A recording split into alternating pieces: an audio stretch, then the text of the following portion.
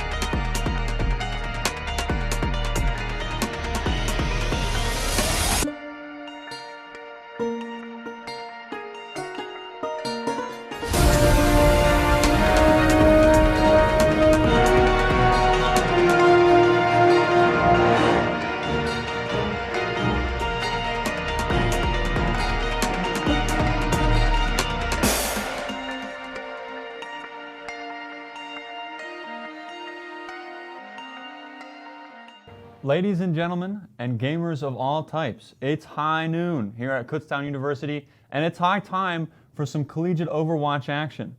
My name is Connor, I'll be casting today, and next to me I have Madison. It is good to see you today, Connor. We've got a lot on the plate for you today. It looks like our first match is going to be Drexel's Team A versus Penn State Harrisburg. Have you ever encountered any of these teams? I have actually. I'm glad you asked me that question. Penn State Harrisburg had a LAN back in 2020, and it was excellent. It hit right before the pandemic did, and it was an excellent one. I hope that we can return the favor today. We've got 6 teams here today, is that correct? We have 8 teams here from 6 schools. 6 schools, my apologies. 6 schools, 8 teams, and 7 games that are getting played today. They're all best of 3. Are we doing a best of 4 grand finals?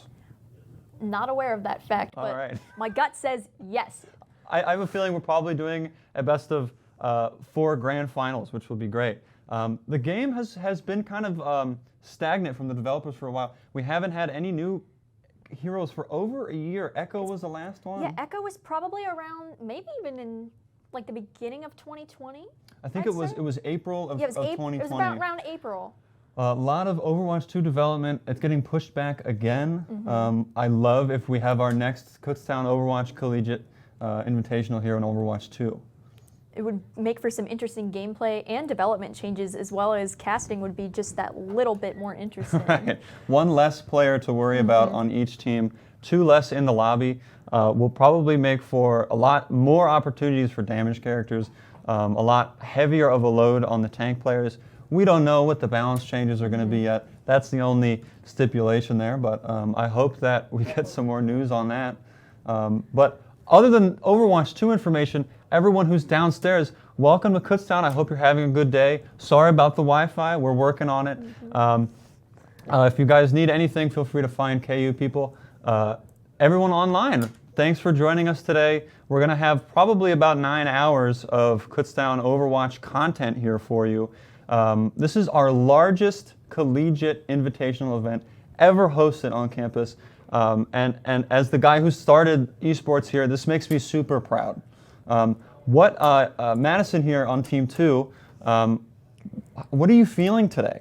A lot of nerves, first of all. This isn't my first time casting, but this will be my first time in an invitational setting and like a tournament bracket. So it's a lot of unexpected things, but I am excited to get rocking and rolling with just getting into a team and sitting in the room and just playing some good old Overwatch. Gonna probably be a lot of nerves today. LAN events are a lot different. I'll say in my semi-pro Overwatch experience, the phrase "see you at LAN" is true. It holds a lot of weight.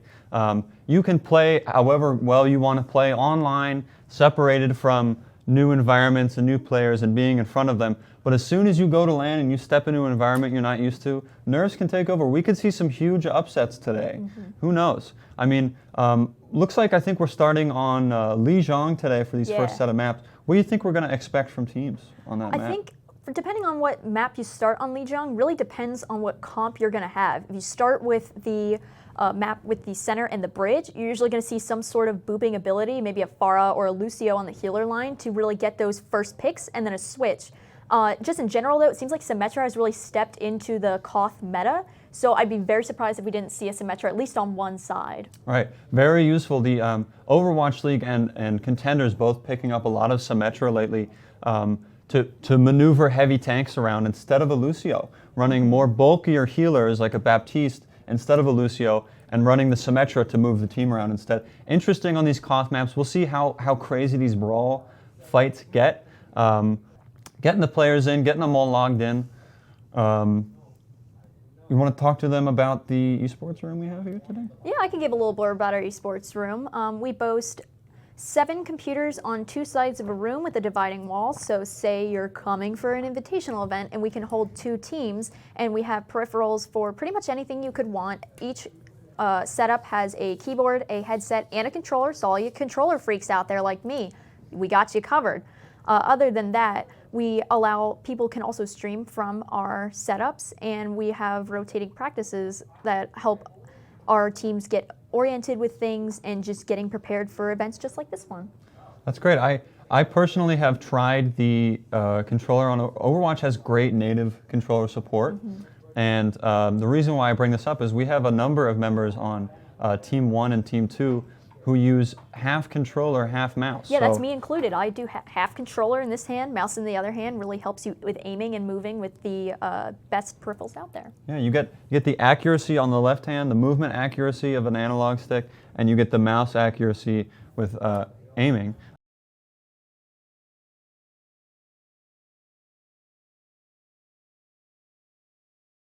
Board of the laptop that the club was started on. This is from an old Alienware 17 that I got as a high school graduation gift, and my father suggested when my computer finally bit the dust that I memorialize it, and so it sits in the room right now. It's with us for moral support. Yep. And so that the set looks more technologically advanced than I'm sure it is. There's a lot going on behind the scenes here. I will say big shout out to all the production staff that is here today. Mm-hmm. This would not be possible without the amount of people that are in both this room and the room next to us. So very glad that we were able to pull everything together. I hope that stays. Yeah, we'll see. If it falls, I'm definitely calling it out. I hope you know I'm going to whip back and point at it. Keeping an eye on it. Yeah. So today we've got 8 separate teams, 2 schools that have an A and a B team, and that's Kutztown and Drexel. Both have their A and B team here. Couple teams running late. I hope they've arrived, but we are going to be starting pretty soon. Mm-hmm. Yeah, it seems like our lobby is pretty much finalized, and we're going to start moving into, I believe, Lijiang Tower. Fingers crossed we were right about how much we just talked about Lijiang Tower. For it to only not be Lijiang, that would be a little embarrassing. But this is one of those cloth maps where we talked about the Symmetra use, where it's one of those cloth maps where you won't see the Symmetra teleport right out of spawn. Yeah, that's another thing. She needs that cooldown, and so she's going to save it with her team. They may amp speed right out of spawn and may switch to a faster support to get back with their team. And then they'll probably, you'll see them teleporting on a point. That first couple of seconds in that brawl is complete madness, but it's so important to the team fight. I'm sure you can attest to that. It really, as far as like first picks go, the team to get the first pick pretty much has won that section of the map. So it's really important to have some sort of Symmetra or movement ability to get you into the position to get those first picks. Right. Years ago, I did a project, a computer science project about kill feed data from an old Apex Korean tournament years ago, and I found that 90% of team fights in that meta, which was GOATS meta, sorry I have to say that cursed word here, back in GOATS meta in the Apex tournament, a 92% chance to win a team fight if your team got the first pick, and the reason why that number is so high is those professional teams can utilize every resource to the absolute last drop, and so you won't see a lot of teams get a teammate die and sent to the respawn room and still win a fight, because that team that got that pick is going to leverage that and they're going to push harder onto you. Probably going to see a lot of brawl, might see a lot of Reinhardt, a lot of Brig. The biggest thing for teams here is mid-fight attention and damage focus. I'm sure being on an Overwatch team here, you can see the importance of that mid-fight attention. Yeah, what's happening with mid-fight is, say you're on the side of losing, instead of just completely giving up and just saying, oh, well, we'll do like a soft reset, going in and putting that little bit of extra damage or using those resources to move a little bit to the side to come and get them around the side can really sway it, so it's not exactly over until you decide it's over. Exactly. Yeah, a lot, and at the end of the day, anything can happen here. We're not filled with pros here, and so we might see any character might get played today. We might see any kind of strategy, because at the end of the day, if you die and you're in the respawn room, it doesn't matter how it happened. You know, we might see some big upsets. We might see some big plays. I hope to see some clips tomorrow. Definitely. On like fresh nuts in the morning or something. Yes. You know, your cereal and fresh nuts. I hope to see some of you guys on that. Get your notifications ready. Go subscribe, and we'll all make sure at least one of us makes it there. Yeah. I hope to see a clip. If not, I'll be upset with the amount of standard choices that you'll make. Yes. We need to see some we need to see some memes today. We need to see some like gutsy reses. We need to see some weird tire positions, like literally anything. Just throw it out so that we can say weird things. Yeah, that would be great for us too here in the production team. Yeah, really. For the production team's sake, because they're going to be working hard for 9 hours today. They got in here at 8, and we've just been constantly setting up, and we barely made it on time. So for their sake, do it for them. Yeah, do it for them, please. That would be good. Getting something from our production team. We've got our handy dandy Little earbud here. news anchor earbuds. Going to be starting pretty soon. Players are still logging in and getting all their peripherals and driver software down. We've got some KU people down there helping them. Yes. Again, this is the first time we've had a large collegiate LAN event like this, so we're hoping to have another after a successful one like today. Yeah, just kind of iron out everything, get oriented, and make sure once we get past this one, just kind of get everybody back together again. Right. So Kutztown B is playing. We have a couple of Kutztown B players in the team here, including yourself. Yes. What are you looking forward to today? Let's forget what you're casting today. Forget what I'm doing here, like just playing in general. Yeah. I'm just excited to be here, pretty much. I've never been in this kind of setting. I've casted before, never on Twitch, so this is a very interesting setup for me. I'm excited to be here. And just being here in general, getting to play with a team is amazing. I love going in and just seeing everybody really pull each other together. And it looks like we're about to go to a short break before we get started, everyone. So keep your hats on, keep your seats right where they're at, and we will be with you within a few minutes.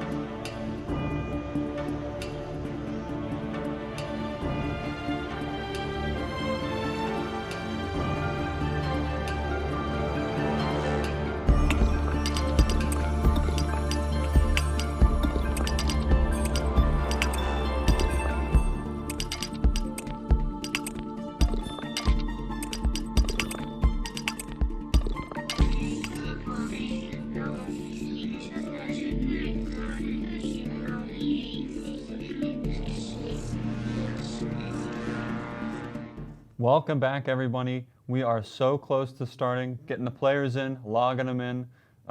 What are we expecting here from Drexel A, do you think? Drexel A. Yeah. I was unaware that Drexel had 2 teams, so we're already off to a great start. But I'm hoping that we, again, see the Symmetra. But like, I'd also like to see like a little fancy pick, like a little something you don't see every day, you know? Like some kind of, not something maybe too crazy, but maybe something a little off. Like maybe we see like a ball with a shield tank running up. Yeah, that would be good. great. We've seen in the past a lot of double shield on Li Zhang. I think we're past those days at this point. Yeah, that's pretty much out. Yeah, I do think that we're going to be moving on to something more offensive and brawly rather than sit back and poke with 2 shields. I'm excited. I'm so excited to see what we have here, not only in like what they pick, but how they play. Each team has their own set of way of communicating. Each team has their own way of moving around the map. I'd love to see how these teams adapt. Adaption is very, very important in competitive Overwatch, especially in collegiate. We're right in the heart of collegiate right now, right? Yep. We, I think, are in the last week. I think we just finished the last week of pre-playoff play. I think we are starting playoffs. Yep. Kutztown, I believe they are in. They won both the games that they needed to win. Yes. But I think it was dependent on the bracket, so I hope that they get in. I also hope both Penn State and Drexel here have gotten in. Some familiar names here for me, Rob the Hood and Savage Badger. Shout out to them. We played against them in their Penn State Harrisburg LAN in 2020. Rob the Hood, very aggressive, fun to play against Reinhardt player. Love to see some shift key pressing, if you know what I'm saying. Oh, I definitely know that one. The forbidden key. What is that? If you'd expect a Reinhardt from Penn State here, I'd expect maybe a mirror from Drexel. But if not a mirror with the tank line, what would you like to see? I think because we're not really doing shields, that kind of takes away maybe not like half the tank roster, but I'd like to see like a Zarya Diva maybe, and that you can have the bubbles, and then you also have the mobility of Diva to go and bully maybe the Symmetra to get that first pick off immediately so that you're already swaying the fight. All right. I would definitely expect some kind of off tank with vertical mobility. If we see that Drexel or we see that Penn State is running some kind of flank character, some kind of high ground taking character, Soldier, Hanzo, Widowmaker, or teleporting full 6-man team. We could see anything on Li Zhang here. I'm looking forward to getting some nice long maps here, 99-99s all the way through. The best ones to watch. Right.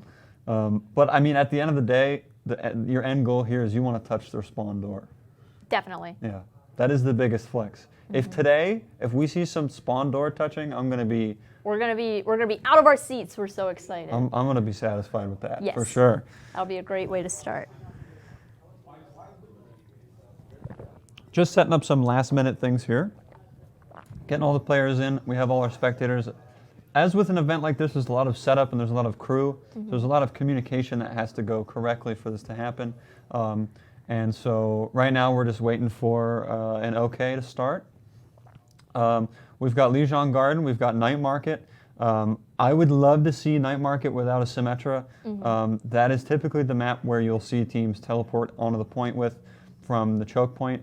I've seen so much of it at this point. I'm not going to be upset if I see it, but I will definitely be more excited to watch some new comps, some new things. Overwatch is very, very balanced right now. And I think a lot of people are afraid to say that because the game hasn't had any new characters for over a year. We haven't had any major updates for months. So the game is very stable right now. The Overwatch team has made a very stable game. It's funny, it just takes that long sometimes to do that. Overwatch 2 is coming out. We've got Sojourn that we know of. Yes. Any other like Heroes. ideas or heroes in sections that you want to see them? I am such an advocate for Junker Queen that it is not even funny. Junkertown is my favorite map, and I just would like to see her like totally tanking it out. They're good down there starting in 2 minutes. Okay. Looks like we're going to be starting in 2 minutes here. Yes. Junker Queen is a character in canon, in the lore. We could see show up. The Overwatch team has said that they have multiple finished characters that we haven't even seen yet. The only one we've seen a little bit of is Sojourn. We've seen some of the reworks for Bastion. We've seen Sombra. Yeah. Sombra looks strong. Yes, that's a little scary to go up against. 40% extra damage on hack targets is a lot of extra damage. All right. Looks like we are starting the game. Yeah, we're on our way. Pretty much got the go ahead, and we're entering in. Now arriving at Lijiang Tower. Initiating match. All right, players loaded in. We are getting to it. Welcome to the Kutztown Overwatch Invitational today. If you're just joining us now, my name is Connor. My name is Madison. And thank you for joining us. We've got seven games today. Yes. Starting with game number 1, we've got Penn State Harrisburg and Drexel's A team. Okay. Optimal Shot. I am familiar with Optimal Shot. I'm now realizing that. I think I've played with Optimal Shot multiple times before. Incredible projectile player. This is the map to see no projectiles, and he's still pulling it out. Very interesting play to do the Pharah in a very much indoor map. Not a lot of space for them to move, but let's see him get into it. We've got a May comp here from Penn State Harrisburg. Rob the Hood, I'm surprised not on Reinhardt. I may have made a mistake in remembering what they play. They may be flexing right now. Penn State Harrisburg took the high ground, deciding to move away here. Drexel A trying to find a way in with that ball.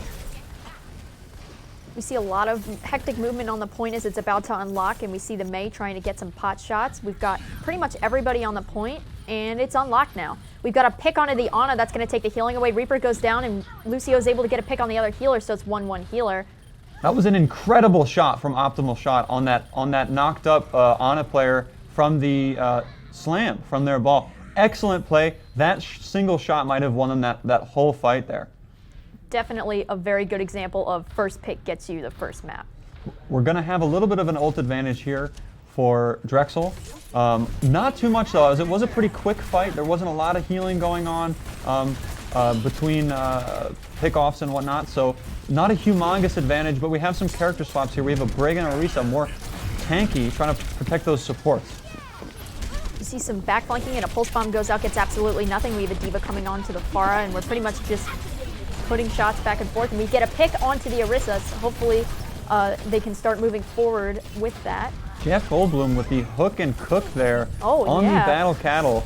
Penn State Harrisburg kind of getting pushed out here by Drexel. Drexel just trying to slow down this one team fight so they can stagger them for as long as they can. Penn State Harrisburg has to retreat here, and they need to play safe if they want to actually get in. They did swap off the Lucio, so they're going to be walking in slower here. A great pull onto the Roadhog off the map by Presti.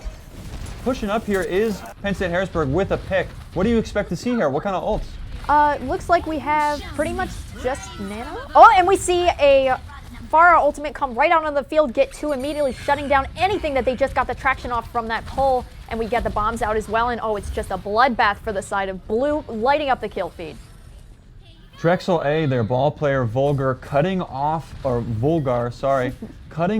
retreat there and catching some players who were not expecting there to be mines behind them. Penn State Harrisburg with a quick reset. They do have a little bit of time left on the clock here to get on point here. They're going to have to stick together here if they want all this spam to get healed up.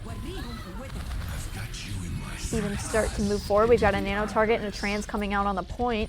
It seems like we've got our teams pretty much split up between the point and going on outside. We see a Blizzard go down, and it's overtime. We see someone go off the edge due to this Optimal Shot, and he's just completely obliterating anything on the field. A D.Va bomb comes out that may do some damage, but it ends up getting nothing. The remake kill on a hitscan hero might mean something if they have fast characters coming in. And Orisa Bongo is placed on the point. We've got a 3 versus 4 Optimal Shot with another barrage. Incredibly fast charge ultimate. I haven't seen a Pharah ult charge that quick in a long time. Oh my lord. That is really is the optimal shot. Totally did not expect Pharah to work in such an indoor area, but it seems like they've really got it down pat with their team comp and just supporting that Pharah, letting her really rain havoc on the point. We see we're moving on to the Lijiang point with the bridge, so we may see some boops here, people. If you're Penn State Harrisburg and you saw Farah on this previous map, and now we have this one, you have got to be expecting the Farah at this point. It is a requirement for you to have something to at least keep that Farah at bay. Don't need to kill her, but what you do need to do is let her know that you're there and that you're not going to let her take your team down. See a Symmetra on the side of Penn State Harrisburg as well. Hopefully that little quick teleport. It looks like we've got, if I'm counting correctly, 10 unique characters in the game right now. Like I said earlier, yeah. we've got a very, I don't want to even say stale, but a very balanced metagame right now. A lot of damage there. Oh my lord. This dive comp just doing work on these characters that are stuck out of their support's healing. Even with that teleporter, it doesn't seem to do anything as they completely just clean up the team. Lucio goes down as well, and that's a cap for Drexel. Drexel making it known that they are not to be messed with early in this tournament. Drexel A team, obviously Drexel's a Philadelphia school. They have a large student population. I'd expect them to do pretty well here today, and I hope to see a lot of excellent plays here from Optimal. I want to see some great Zenyatta play too here from CB. Just see some littering shots as we come around the side. We get a pick on the Ana, and they have to pretty much start over again with no heals and a boop that doesn't end up getting anything. Now we're getting more picks on the DPS line, and yeah, that's pretty much it for this push. Penn State just struggling to keep this Farah at bay, even when they're rotating. Farah gets a lot of value in long, drawn-out, long-range fights. A great stagger here on Tomei is going to mean that respawn timer is even longer for Penn State Harrisburg, guaranteeing a lot more % on the point for Drexel. Now we have some ultimates coming up on the side of Drexel, so they may be able to keep the point. On the other side, though, things aren't looking too good. We've got a swap for a Reaper now. Excellent little flank play there from Hitscan Hero. Looking for a pulse bomb stick. He gets it. He does get it on a Diva who was pretty close to remeching. That's going to buy them even more time. Penn State has got to get out right now if they want to have a good recontest here. Looks like they decided not to. And the Farah at it again. An excellent boot there from Optimal Shot, showing us that this Farah is not to be messed with. So Savage Badger switching to a Reaper here. Looks like he's just trying to deal with the tanks. They do not have a lot for the Farah. The McCree alone with against a Mercy pocket will be a little bit difficult here. Drexel trying to set up on point, not really going for anything aggressive, trying to stall and make sure that they have to touch point exactly at 99. A beat is dropped here from Penn State Harrisburg. Both support ults being used so that they can get onto the point. But after they get onto the point, all of Drexel have their ultimates, and they're just going to throw them on them. They're just going to clean right up here. Pretty much anything that was going to happen has lost traction as Hitscan Hero does what he does best, taking out everything within his sight. Optimal Shot coming to help in his DPS partner, and that seems like it's almost about it for Penn State Harrisburg. Harrisburg does get a pick here. It could mean something here. Oh? We have a lot of back and forth in the kill feed. Jeff Goldblum getting a remake kill right before he gets taken out. There's players all over this point. There's people getting healed. There's ultimates getting thrown. Mines on one side of the point is going to deny half of it for Penn State Harrisburg. And perhaps I spoke too soon. And here we go. Yep, that's the end for that. We've got Drexel Team A taking map 1 away. That was a fairly decisive win. Yes. Drexel getting there before Penn State and denying their rotates was the biggest thing there. Optimal Shot on this Farah, doing incredible work, spamming down their supports, keeping people busy, keeping healers busy, and catching these flankers like this soldier trying to come and deal with them, gets booped off. It's just immediate shutdowns. The game sense on this Mad Lad is insane. What do we need to see here from Penn State Harrisburg? If they pull the Farah out again, we need them to actively counter it. Having Cassidy on the field is a good counter, but he actually has to be able to pick everything that's coming his way. So if he's not hitting those shots, then they need to switch to something else that'll work. Right, yeah. Even if you have the counter out, it might not work, you know. So finding somewhere else, some other angle to come in might be the play. So the angle that I think Penn State might need here is they need to play dive. Yeah, that Farah's going to do well against the slow comps. Farah's going to spam down the supports before they can get in, and the way that you remove that is you get in real quick.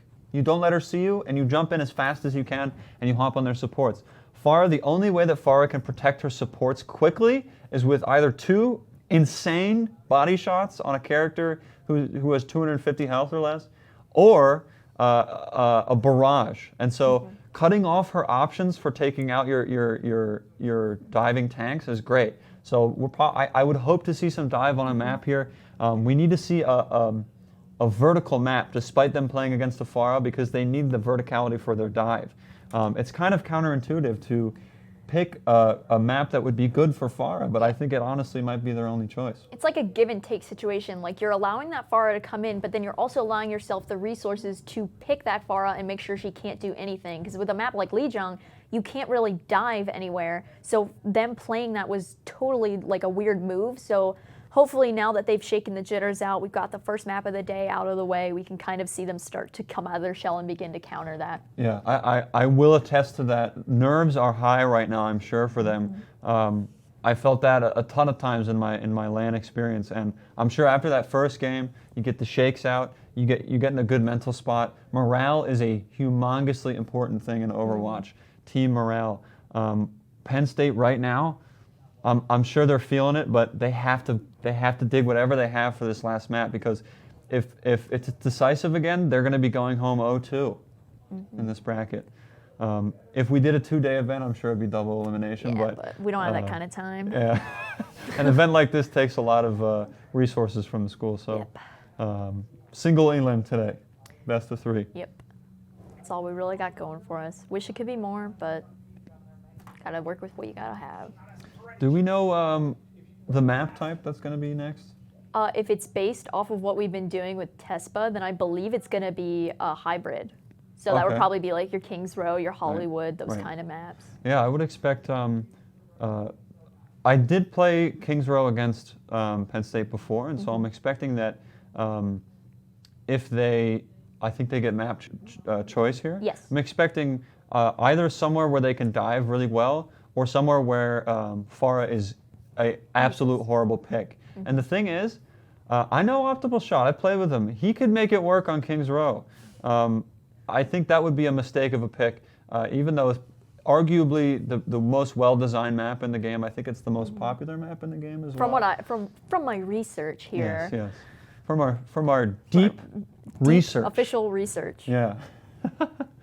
So we're going to be getting into it in a couple minutes here. We're just making sure everything is good, and we're making sure that the map is picked.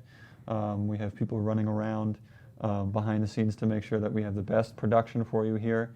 Again, if you're joining us, welcome. This is the Kutztown Collegiate Overwatch Invitational. My name's Connor, her name is Madison. We'll be here covering all the games we can except for when you're playing. Yeah, except for when I'm playing. I won't be there. And it looks like our match is about to load in. Not my match. The match that we were just on. Map 2 here. Penn State Harrisburg versus Drexel A. Penn State needs to push back right now or their day is over. We saw a very strong dive and disruption comp from Drexel. If Harrisburg wants to succeed here, right, we talked about making it a hard map for Farah, making it a good dive map so you don't have to worry about Farah. And there's one other option here that you can do. There's the Kings Row. There's one other option here that you can do, and that's switching it up and playing a comp that you're comfortable on. At our level of play here, you can play what you want. At the end of the day, I mean, these players are good. These players are the best in their school. But Overwatch League players are the ones who are grabbing all the resources from their character and using every last drop. And so as we get into this last match here, it looks like we might see a couple comfort picks here, which is good. I'd like to see that. We do have Presti on that Reinhardt again. We do have Rob the Hood switching over to DPS here. A bit of a role switch. Penn State pushing in. We've got an MO down on the field that immediately gets taken down, and we're trying to push around this statue, but they have the high ground, so they're just peppering him with damage, taking out Baptiste, and then pretty much it's moving back and around the point rather than going straight to it. Oh, pardon me, they're going to meet them right up, which isn't exactly working out, but... Penn State has a couple of players caught. Oh, Rob picked off on the taking out Farah. Optimal shot. He now has to protect the res, which He gets does off. get out. Penn State Harrisburg now has 2 players here kind of caught out, and a pretty long, drawn-out first fight here means almost a minute off the clock for that first fight, and a decent amount of ult charge here for Drexel. Optimal shot getting his ultimate already. Looks like we may see a couple mid-fight ults here. A lot of damage here from Optimal shot. The rotates here, Penn State getting caught out on their rotates, and they have to move quickly, right? They have that Lucio. They've got to say 3, 2, 1, and they've got to push through there real quick, or they're going to get caught out early here.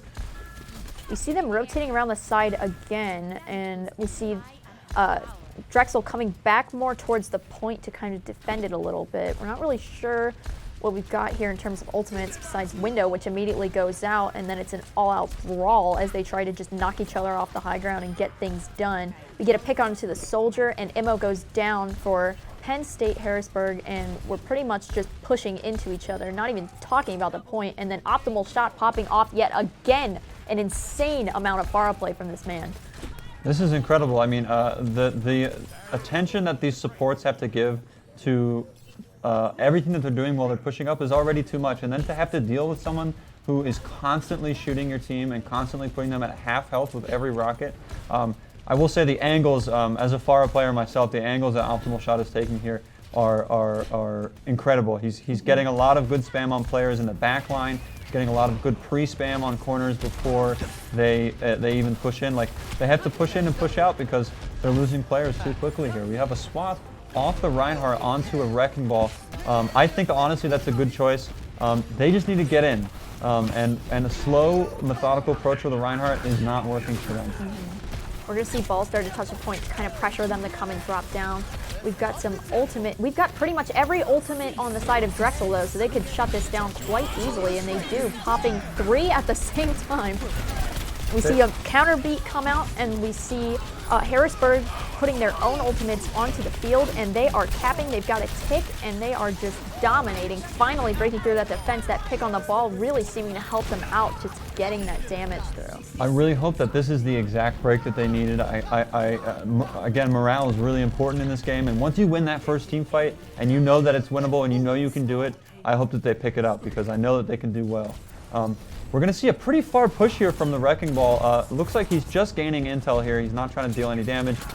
He's just setting up for their next push here. Kings Row, one of those maps where after you capture first point, you can push pretty far. The defender spawn is pretty far back, and you can take advantage of that space before the enemy team's able to get there.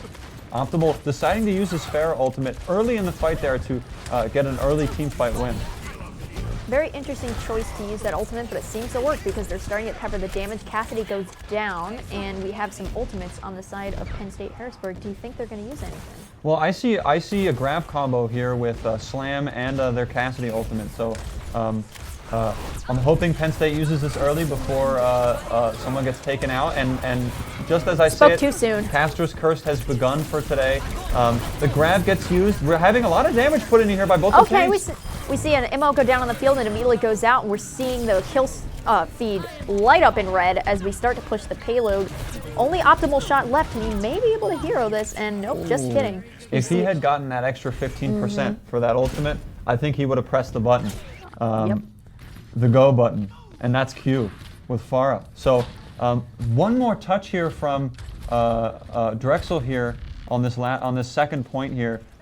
Looks like Penn State getting a lot of movement here on this cart. Really good to see a lot of damage coming out from their DPS in these last couple fights, but a decisive and quick win using that Baptiste ultimate. Incredibly quick, to be frank. Completely stopped them in their tracks. They threw Window down, decided to go up with the up-down slam, and just completely stopped everything. They could have even honestly capped the point if they hadn't used ultimates. Penn State trying to find a way in now. Looks like they're respawning, using that Lucio speed boost to get back quick. Optimal Shot checking his corners. It's a good Farah. It's good practice for Farah to keep an eye on the flanks. It's easy for her to do it. It's easy for her to rotate, and she's doing a great job. Presti does get an early pick here, and Rob the Hood with the ultimate visor onto the Pharah, taking her out, and the res goes onto the Ashe, not the Pharah. Probably a better choice considering we're past this vertical point here, and a big shatter from Volgar pushing up, swinging. It doesn't yield any kills, but he will contest the point for it. Or at least contesting the point here as they start to get ticks on Drexel, and here goes Ryan, and Mercy's just out for getting caught, and it looks like we're gonna see them pretty much capture the point here. Yep, and we've got everybody on cart. And it clicked with Harrisburg. It definitely just clicked. Switching off that Reinhardt, playing a more aggressive tank that causes more disruption is going to be what wins them this game here, at least this half. Optimal shot, switching off the Pharah over to a Hanzo for And we this see last another point. Hanzo at the same time, actually, on both sides, switching away from the Cassidy, so we'll hopefully see some good duels out of that. We do have, he's still, off the Cassidy and onto the Hanzo. We still have a grab combo option here. Harrisburg pushing up, forcing Drexel to back up with those mines, and the Reinhardt just getting out in time. A fire strike through this could be detrimental, and it doesn't matter. Presti does get a pick on Optimal Shot, who was on the flank there trying to get a good angle, and he will be punished for it. Gets it res off on the Optimal Shot. Maybe he can work some magic here. Seems like just Moira left. Or rather. Wow, yep, a great comeback. Harrisburg does get a lot of progress onto the cart. They almost got it within 5 meters of the end, which is great. And what that means for their time bank is they've got maybe 2 quick fights here left. Not a lot of ultimates on either side here. We might see some mid-fight ultimates here from Drexel. We might see a Bob early. I'm expecting a lot of damage on the tanks because of Bob. We're going to see a lot of focus fire here. Reinhardt brawls in the corner here near the Mega Health Pack. A Diva Bomb on deck, looking for something. Optimal Shot gets the early pick on his duo. You see the beat come out, and ultimates are just being thrown everywhere. It's a hectic bloodbath out here. Bob comes out onto the field, and we've got everyone. Oh, we used the funny key, and that he pays for that because he's down. We got a res on a hit scan hero, hopefully being able to clean up everything. We've also got a hit on Zarya, and it's pretty much stopped it in its tracks yet again. Drexel really coming together and just saying, no, you cannot walk through this door. Love to point out a great play there by Drexel teammates Reinhardt Volgar with canceling that charge and putting that enemy Reinhardt in a place where he didn't want to be on the ground in front of their whole enemy team. Great reaction time, good Reinhardts do that. A lot of trading back and forth now here. The last fight has ensued. A big Diva Bomb could happen here, a shatter, and it looks like... And we like... see an eaten dragon by the Diva completely taken off the field. Excellent job by Drexel there, negating those ultimates and keeping that cart at that 5 meter mark. 66 meters. They got to point 3. I think Harrisburg has what they need more with their morale. I think that they're definitely doing a lot better than the first game. They switched off that Reinhardt. They're being more mobile. We're going to get a map pick here, we're going to flip sides on this map. I'm expecting a very similar comp, a dive comp from Drexel. Do you think we're going to see a Reinhardt switch? See, because the thing is, they did start with Reinhardt, and by them I mean Penn State, and then they quickly had to switch off it, so they may glean from that Reinhardt's not the move here. However, they have been picking things that aren't usually picked, like the Pharah Mercy combo, so we may see the Rein on this map. It would be difficult to play defense without a main tank. Dive defense is difficult, but it's definitely doable. We saw years ago that on maps like Temple of Anubis First Point, defense dive is very doable. King's Row is a little bit more difficult. There's not a lot of high grounds that are very valuable to dive tanks and dive DPS. You don't have a high ground that's in front of the point. You have a high ground that's behind the point. And so what that means is you're going to have to wait for them to push in before you dive in. And you might not want to force that dive right there. You might want to take it in other places. And they don't have that option here. So I think what I would expect here from Penn State would be some kind of super bunkery, hard to break defense here instead of those dive characters. They might be uncomfortable switching to, somewhat of a dive defense here. And here we go, pushing in on the first push here. A little bit early, we already have a kill here on the Presti. That dive is there. They have to back off here early. They may have a recontest here if they get on with their tanks, and they do. They're pushing in here. CPP for life pushing up trying to get any amount of damage onto these valuable characters that are caught out of position, but gets frozen and shot by Hitscan here. Vulgar pushing up, getting a kill. Savage Badger does get the res off onto a high health target. That will keep him on the point for a little bit longer, buying a little bit more time. What do you see here from Drexel ult-wise here, pushing up here? Ultimate-wise, we've got a Blizzard almost online. We're pretty much on the way to Hitscan Hero's ultimate being High Noon, and that's a combo that could be pretty deadly in stopping them from even moving. We also see them pushing up horribly far, just to pretty much negate them even walking out of the third point. Zach here's got to be careful. These players could get caught very quickly. Looks like Drexel opting not to push incredibly far forward, but only taking the corner there. I think that's a good idea. It gives them more option to put through on cart. Looks like they didn't for a moment there. A little bit of a mistake in comms, I'm sure. Pushing up here, taking the high ground here, Penn State Harrisburg. I think a very good decision, denying that space from their tanks, making it harder for them to stay. But they just need that damage. I think right now, having the double hit scan, they just don't have that damage to deal with all these characters. We see Soldier trying to go around on a side flank, not really getting anything done, and the payload keeps getting pushed as they abandon that precious high ground and go straight for the brawl, getting in each other's faces. A grab goes out in High Noon as well, and it's pretty much over as they continue to move the payload with only 2 ultimates spared. A great rotate there from Drexel, trying to prevent that high ground from getting any value. Penn State Harrisburg with a couple of bodies they can throw onto the point real quick before it switches to last spawn. Zach and Savage Badger both getting a pick there. Shout out to my Mercy mains who pull out the Glock occasionally. Yep, been known to do that every now and again. We see a Mercy go down the hit scan hero though as they're coming right out of spawn and they're moving right along. We've got a little bit of indecisiveness from Penn State Harrisburg. They're pretty much split half and half through the point. We've got right up front though, hopefully coming to get some sort of pick. We've also got a McCree that completely just gets annihilated by an ice block. Can't get anything done with his High Noon. Pretty much has to cancel it. You see a Fire Strike go out, and they're starting to stop the cart in its tracks and move Drexel backwards, which is exactly what they want to do.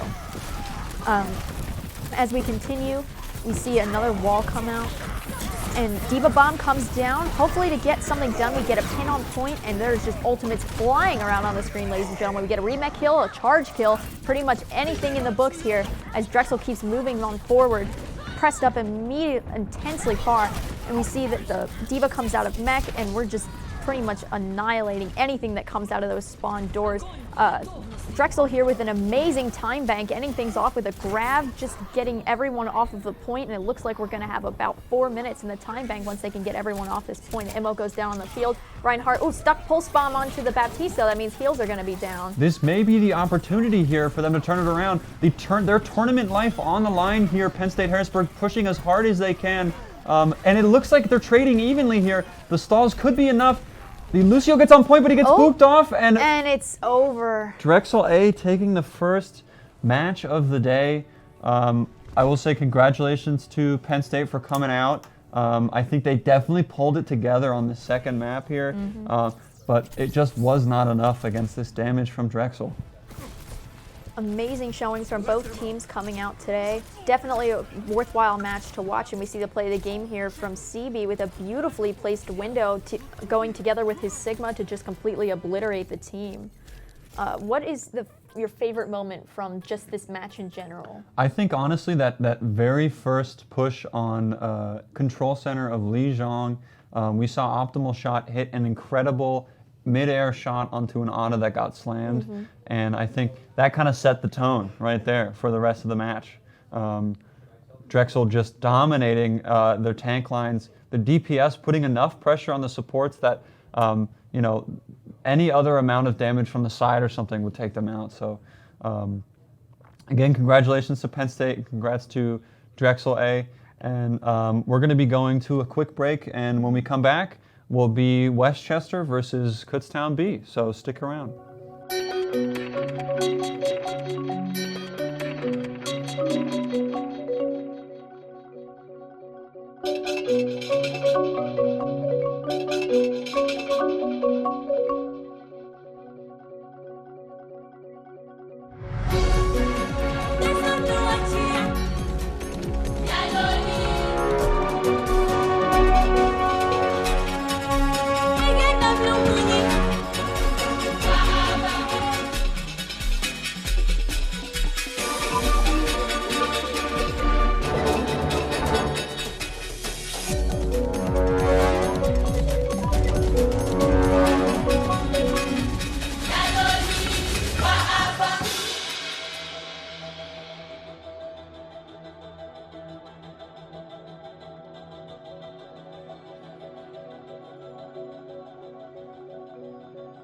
Welcome back to the stream, everyone, and I am here with Optimal Shot from Drexel Team A. First of all, congratulations Thank you on very your much. round 1 win.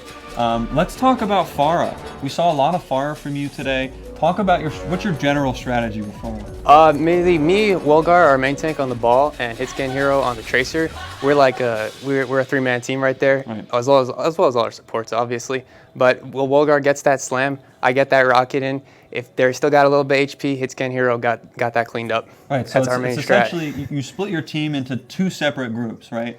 You've got your dive team and you've got your like slower moving, sustainable healer team.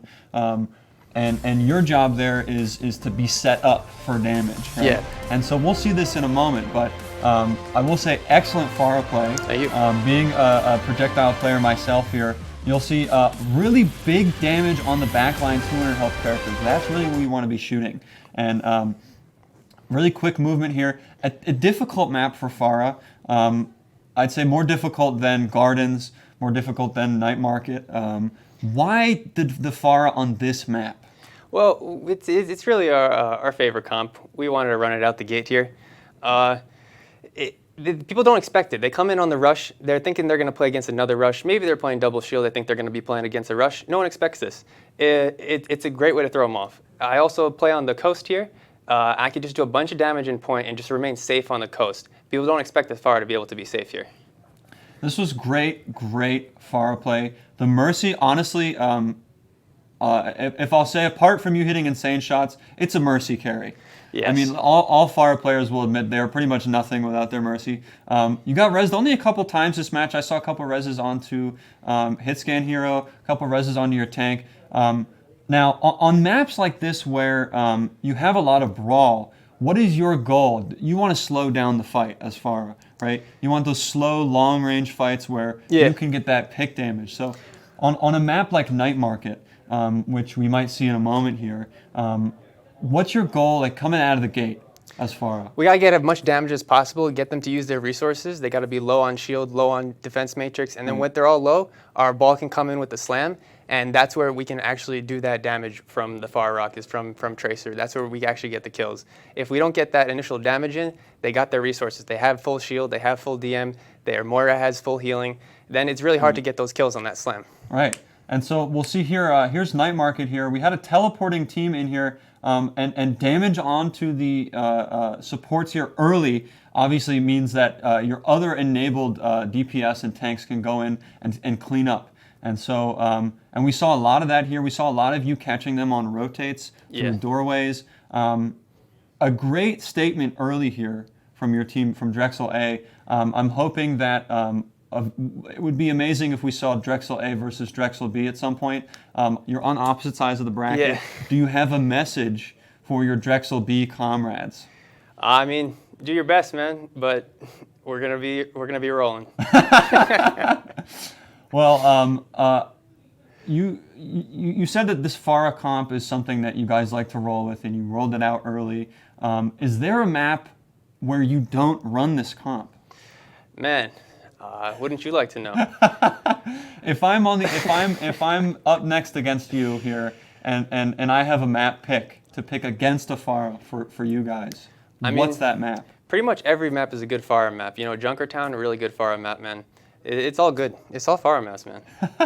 Well, I love it. Optimal Shot, thank you so much for coming by. Thank you, man. Congrats, and Thank you. Good luck for the rest of the day. Thank you.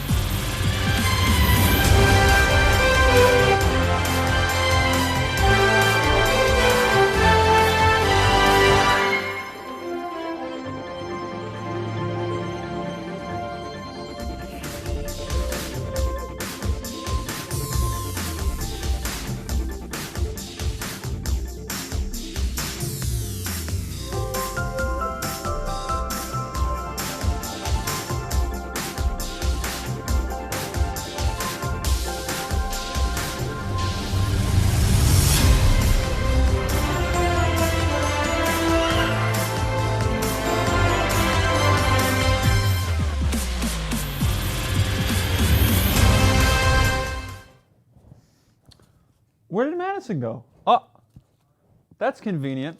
She's playing on Kutztown B team right now against Westchester University. Welcome back to the stream, everybody. My name is Connor. I'll be your solo host for this game. I hope I don't struggle too much without my co-host here, but I hope she struggles even less down in the esports room. We've got we just finished Penn State Harrisburg versus Drexel A. Drexel taking a definitive 2-map win. Penn State had the gas at the end, but it just was too late for them. Next up, we've got Westchester University versus Kutztown B. I'm expecting a great match. I've spent a lot of time helping to coach Team B, and I hope that today they really level it up. So, welcome to LAN, B team. We've got a good lineup of players. We do have a player from our A team subbing in. We do have an absent player on B team, but we're all covered. So, our lineup today, we've got our great tank line. I believe that they're going to be running somewhat of a Ryan Zarya, Monkey Diva comp. I think those are the things that they're more comfortable with or most comfortable with. Our supports have been very flexible this season. I'm very proud of them. And you'll see on Lijiang Tower here, we've got Control Center lined up. Sunset Sloth and Josh on the classic Ana Lucio comp. Looks like we've got a Reaper May.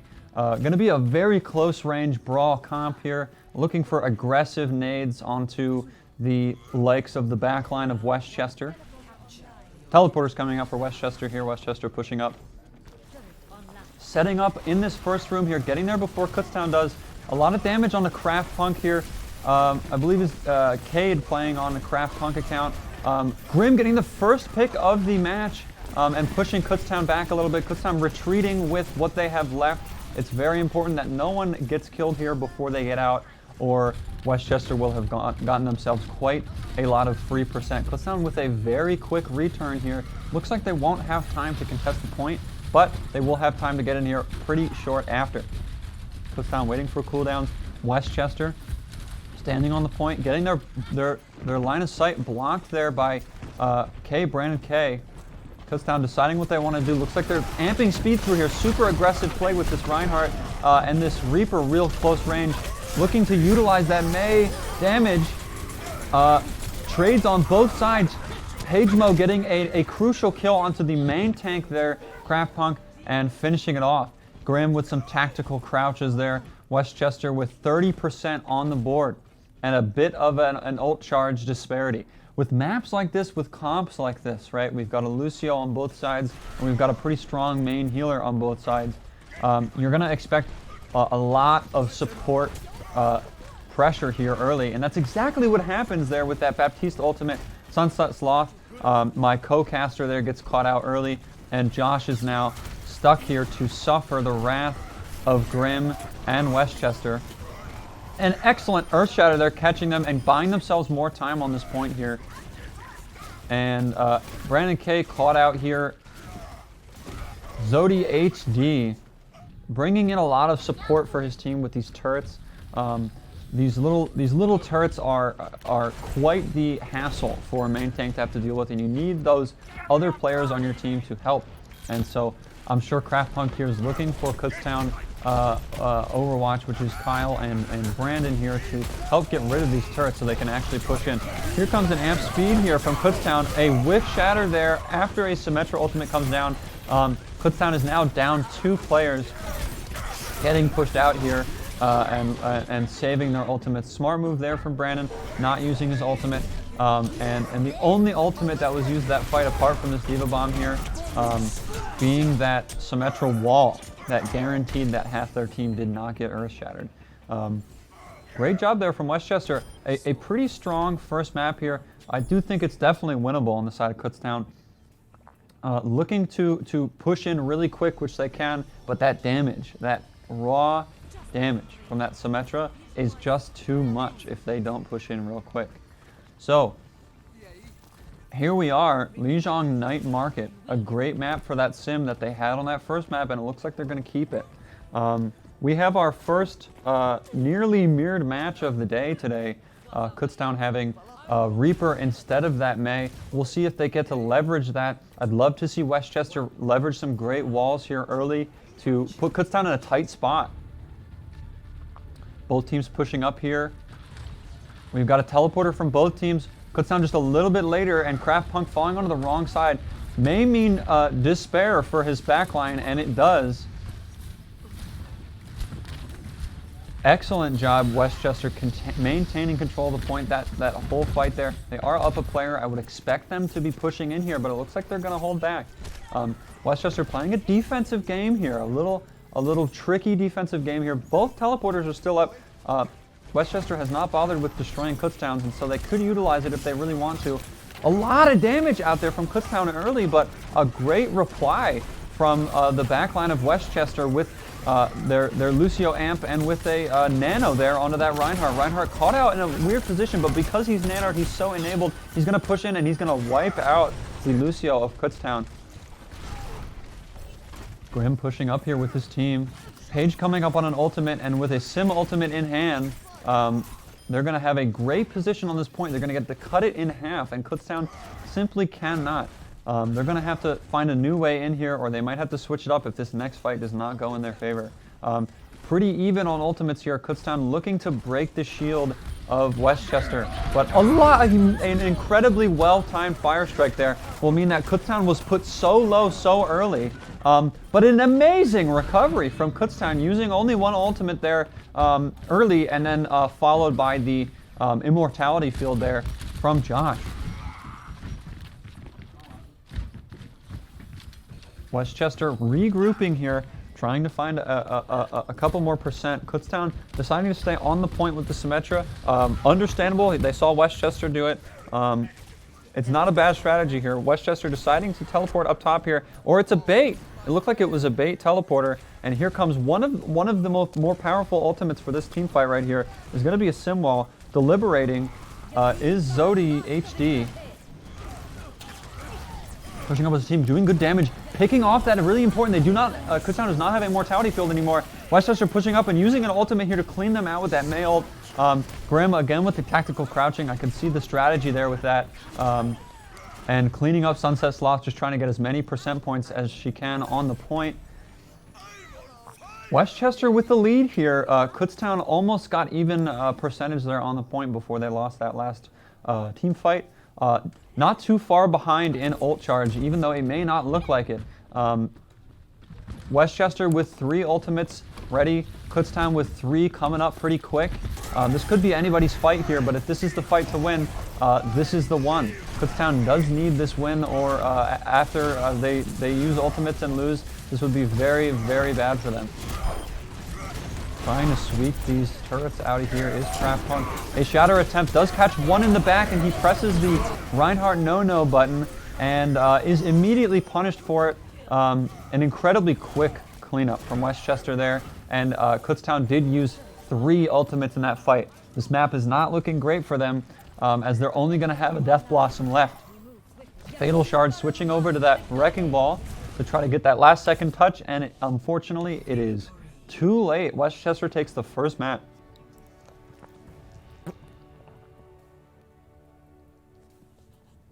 Kutztown not too far behind Westchester here. Very possible they can bring it back on a second map.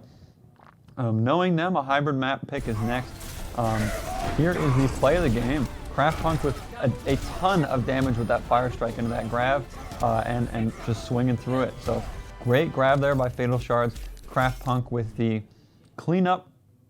Kutztown able to take about 44% there on the point. Westchester cleaning it up, setting a good standard for them for this first map here for them. So looking forward to what they pick. A hybrid map is coming next. We've got Kings Row is an option. We've got your Blizzard World maps.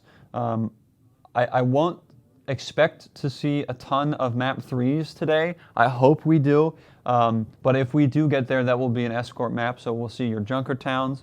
We'll see your Gibraltars. That would be a great map today. Not a lot of dive here today so far. Drexel being the only team to show a lot of dive characters early. Again, Lijiang, not an incredible place for dive, but Drexel made it work. I'm sure other teams can. looking forward to see what they have. Kutztown B being the team that I've helped coach, it's really cool to see them at LAN. I hope that they and Westchester both have their LAN nerves knocked off at this point. It's very possible that both teams are still very nervous, even with the win. It's possible that nerves could be getting to them.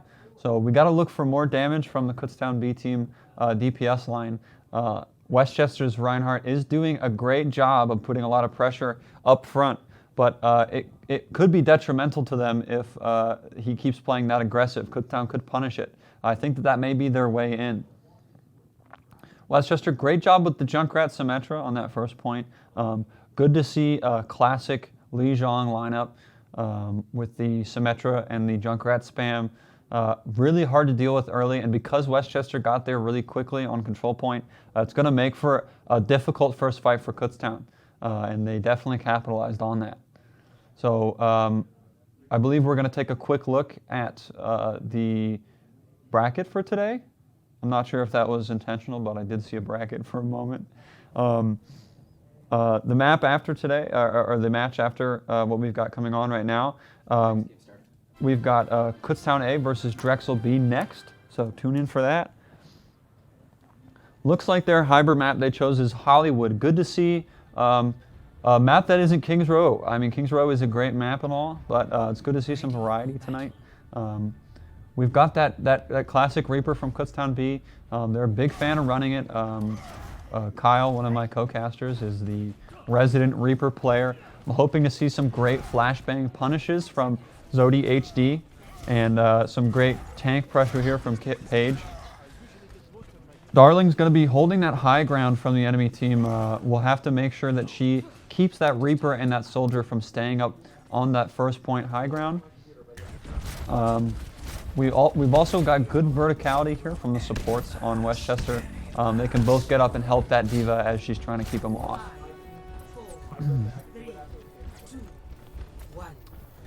And it goes. Kutztown B pushing out here.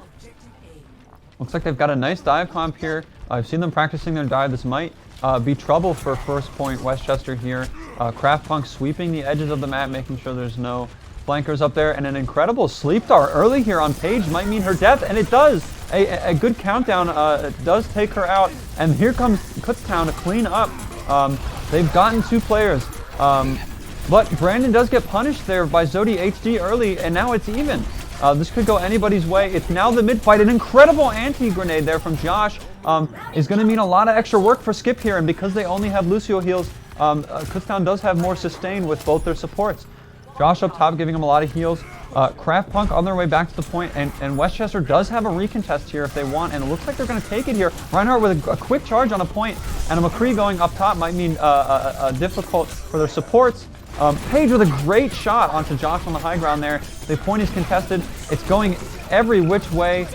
Players are dying from both sides. A beat on Kutztown will keep them alive through this Diva Bomb. And Darling with a remake kill on a K Brandon K. And Craft Punk now one of 2 remaining members of Kutztown here on point 1. Drexel, Westchester with a successful retake here.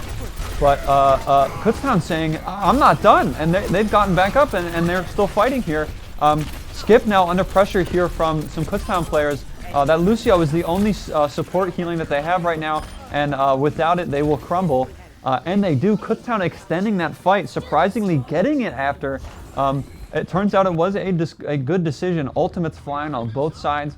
Kutztown having a better ultimate economy here. Coming up on 3 ultimates. Westchester having only maybe 2 mid-fight here. Kutztown probably wanting to push them off so that they can't gain that ultimate advantage from that high ground. Kutztown doing just that and pushing them up and off. Craft Punk with his ult looking for something here. Both tank ultimates mean that they can play a little bit more aggressively and survive for longer. VoD HD from up top getting a high noon kill, and there goes the Kutztown spin to win move from the Reaper. Fortunately not finding anything. Great job from the tanks on Westchester for denying all of that value. Another beat built up by Sunset Sloth so quickly will mean they're able to push up here with a little extra health. Brandon getting caught out there, Kutztown Overwatch getting caught out there. And now Josh caught out here super late, taking the elevator. He said, "My ride's here, I gotta go." Westchester saying, "No, no, no, you are staying right here." It looks like the ultimate economy staying about even now, which is good. It means Westchester will have a bit of a more even fight here. They do have a defensive ult here with the Lucio, which means if they do get dove too heavily, they will have a backup plan, which is always important. Have a backup plan in Overwatch. It's important to have one. If you don't, your team might get caught out in an awkward place, and you can get punished for it. Kutztown taking the elevator all at once, saying surprise. Pejimo in the back line trying to do anything she can to keep that Ana from healing her tanks, and it looks like she distracted him just long enough for the team to turn around and get punished for it by Grim. Grim pressing a lot of attack here on Kutztown with that charge. Kutztown having to reset here. A great longer teamfight win here from Westchester means that they're going to get a lot more time off of that clock.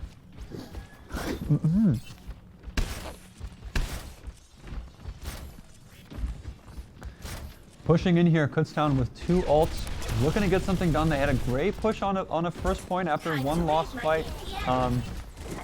They got to be feeling it though after that first map was so incredibly one-sided from Westchester. It may have looked like that on paper, but it's a lot closer than you think. Josh picking up a McCree that probably fell too far forward there. Grim picking up 2 on the Reinhardt, not getting punished there. It's still even here with a kill onto the BAP. If Kutztown slows down this fight here, they will definitely win because they do have the sustain, and Westchester does not. Craftpunk getting some extra percent on the cart here. Kutztown still holding the upper side of this second point on Hollywood. Darling with a bomb to deny some space from Kutztown. And an incredible defense matrix use there by Fatal Shards, picking up that pulse bomb and saving that soldier from imminent death.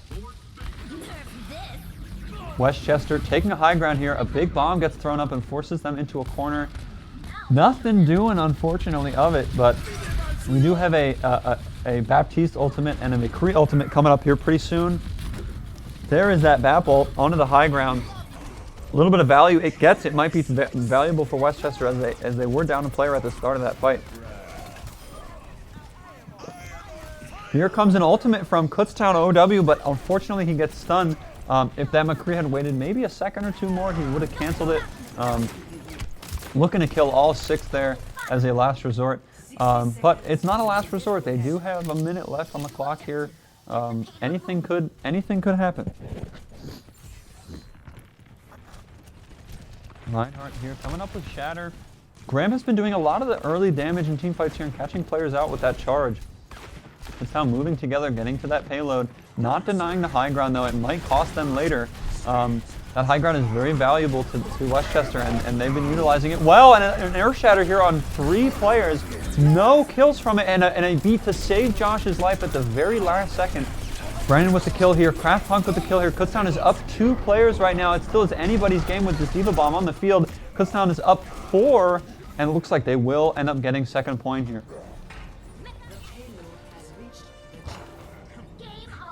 Kutztown with only a minute and 30. On a point like this, it's a bit of a walk to get back to the point, and Westchester does get out. It looks like Kutztown might have forgotten there might have been forward spawns there. It could have been an extra team fight win and some percent and some distance on the cart there, but unfortunately they didn't get anything else out of it. Pejimo coming up on a EMP here. This is going to be big for their team. If they can deny that monkey, that Winston on Kutztown, his abilities, that will make for an easy team fight win. Plasma with a window here. He's going to use it early here and put a lot of pressure onto the tanks. Kutztown looks like they're going to kite it backwards. Smart decision, but Kutztown OW, Kyle gets caught out there by Paige. Not what Kutztown wants to see right now with a minute left on the clock on third point. Craftpunk utilizing that cleave damage, and there is the EMP onto the 5 players he could have hit. Paige getting 5 with that EMP. It is absolutely huge, and Grim cleaning up with that Earth Shatter. Westchester trying to defend for this last 30 seconds. This could mean an easy win on offense if they can hold Kutztown from capturing this last point. Kutztown with a couple of ultimates here is coming up, trying to disperse and disrupt his team, and a great defense matrix usage will mean that McCree gets caught out. He was a little bit greedy by dropping down there. If he'd stayed, maybe he would have lived. A beat and an aggressive play here from Westchester as a last-second kind of ditch effort while they were down a player. Fatal Shards picking up a couple. The tank line for Kutztown carrying these last couple fights. And it looks like if they can hold these fast characters off from Westchester, they may have a 3rd-point win here, and they will. Excellent job by Kutztown managing to get to that 3rd point. Westchester managing to hold them until overtime. That is a big deal, because if Westchester is able to capture that point with extra time left, they will have that time on an attack to get the first tick on first point. This is a great match. This could go any way. I think Kutztown is starting to find their stride. I think Westchester is starting to realize that the Reinhardt's getting pressured too much. Grimm is doing an excellent job of putting a lot of pressure on that front line early. But is it enough for this 3rd map here? Excuse me. That's the 2nd time I've done that today. Is it enough for this map switch here? We're going to see Kutztown on defense here. I'm expecting to see a Soldier high ground and Reaper low ground. Maybe some dive tanks. They might switch it over to the Reinhardt. They did lose the Reinhardt 1v1s on Li Zhang, but looks like they are opting to go Reinhardt Diva, which was the same defense Westchester chose. It didn't go so well, but only because of an incredible sleep dart by Jasi Risu.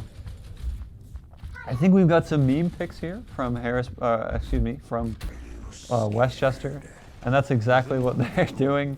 I'm sure they're going to watch the VoD back and see if I'm commenting on their picks, but not today. You didn't get me today, Westchester. I've watched too much Overwatch League for that. Page Mo with the Widowmaker looking to clip someone's forehead that's on high ground here early. This is exactly what Westchester wants here. They're going to put pressure on the tanks, they're going to force them to drop shield, and that's when Page comes in with that one bullet. Could change a whole team fight. Looking for it, looking for it. Soldiers peeking around the shield. It could be dangerous. Josh will take a body shot from it, and Craftpunk trying to withstand the force that is Grimm and Darling on those tank players. Skip booping players forward, trying to keep them from contesting their tanks too much. And here might come an amp speed in here from Westchester. Just a lot of damage, so much so that an Earth Shatter is this early, and Craftpunk catching probably 4 in that. Making for a decisive team fight and a long team fight win from Kutztown. That was excellent. I'll point you to the top of your screens right now where that fight was so long in that hallway that we have a lot of people at 60, 70, 80% ult charge. Some of them have it. Craftpunk telling us early that he has it, showing Westchester that I am the main tank here and I am holding this high ground. Grimm looking to keep his team safe as they push up here. Zodi HD looking for a flashbang maybe on the flanker here. Pushing up a little bit early here. Might get caught out too much, but luckily his team is there to save him. K Brandon K through 3 tanks, catches 250 and 200 health characters to take him out early. Kutztown with another teamfight win in this same hallway. Looks like they're trying to stagger for a little while, and they did get a couple seconds to stagger out. That's great. If it ain't broke, don't fix it. Kutztown is just going to keep holding this hallway. I'm expecting Westchester, if they want right now would be a great time to rotate all the way through that left room, that bottom left room on your screen right now called IT. And it looks like they're going to be doing it. I think if it didn't work twice, I probably wouldn't try it a 3rd time. And it looks like they're going to do that. Putting a lot of pressure on point here. Kutztown's going to have to rotate early. Let's see if they catch anybody out here. Grimm caught out, charges super far, and Kutztown on point here. Does manage to find a DPS player, but they have to be careful though. This fight is not lost for Westchester. Westchester committing a couple ultimates here, specifically a long charging Lucio ultimate might mean disaster for them if they're getting stuck in these choke points. They might have needed that tool to get through this choke point, and now that Kutztown and Westchester has used them both, they don't have them. We've got a Diva Bomb here. It probably won't do enough early fight. I'm expecting to see a Diva Bomb from Darling mid-fight here.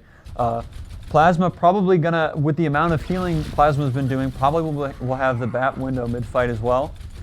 We do have a swap from Page here onto the Pharah. Probably looking for a cheeky boop here early. That would be a great way to get Kutztown off this high ground and force them into a close fight with that Diva Bomb and that Cassidy ultimate. Kutztown getting booped off there. Alones. Brandon K getting caught up by Grim early, but the ultimates coming in for Westchester are just going to clean it up. That was a great plan, well executed from Westchester. They waited for the right moment. They got a great boop opportunity, and Grim was right there with open arms to catch the soldier. Keeping the high ground now here is key with this Pharah. They need to keep Kutztown off the high ground. It's easy for her to do that. It's not as easy for Kutztown to keep the high ground with only a soldier to contest that Pharah. Baptiste holding the point down. Westchester looking to bulk up here and run in on Kutztown, possibly get them off using the elevator, possibly boop them off. I'd love to see what the strategy is here.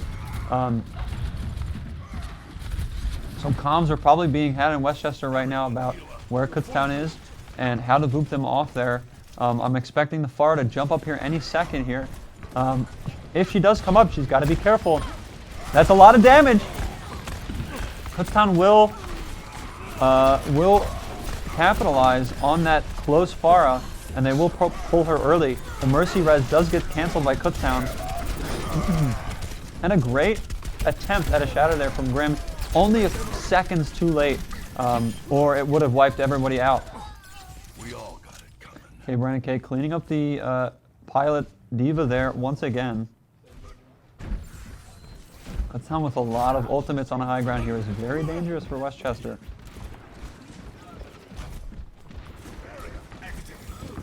If Kutztown can hold them here for a couple more fights, they will have a second map win.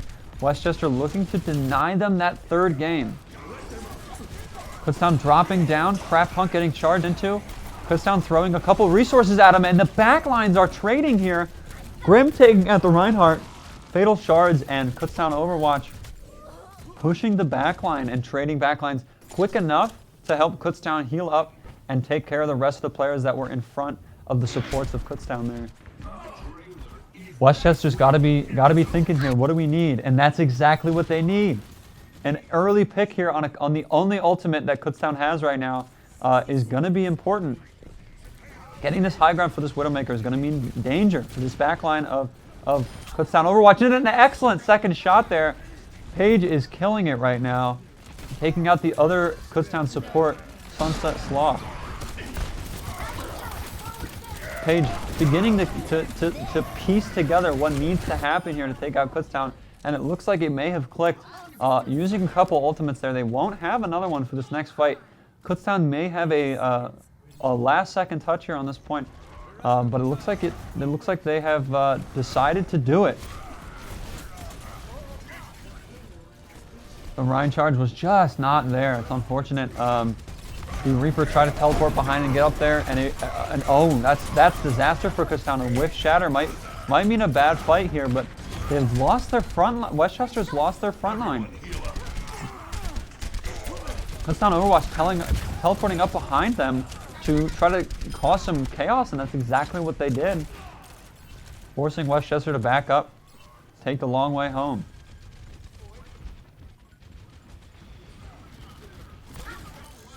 Westchester with a couple of ultimates here. I'm expecting to see a Lucio ultimate to push through here. If they're going to save it for Visor, it might be wasted. It might be too late at that point. And there it is. They're using it. And there's a lot of skulls on screen right now. Zodi HD with a 3K with that Cassidy ultimate pushing up, making a statement saying, get out of my face, get away from my friends. Kutztown forced to respawn with a couple of ultimates. Zodi HD putting his foot down, saying that this is it. I am tired of this, being stuck here, moving Kutztown, getting it done. Here goes Craft Punk, pretty close to another shatter, but Grims is even closer. Manages to find a couple players while he was out of position. The Diva Bomb not able to find anything. Paige cleaning up here, and with 23 seconds on the clock, this could be bad for Kutztown. Looks like we will not see a Wrecking Ball switch from Kutztown, and instead a Reinhardt charge and a Doomfist coming in. Manages to pick off that Lucio, but it's it's just not enough to keep them on the point long enough. Westchester with 8 seconds left on the clock. Both teams getting a minute. This is an exciting match. Could go any way. Initiating match. I'm not paying you for your acting ability. Hydration check, everyone. Make sure we're staying hydrated. It's important. I hope that both the teams that are playing right now are staying hydrated. It's important to your health, you guys. You can't game if you don't hydrate, so make sure you're hydrating. Ready for battle.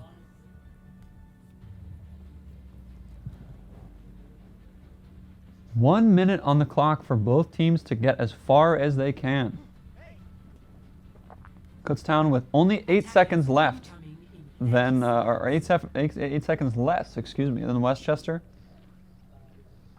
They're hoping to keep their tournament on the go. Kutztown not quite on with their back against the wall, but without capturing a tick here on point, their backs will be against the wall. Westchester looking for a bunker, a little bit more of a bunker disrupt comp with that Diva. We've got an Ashe, which is long range. We've got that Torb turret. They're looking to slow down the fight a little bit more than they used to. Defend objective A. Kutztown with a Mei on attack on first point here. I'm interested to see how they're going to utilize this. They might block the line of sight off high ground here. They may use it to freeze tanks. A lot of damage coming in there from Craft Punk. 30% ult charge already, but a lot of damage onto him as well. I mean, their Ana Josh is going to have a lot of work to do, and he does. Kutztown dropping down on the point now, saying, Westchester, you got to get on here. You got to get on here with us. It's a party. Grim answering that call, showing up to the party with a full shield and a hammer with their name on it. It's mid-fight. It's crazy. Everyone's everywhere. Kutztown rotating towards the stairs here. Trades on both sides. This is an important team fight as there's only 8 seconds left until overtime will begin to tick. Kutztown needs this right here, right now, and a beat means that no one on Westchester is going to die for a little bit. It looks like Westchester might be holding this here. Sunset Sloth already with an ultimate. These Lucios doing an incredible job of charging their ultimates very quickly, frankly faster than I've seen in a long time. Kutztown with their last breath trying to get on the point here, and it looks like Westchester will hold first tick, first point here. Excuse me. Westchester utilizing that Torb turret to keep Kutztown busy with all of the damage from different places. That Ashe on the high ground, that Torb on the top of the elevator. I think it was a great choice there. I think that mid-fight was absolutely crazy. There was so much going on. There was players everywhere. But for like 15 seconds, it felt like nothing was happening. No one was dying. But what we do have here is Kutztown with their backs against the wall. They need to get something done here. They have to draw this map if they want to continue on. And if they do manage to draw this map, they'll be picking their payload map. I believe they'll still have the same picks. Kutztown with a Bastion comp, looking to hold it down. They can't lose a single tick, so why not go all in? And that's exactly what they're going to do. Hoping that Westchester keeps that Pharah, keeps that Torb. Those projectiles are very valuable against a character like Bastion. Kutztown looking to protect with both of their tanks. Opting not to go for, opting to go for a Baptiste is Kutztown, just to guarantee that Bastion won't die. Westchester keeping that Pharah. This will prove a struggle if they get any boops off, or if they manage to spam down this Bastion too much. As you can see, it's a very hard angle for Bastion to be able to shoot this Pharah. Pharah can stay super far away and gets just as much value as if she were right there. A rock attempt onto that Pharah might have distracted her enough for Kutztown to get their early pick. And with the res here, with them using their res here, this might score trouble for them. They're switching off. There's 35 seconds left. Westchester's got to get moving here. And it looks like they're deliberating on whether they should keep their supports now as well. 26 seconds left on the clock here. And a swap from the Pharah onto the Hanzo will mean different types of spam here. One shot, one opportunity here for Westchester to get on point. They can win the map right here if they do it quickly. Here comes Kutztown. They're coming back on a point, and a lot of crazy things are happening. Craftpunk with an excellent charge on a Grim, trying to say, I'm the main tank here. Kills going left and right on both sides. Kutztown, even Westchester beginning to get an edge here. A lot of damage out here from the tanks, and it looks like Westchester is going to clean it up, and they will take map 2. 2-0, Westchester to Kutztown. Congrats to Westchester. They will be moving on in the bracket.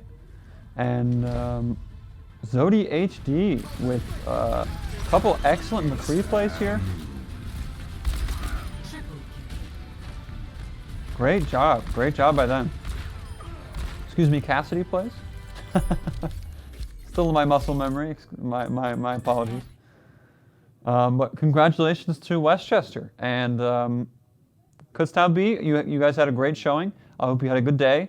You'll probably still be hanging around because we are still in Kutztown, but great job.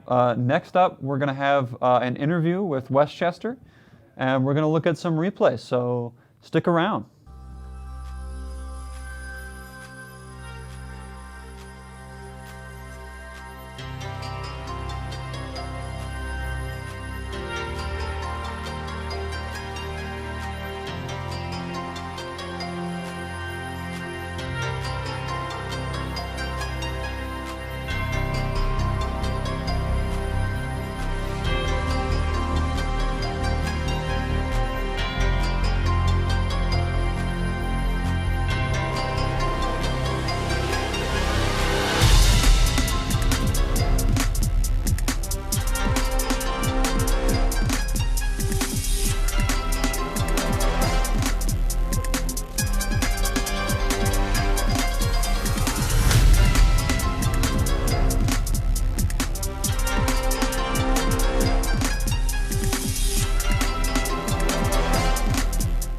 Welcome back, everyone. We're back here with Grim from Westchester University, rocking the drip, my guy. You know, it's all about the ice.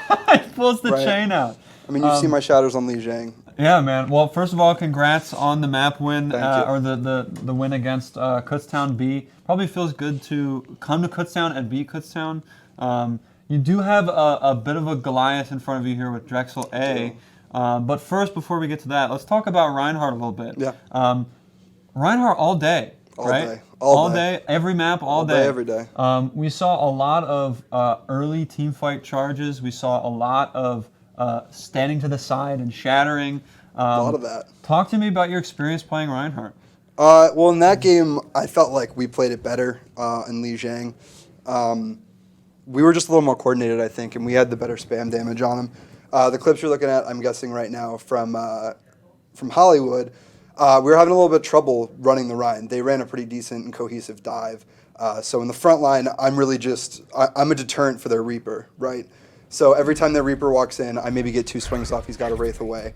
My role was really to facilitate my DPS players playing a better job. This was less of a whole W game than Li Jiang was. So you prefer on maps like this, especially against that dive, it's not, you can't do a whole W, right? Right, Against you can't. the Winston No. and that Diva, like a lot of pressure here on this high ground. Right.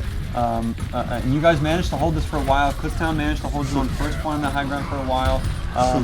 Couple of big punishes on players out of position with charges. Risky play. We noticed today, I think out of any Reinhardt, I think you press shift the most. Really? It felt like the other guy did. I'm going to be honest with you.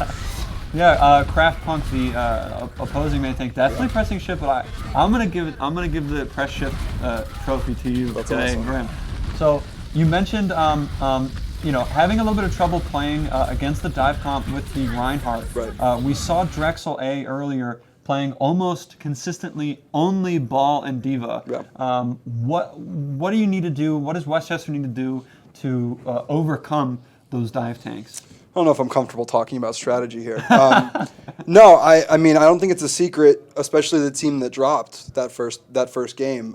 Contain the Pharah, right? I think the tanks are a lesser factor. No offense to them. It's very clear that team likes to play around their aerials. And you saw at the end of King's Row, they looked uncomfy, and they capped it with 4 minutes. So I asterisk on uncomfy. Right. But the best that the other team was doing was when they got him to swap that Pharah. So, I mean, that's really, I think anyone who watched that understands where the strength is on that team. I'm not too worried about the tank battle. I just need to facilitate my boys. Right. You need to protect that team. You need to be, I will say, probably against all those dive characters, Charge is going to be a minimally used ability here. Yeah, I don't need it. We don't need it. But I will say your supports did an excellent job. Lucio did a great job of keeping you up. Apart from this one clip we're watching right now, believe me, Thanks, getting guys. pocketed like most of the time with that window and that right click is great. So, Grim, thanks for coming on. Hey. Good luck against Drexel A. Appreciate it. And have a good one, Kutztown today. Rims up. Yeah.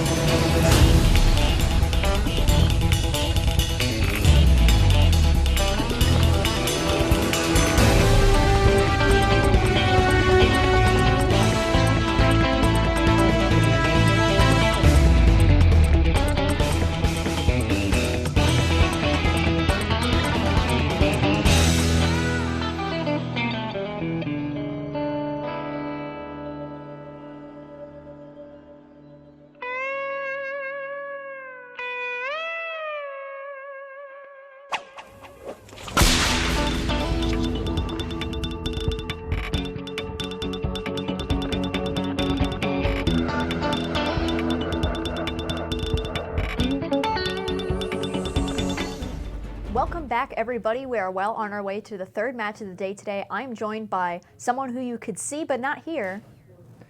Hello, I'm Kyle Rodson, and I'll be your other caster for today for this match and others on the way. I was on Team 2 for Kutztown, and I'm very excited for this match. Kutztown, Team 1 versus Drexel 2. What do you think is going to happen during this game? Well, honestly, from what we saw with Drexel A, might run something similar. Now, however, I do know that Kutztown A and Kutztown B do not run the same comps. So as much as we could see something similar, we could see something completely different here. Now, as usual, we're going to be starting on Lijiang, so we know what to expect here. It comes with the Sim and maybe the Lucio. But if you didn't see Sim or Lucio, who would you want to see? I would love to see more ball play. It's fun to see the ball, especially on that 2-bridge map. Just seeing the boops from the ball is amazing. I would love to see some more Junkrat. Junkrat's probably my favorite character in this game. Seeing those rip tires is amazing, and it blows my mind just seeing every time someone getting a 4K on that. All right. So other than that, we are we're approaching getting ready from most people getting into the lobby. Besides Lijiang, we know that the map is going to be, I believe this is called Gardens. So we have that bridge that you wanted. However, we do not see a ball on the field. Which makes me a little upset, but we do see the hog on Drexel 2, which I'm hoping to see some good pull. Oh, they did a silly They on did you. an old switcheroo on me. Going with the diva makes me upset, and Moira's getting a little overexcited, but we're very, very ready for this match. You know what? We are very professional here as hosts at KU, as you can tell from Litlow's moves, and we're getting ready to approach the point. Interesting to note that we see a brig on the side of Drexel. We do see very similar comps. You know, we're running the Reaper, we're running the Diva. We're both running Dive here, both with the Winston and Diva. So I'm very excited to see what's going on. We see Kutztown pretty much immediately charging the point, Lucio getting a boot but not getting anything from it. We see a shield go down from Winston. We get a pick onto Sponty, which may slow the roll of the team. Everybody's pretty much on an all-out brawl, just trying to input that damage, and we're pretty even on the other side with picks. See here, Diva getting anti. Diva very low, trying to get out of there. As we see 2 picks from Bowie, but going down to Diana. And we see that Drexel 2 has taken the point. See Moira get staggered out here a bit, as well as Diva just getting obliterated right out of her mech. We've got to sleep on a Sponty, and they're trying to trickle on the point even to just get something done, but it doesn't seem like such a good effort on the side of KUA. That fight did go quick, though, as we see a victory over with Drexel 2. And seeing that McCree is pulling up with an ult. We're getting ready to go. Do you think we're going to see anything big from that? Probably. However, it looks like pretty much everyone has at least half on their ultimate, so we're going to start to see some ultimate heavy fights. Hopefully swinging in the way of getting the point for KU, and for the other way, just getting things done. We see an anti on the lit low, which is going to slow them down a bit, and they're rotating to the right side, trying to go directly on the point right through that bridge, completely avoiding any boopable areas. See Moore is throwing out there, getting no one. As we see Dio going after Tracer recalling out, trying to get that McCree, but he gets that just in time. Everyone's trying to hold on the fight here, but looks pretty even right now. Moore getting the first kill off of there with their coalescence. Ultimates start to fly out as the teams get picked even 1-1, and there's an anti on the Diva as she pops her ult onto the field. And we see lots of damage coming out from KU, just trying to get something done here. However, we see Drexel pop the Winston ult. Oh, and we have a Blade. No, that is Reaper. So we have a Death Blossom, and it looks like we're going to get a Death Blossom from the other side as well, just trying to get something done. However, it looks like Drexel is here to clean up. PDC trying to get out of there, but is taken down by the McCree. See, now we're very stalled here. We do have come up with a Moosey ult here, but Drexel still holding on to that McCree and Diva ult. Hopefully getting a nice 6k to hold him back to even stall him even longer. The thing to realize is that all that KU has to work with is a beat here. So they need to engage with beat or use it to get into the point, and from there, they just have to be lucky and not get hit by any of the ultimates coming up on the side of Drexel. Not sure if they can do it. They engage with the beat, and here we see them just start swinging like mad on the point, trying to get damage down. No ult coming out from Drexel yet, and here comes the Cass ultimate, locking on and just obliterating, getting Diva right out of the way. We see just more damage being outpoured from the other team. Looks like Drexel's holding well here with the picks. Looks like Drexel might take this first point. Diva pulls up with the bomb, and let's see what happens. Gets no one. The Reaper popping up, getting all the people. Reaper on the feet, getting a triple K, and McCree and Diva finishing it off for Drexel to get the first point. Now, let's talk about how dominant that Reaper play Ooh, was. that Reaper. Seeing how KU is seemingly unable to cope with the Reaper and not diluting all of their resources right to that Reaper really is the thing that undid them in the end. What do you think you're going to change out of their comp to accommodate that? Well, looking right here, they're going for that Reinhardt and the May here. They'll hopefully try to slow down that Reaper. This will stop him, but Drexel's already thinking about that, going with a Symmetra Zen. That's an and we see a ball. There's your ball. Ball Diva, this is going to be very exciting on that point. That middle point, right as they try to go through that corridor, instant boop off the map. Could finish them in one swoop. It looks like KU is going for a slower fight using the Ryan and Lucio, while Drexel is going for that fast and dirty fight, so we'll get to see who prevails here. Ball immediately going to just mess with the crowd as they try to put their teleporter down, and KU goes right for the point, but You see with a big slam trying to stall him. Tracer trying to get in, but stopped by Maywall. Looks like pretty even team fight right now. Ryan Shield going down, while the Baptiste though is keeping them up. Fab's able to keep them up on the point, which is allowing KU to kind of capitalize on that first initial pick. And we see Bone Wheel gets an amazing pick on that ball, just getting him right off the edge, and that's going to be a good thing for KU as they start to dominate the point, and it's capped, so now they can just clean up and finish off. Looks like Drexel too has to fall back here. Losing that ball is very important. You see there, Diva Tracer trying to hold the point, and ball bombing back, and their Tracer instantly gets walled off, trying to hold, but Symmetra's on that ball. Taking it down real quick, but not quick enough as they try to get out. One pick from the Tracer on the Rhino. Oh, and a double kill from McCree right there, and taking it down the Baptiste, trying to get him as fast as he can, and he's down. Looks like Drexel 2 is going to take over this point easily. You see a window go out on the side of KU is a perilous effort as well, so they're starting to lose ultimates that they have. We may see a swap on the other side. However, Drexel has a lot to work with here. They're coming up on ball ult, they've got Tracer ult, and they've got Zen ult, so they can really hold here if they need to and push people around with that ball. Looks like KU's looking for a high ground approach here. Hopefully either trying to teleport on point or right there. Oh, and we get the barrier down. Oh, and it's eaten by the Diva. Big plays right here, but their Symmetra is down by the McCree, so this could be anyone's fight right now. Kyle absolutely popping off on the point, not the guy next to me though. And we see Spawny trying to engage, just get that blizzard so they can start using his wall. And here we go, KU starting to push in. And you see Tracer trying to flank behind, but does not get anyone. Ball is flying around in the inside, trying to get anyone there. Pushing KU back, actually. so that now they cannot push on point and building up more time on that point. Now, just as I said that Drexel was coming up on ultimates, now it's KU's turn, and they're coming up with pretty much 4 ultimates here to work with, and having Bone Wheel on that Lucio means that they're going to be able to use Beat to aggressively push in if they choose to. We also see PK go for a bomb kill, doesn't do anything, Litlow puts down the window, and we're starting to really see some traction from KU as they start to go for the point. As they're pushing point, we actually did not actually see the D.Va bomb go off. She still has it. Well, he's gone with the window. We still got B and freeze, hoping to see that go off. But now he's over. Oh, boop, and gets no one. Beat goes off, so is bomb and Blizzard. Many ults going off all at once, trying to push him on point.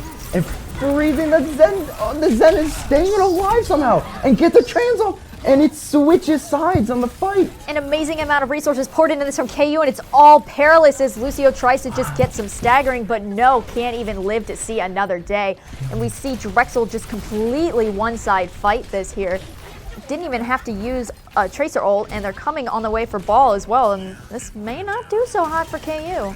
Looks like we're coming up to the end of this one, and Drexel, too, does take first point.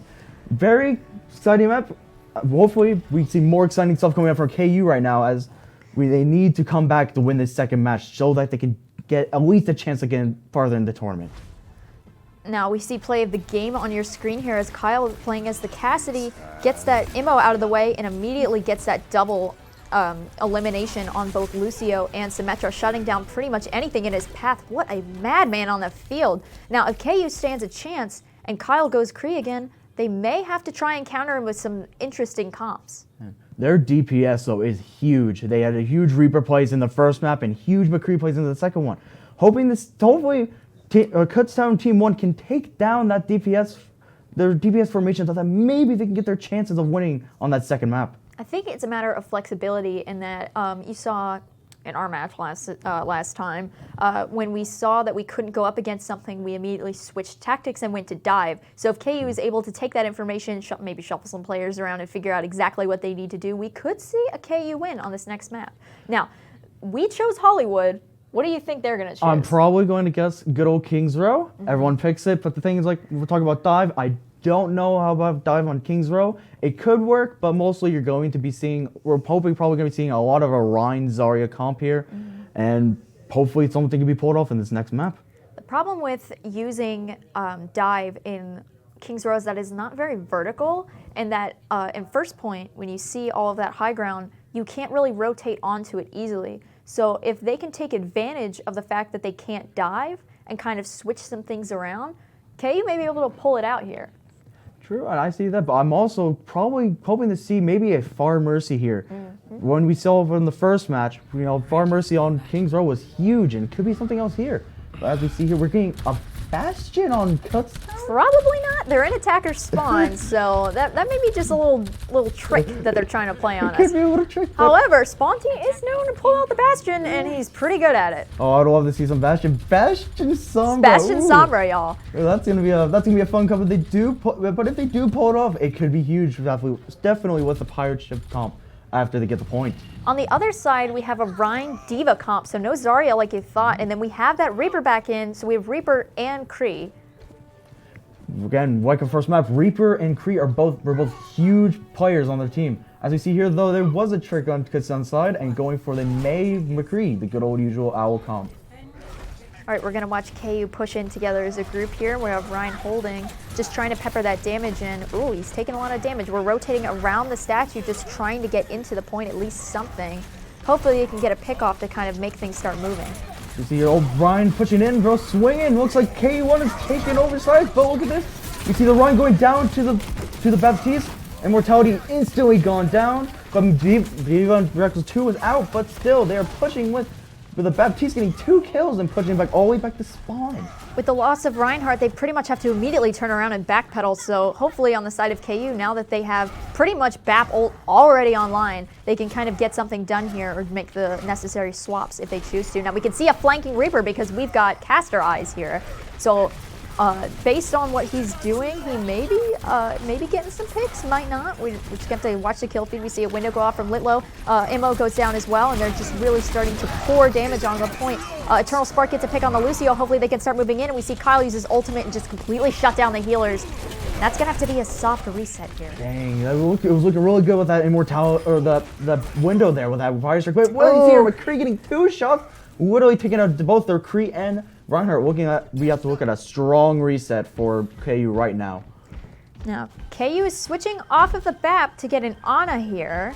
Not switching anything else as far as I can tell. However, they have a Lucio, so hopefully they can use that Lucio to speed in and get some extra damage. We see a sleep go off, hits McCree actually, so that's gonna pretty much get him out of the way. We also see people with ultimates coming online. Big Rick pops his ultimate, doesn't get anything from it though. We see a Shatter go down, blocked. Immo, just so much going on the screen, y'all. Ultimates flying every which direction. We've got a Blizzard on the point and Spawny just completely obliterating.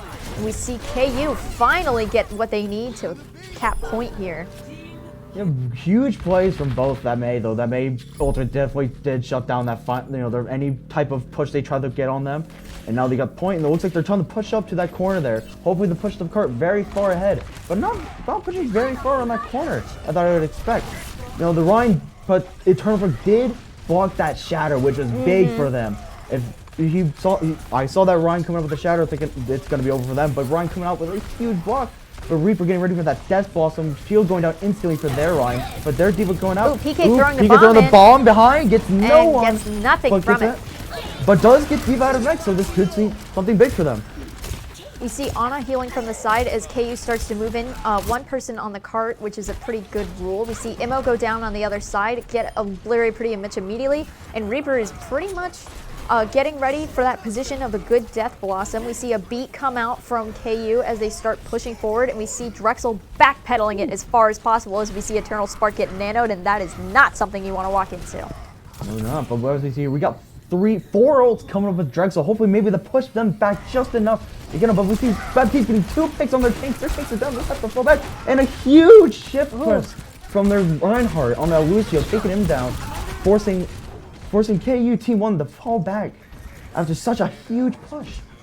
Such a dominant performance from KU, just immediately shut down by those picks. Now, as mentioned, we're online with lots of ultimates, and Reaper is on the prowl, y'all, looking for plays to make. So as we see, Reaper's just waiting for their team to come back. Oh, here we go. From behind on the high ground, he's gonna get pushed off. We're gonna take in the high ground. Hopefully that stalled them from behind. But pushing left, trying to go behind. Maybe pulling out a McCree here. Let's see. He does. Here we go. Let's see what gets anything. Pushing on, pulling off the high ground, but gets no one trying to push from behind. We see the Shatter come up, but gets a huge Shatter from Drexel. As we see Reaper pushing forward, maybe trying to use that Death Blossom, but no. A huge beat from Drexel as they stall and hold KU to another fall and have a huge reset. Now, the thing that Drexler did, though, is they used 3 ultimates. So all they have is Blossom and Window right now, while KU has Blizzard, they're gonna have Nano, and they're on the way to Shatter. So KU may be able to take advantage of the fact that they pumped too many ults into this last fight and really start dominating. And we could see a little funny ult here with the Reaper and Baptiste throwing Baptiste's Window in the middle and Reaper trying to blossom through it. But could we see Reaper getting ready on the behind, sneaky, coming down. Let's see what happens. Trying to get the McCree. Doesn't pop down. his ult, still He's not holds popping it. What a ult. madman. Here we go. 1-2. Whole team falling. Whole team folding like the typical lawn chair. Insane ability from this Reaper here, knowing exactly when to hold and when to use his ultimate. If you notice, he actually took someone out before even using it, which denied them in 1 tank before KU even stepped in. Now we'll see them try to do the high ground rotate again. They have the Lucio and the Ana, and they're getting ready to use ultimates that are online. We see that we got Shatter. Probably see a nice Nano Ryan here coming with the pick Shatter. on Oh, the there's the Spawny. Nano. Real Bunty down, swinging away, trying to get as much. Oh, block Shatter! It was still getting huge so far, but it was like they're gonna be being pushed back by that Reaper and that Ryan with that Immor going down. And we watch Reaper just really clean up once again. Oh, okay. Well, once again, he cleans up, gets slept, but it doesn't really end up doing anything for the team. KU is pretty much in final fight territory here. They've got 4 ultimates online as opposed to Drexel's 2. So if we do a little math here, KU may be able to pop an extra ult or 2 to get everything done. So you see here, we do coming up with a Window, and like you said, we're coming up with the high noon here. We could be high nooning Window here to at least get that shield down instantly. There goes the Window. May blocking up that huge Window wall. from them. Push on the left side, trying to hold the shield, but that window's demolishing that Ryan shield. Here comes the huge grab on the huge side of anti right here, KU. but the Amor saving them. Oh, triple man! Wheel, absolutely Oh my dominating gosh! We see Ryan very low, but coming back with health. D.Va down, and they're able to take the point, and they're pushing it. This could mean they could get last point here. But we do see no ult on Drexel's side, though, so this could mean more time for Kutztown here. We watched KU just with that absolute insane performance from Bone Wheel, able to pull it back, and even though they're on overtime, it looks like it doesn't even affect them. We've got 4 ultimates on the side of KU to Drexel's 3, so we could see some ults pop out to just ensure that cap again. Yes, we do. I'm hoping they're we see D.Va Bomb come out. coming in, and he gets one the crease down, and Ryan pushing in. Blizzard comes down. Ultimates going everywhere as overtime is trying to get denied. Reaver trying the blossom, gets no one and instantly dies. D.Va trying to hold on the point as long as she can, but it's fallen down to the Rhine, and KU Team 2 or Team 1 does take second point. Now, noticing with what KU did, they are on a little bit of the short side with ultimates. However, it did get them the point, and they're pushing pretty far. So notice how they're holding this corner. That's going to allow them to, if they need to, back up a little bit for extra heals, and Drexler doesn't really have anywhere else to go. You see that Drexel did switch to the Hanzo, though, on the left side. Hopefully, maybe trying to get those nice, lucky headshots on some of those squishy characters, or maybe trying to use those storm arrows to kick down that shield. We see that no one really coming up with those stuff for the supports on Drexel, but we do have a shatter ready for Ryan, hoping to see something huge from Ryan. Huge. See window coming down, trying to fire strike, gets eaten. Oh, big anti. Huge anti, trying to push forward, but nothing really happening with Kutztown Team 1, and it looks like Drexel Team 2 is going to take over. Kutztown going for a quick reset here as they fail to capitalize on the huge anti by Litloth, and pretty much at that point, we're almost at final fight again. However, Kutztown did pull it out last time, so they may be able to just completely dominate. They're coming around the left side, which is not how you commonly attack this point. So they may get an element of surprise here. It looks like though we are coming up. We have a castle. We got coming up with a Mayo, coming up with a Rhino. This could be something huge. Anna's just got their ult, and that D.Va's gonna get ult. This could be a huge flurry of just ultimates on the field. All right, everyone, get ready. Getting no one, hopefully trying to get down that shield. Oh, a somewhat shatter from the Rhine, but trying to get frozen. 3 ults are being thrown on the field. Dragon gets 2, Bomb gets 2. PK gets double Still though. even. Looking like Team 1 on Kutztown is going to take point. Now, KU is known for these crazy pulls on overtime, and they have done it yet again, denying the touch pretty much at this point, just trying to get these players who are trickling off the team. They have a shatter, and they completely dominate as Eternal Spark just wipes them to the floor. And that'll be KU pretty much getting point here. Should be. We got window from their Baptiste. Lucio trying to hold on point, so is Bap. Brian trying to swing as much as he can to get them off. Ball swinging around, maybe pushes someone off the map, maybe. But D.Va's taking out that Bap and that. Oh, May getting. That ball going down. They're trying to touch, but it might not be enough for Drexel Team 2. That's KU for you. Now, however, if Drexel was better at attacking here, they could get a better time bank and pull things into around 3. Hey, good. So, man, we had some pretty big shatters, but we also had some pretty big block shatters in that game from both sides. Both sides were pretty good game sense-wise at knowing when to immediately put the shield down. We saw it with Eternal Spark, and we saw it with the other side as well. So having both Rhines know when to capitalize really helped. The thing that turned it for Drexel at times was their DPS line. They are very dominant, and KU is starting to finally pick them out first rather than picking the healers, and that might get them the key to success to winning this map. This is very exciting. You know, this is very close. It's like having in every match where, you know, we were one-sided on the first map, and then it's starting to get very close in these second maps. Looks like Sponty is running the Echo on this, and Rick is running the Hanzo. So those are 2 different DPSs, but it looks like Drexel's running the same exact combo they did on defense. If it ain't broke, don't fix it. Now, what do we think about Echo without a Mercy Pocket? It could work, you know, definitely with her sticky bombs and her beam, it could do lots of damage even without that Mercy Pocket. The Hanzo, though, can take out those squishy characters, but we do see that Kyle did switch off the Cass here and is going Widow. Do you think we're going to get some pretty big picks on this Widow here? He might have it in him. However, they're known to pick Widow and then quickly switch back to Cass if things don't work out. So we're going to have to keep an eye on that because that'll stagger his ultimate back behind everyone else. You see Reinhardt getting ready on the left side, pushing. Here comes the Widow looking for anyone on the field, but everyone's hiding away. Going back in, he's switching back to the Cass here. Hopefully trying to get something out of here, but a huge anti from getting that D.Va and Bap. So it could be something good for KU right here. looks like KU is holding point and letting Drexel come to them rather than them going over there. And it's really working so far. We see Hanzo trying to get picks, and we get one-on-one, one healer down, one tank. So hopefully they can start to capitalize on this. Drexel pushing forward, getting KU right off the point, allowing them to get a tick right off the bat. It's insane performance. KU just immediately backpedaling and not even trying to contest, despite the fact that they have so many players ready. That Ryan is just holding that point as hard as he can right now. They try to touch. Lucio trying to hold on. Here we go, going with the Zarya as well. Everyone's pushing as fast as they can right now. They're told that they can't cap this lead so quickly. Looks like PK getting one, but going down too fast, and their team goes down. Looking like Drexel already taking first point in the 5 seconds.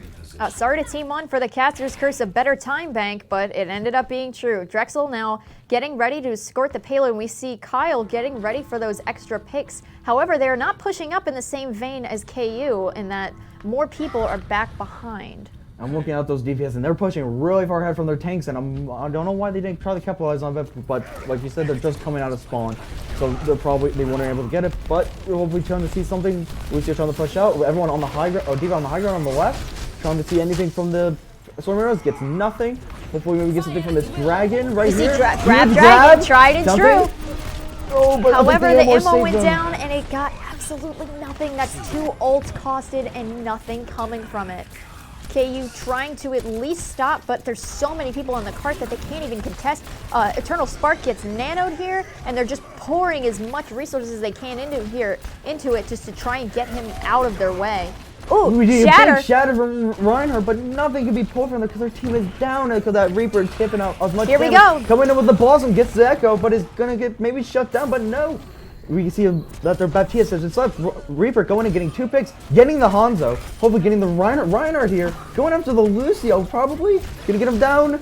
Oh, D.Va out of mech, going out. Reaper get another one. There it is. And now all they gotta deal with the Lucio, and they got him. It's the tried and true story of not getting those DPS. KU is not putting enough resources into stopping that Reaper, and he's just absolutely stomping over their graves. I mean, they had that Reaper slept right there, hoping, trying to see something capitalized from that, but nothing from them, and the Reaper just get that huge fat 5K. We're gonna watch Reaper come up here, try to do some cheeky plays, get shut down by Spawny, who takes a lot of damage, however. And we're gonna see Drexler basically just hugging the cart, putting window down and being very defensive rather than pushing up. Ooh, and a huge 5-strike pick from the on the run, on the other run, trying to look like pretty much Drexel pushing to their spawn almost. But we do see that they do have, that Kutztown does have duplication and B, so maybe they can capitalize on something there. But also we have, oh, D.Va pulling up right here, I was about to say it, and does he get anything? Oh, he does get the line again, just right on the spawn. And Sparky gets taken down by the Reaper. But he comes down, huge shatter from the Ryan, and another huge high noon from them. All these ults coming out, looking like KU might be dropping here. You know where it comes down, the D.Va does not get anything, trying to push up the spawn the hold, but nothing. As we see, Drexel now has 4.5 minutes just to get that first take on point, looking like a Drexel victory here. Now it's not over yet. As we said, when KU first started pushing cart, we thought they were done, and then overtime hit and they really pulled it out. So you really can't take them out yet. However, it is very tilted towards Drexler. It is looking towards Drexel right now. But, you know, like you said, KU can pull out some ults here and like really quickly pull out ults. Maybe they can pull out a little bunker town here with a Bastion Torb maybe, or hopefully maybe double shield with a Rhine Sigma. But we never know. Like I said, 4.5 minutes is a long time to hold. So Drexel can have enough time to do some dry fights and get those ults built up as quick as they can. Now the thing about attacking, is that if your comp doesn't work, you're like 2 feet away from the door. So as soon as they figure out that something is there, like say they see bunker, they can immediately go and switch without losing ultimates or losing even much time. So we may see some crafty plays here, as maybe even entire teams being switched out just to get that tick. It is true. You know, once that defense team loses 1 or 2, they're already down for like the next 10, 15 seconds just for waiting for that player to come back out of spawn. And it could mean, you know, that could really bring a huge victory for Drexel right there. Mm-hmm. So we're about to go back in. Besides bunker, we're seeing no bunker actually. Looking at a Hanzo McCree here, back with that same comp from both sides.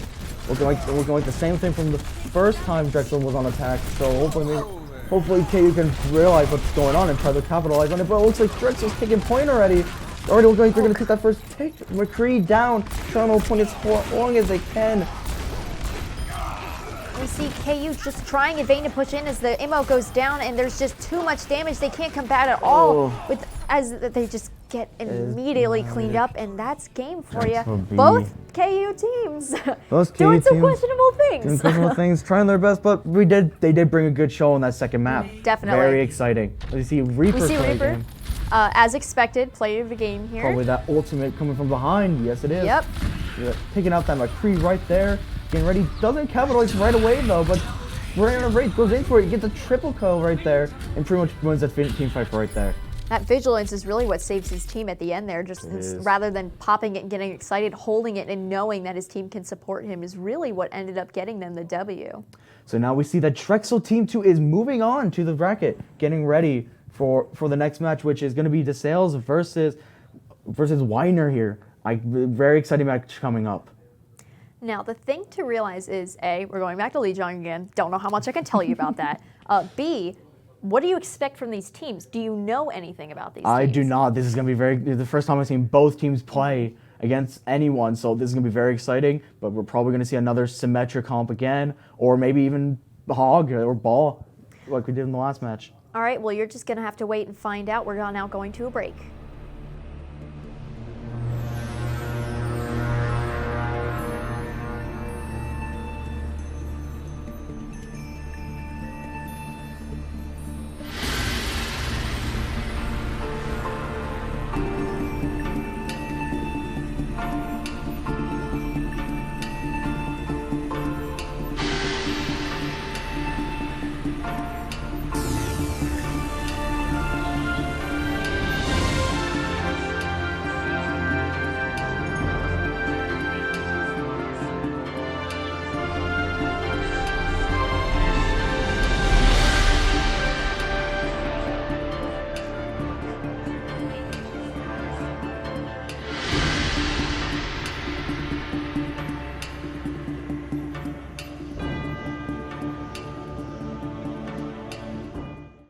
Welcome back, everyone. Welcome back to the Kutztown Overwatch Invitational. I'm here with Drexel 2's own Beru. How are you doing today? I'm good. How are you? I'm doing good. Your Reaper plays on the Lijiang and King's Row map are fantastic, getting huge picks on both sides of the ball, on both sides of the play, and getting those huge ults. So, how do you feel about beating Kutztown Team 1? How do you feel about beating Kutztown Team 1? I felt great because I heard they're the second seed for this tournament. I'm not sure ranking wise. I'm not sure. Yep. You're going to the second round, and you'll probably be playing against either DeSales or Widener. So, what are your thoughts on those Reaper Blossoms? I felt like they were all right. Like it could have been better, but it's like I got what I You did, and you got those huge pick on that McCree before your ulting was great. You weren't able to get stunned there. You Wraith looking like you were going to pull it out, but you did pull it out, and you get a triple K there, and it was fantastic. So, what do you think? Do you think you'll be going on to the finals? Well, hopefully, hopefully we'll be playing Drexel versus Drexel at the final. Yeah. Yeah. So with Drexel, how do you think Drexel Team 1's doing so far? They're doing great. They're doing the standard stuff that I see them do in scrims. All that. And you see here, your Reaper plays right here, holding on with that Blossom, getting ready to go, and with that huge shatter, taking out that Reinhardt. What's your thought process here, going after all this? Well, as a Reaper, when you have your two shotguns, they do a lot of damage, especially against a tank who's down. They do. And in the King's Row matchup, it's like Rein v Rein. Whoever loses their Rein first usually, just gets rolled over because they don't. True.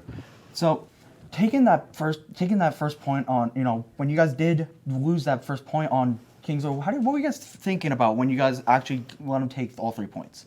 What were you guys thinking about when you guys lost all 3 points on King's Row on when you guys were defending? Oh, when we were defending? Well, we were fine with it because we pushed them to overtime even. Got it. The first point was a bit sloppy, but and then we managed to stall out Street Phase, and then the third point so that we got it to overtime. And once we got overtime, we were pretty confident. We were we can do it. Here comes that huge play. They're taking out that McCree. First thing, this is where I was going to get a little worrisome here, not seeing that, but pulling out that Blossom, getting their DPS and healer here, and then pulling it out, fully stopped them on this point. Yeah. So, what are your thoughts on the next match? What do you think? You guys think you're going to be running same, or do you guys think you're going to be trying something new? Well, on Lijiang, we're probably going to be running the same, and depending on what the second map is, will change depending on which kind of map it is. You guys' Legion was very good, especially both you and that Reaper, or both you and that Cass, dude, fantastic. Looking like you guys doing a little carrying for that team. No, the rest of our team didn't work. But you guys are looking very well so far. But I'm glad that we glad they interviewed you and it was great, and hopefully that hopefully in the next match you guys do well. Yeah, thank you. Nice to have you on here, and Nice to hopefully be we're here. going on a break soon.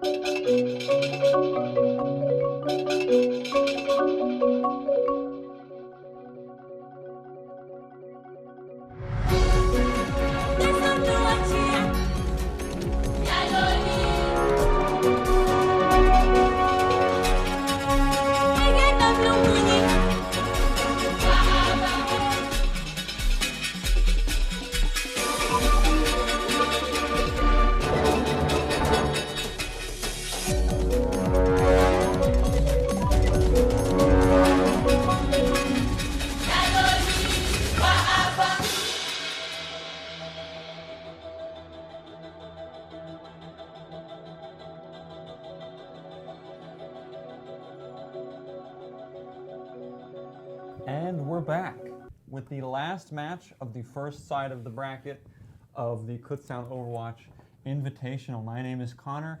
And I'm Kyle Rotson. And we've got an exciting match. We've got DeSales versus Widener, the last two remaining teams who have not played yet. So we do not know what to expect. We haven't seen any of their play. We haven't seen any of their choices and their compositions. So I'm interested to see what happens here. Again, we'll be starting on Lijiang in just a moment when we get our players in. Because we haven't seen their play, they're a bit of a wild card, both teams. We previously, before the event began, we did just a little bit of research on each of the teams, and we know that both of these teams are very close in SR, so there should be a very interesting back and forth match. Hopefully, we'll have some solid Overwatch to see today. Yeah, for comp-wise on the Legion, we're probably going to see we're starting now, I guess. We're getting ready to go. We see that we have both Ryan Demons and Symmetra as usual. Hanzo Junker on the other side. Very exciting as we keep putting them in. We're real quickly down, but easily taken down by the blue team over here. Can't really tell which side's which because we have, I'm guessing left side, red is Widener and left side is, or blue side is Seth. Spiked early in that fight, throwing down an immortality field that actually saved 4 characters. Chin Sanity, Zix, and Novik both dropping super low. Widener still pressing the attack here despite not having the point captured. They do finish the capture, and now it looks like they're going to push towards this front door, try to hold a close spot here. This is very, it's actually a good tactic to do against the Symmetra. It can be dangerous if you do not rotate quick enough against the teleporter. And you see, the Diva fell off the map. I don't know if that was a reset purpose or just, they fell off. But we do see coming up, we have Diva coming back in, and we see that we have 3 ults already for Widener over here. We see that Hanzo, that Junker, and the Battle. On the other side for DeSales, point of the Battle, we're trying to get something here, but Dragons come in, and we're down, and saves all the people who got in the Dragons. And one down with the Junker ult, pushing DeSales all the way back to their spawn once again. DeSales in a bit of a bad spot here early. Widener with incredible amounts of ult charge after that first fight, like you mentioned. Probably one of the quickest ults we've seen today, apart from maybe in our first game. Holding this door here with Junkrat Hanzo is going to be very difficult for that team to get in. Just so much spam on their shields. Ace and Justin here, mirrored by Blitzen and Zix. 6, excuse me, both Reinhardt Diva. 6 gonna have to utilize his defense matrix at the correct times if he wants to tank on this divide. Ace eating a May ultimate early in the fight there means that DeSales is down a little bit of their ultimates. Widener pushing in to capitalize on that, and Ace getting 2 with it. See, trying to see DeSales trying to get that pin on the Ryan, but gets instantly stunned out of it. And Widener again easily taking over, pushing back to the spawn. Usually trying to push up, but falling back to spawn, but gets picked off at the last second. Justin is walled off here, gets helped by his team. No sweat off his back. A lot of ultimates on both sides here about to show up. We're going to have at least 3 on each side in this fight. Widener a little bit behind in that department. Could face a lot of damage from this high ground here. Push. DeSales needs to push, and he doesn't. DeSales gets 2 down, 3 down, pushing a point. I see Ace trying to hold on to get that bat, but it's going down easily by that mate and that Symmetra. Looking like DeSales is going to be taking this point over here. Hopefully, maybe even take it over completely. Rokar is the last surviving member of Widener here, trying to get out. It looks like he will. I am a little surprised that they did not chase as far as they should have. Ult on both sides now here. We're looking at a Hanzo Shatter possibly. I'm expecting a ton of damage. They're going to peek this corner and throw that BAP window down and try to surprise him. Check out this Reinhardt here. He might throw a Fire Strike through here and catch somebody. Here it comes. Waiting, Waiting. There it is. Oh, that gets 1. Here comes Riptire. Riptire gets the MR, but nothing really happens. But it looks like Ace is taking over. Looks like Winer's taking over. Here comes a Cryo Freeze, but looking like it's not going to get anyone. Steve or May's trying to hold on to that point. He gets taken up by the Junkrat. Diva's the last one surviving, but looks like 6 is going to go down all together with the rest of the team. And looks like Winer's going to be taking this first point. Even though the self-destruct from Ace was not enough, the team was able to help him out and clear out those remaining players. A last-ditch effort here from DeSales. Fast characters picked. It's all on the line for this first map here. 99%. Just trying to get him off the point and stall long enough for his team to get there. And it looks like they are doing that. This could be an even team fight here. A slam in here from Blitzen could be destroying health bars for the enemy team. Widener does survive and manages to get 2 in the aftermath of it. You see that Diva did get a pick off that Baptiste and trying to get back in and make as quick as he can, but gets easily taken down by the Hanzo. Oh, almost losing point there, but Tracer just barely able to get back on. And Tracer's going down all the way to the Lucio, trying to hold on for dear life, but is taken down. Here comes Ball again. This is probably going to be a very long overtime for us. You know, making them as tired as they can. Oh, here comes the Hanzo, we come stall, and that is first point for Widener. Sean with excellent trap placement on there at the very end to catch that wrecking ball so he couldn't let his team respawn and come back. I will say though, DeSales showing us that they're not here to mess around either. 40% on that first point doesn't, you know, they mean business here. This could go either way. I think a lot of teams will get discouraged by losing a first point like that. Typically, the teams that win that first fight on a Koth map have the ult charge and they'll roll the rest of the map. But winning a fight and getting through that choke point is a sign of a good match to come. Yeah, DeSales is not backing down so quickly right here. You know, like you said, they did get that point for 40%. This could look like an even match, but it looks like DeSales is now going for the dive comp and the Pharah Mercy. But both sides are both going Pharah Mercy. So excited to see what's going to go on here. Gonna get this early cheese boop kill on someone. Neither team succeeding in that. Looks like that Pharah v Pharah looks like they're trying to hit, but Reiner's looking like he's getting hits on that Pharah, but no Mercy's keeping her alive. Oh, and Sean goes down by the other Pharah. Well, there could be a Pharah diff here with DeSales, but anything could happen. Winston trying to beat down that Reinhardt, going in as much as he can to get as much chip damage, but goes down by the Reinhardt.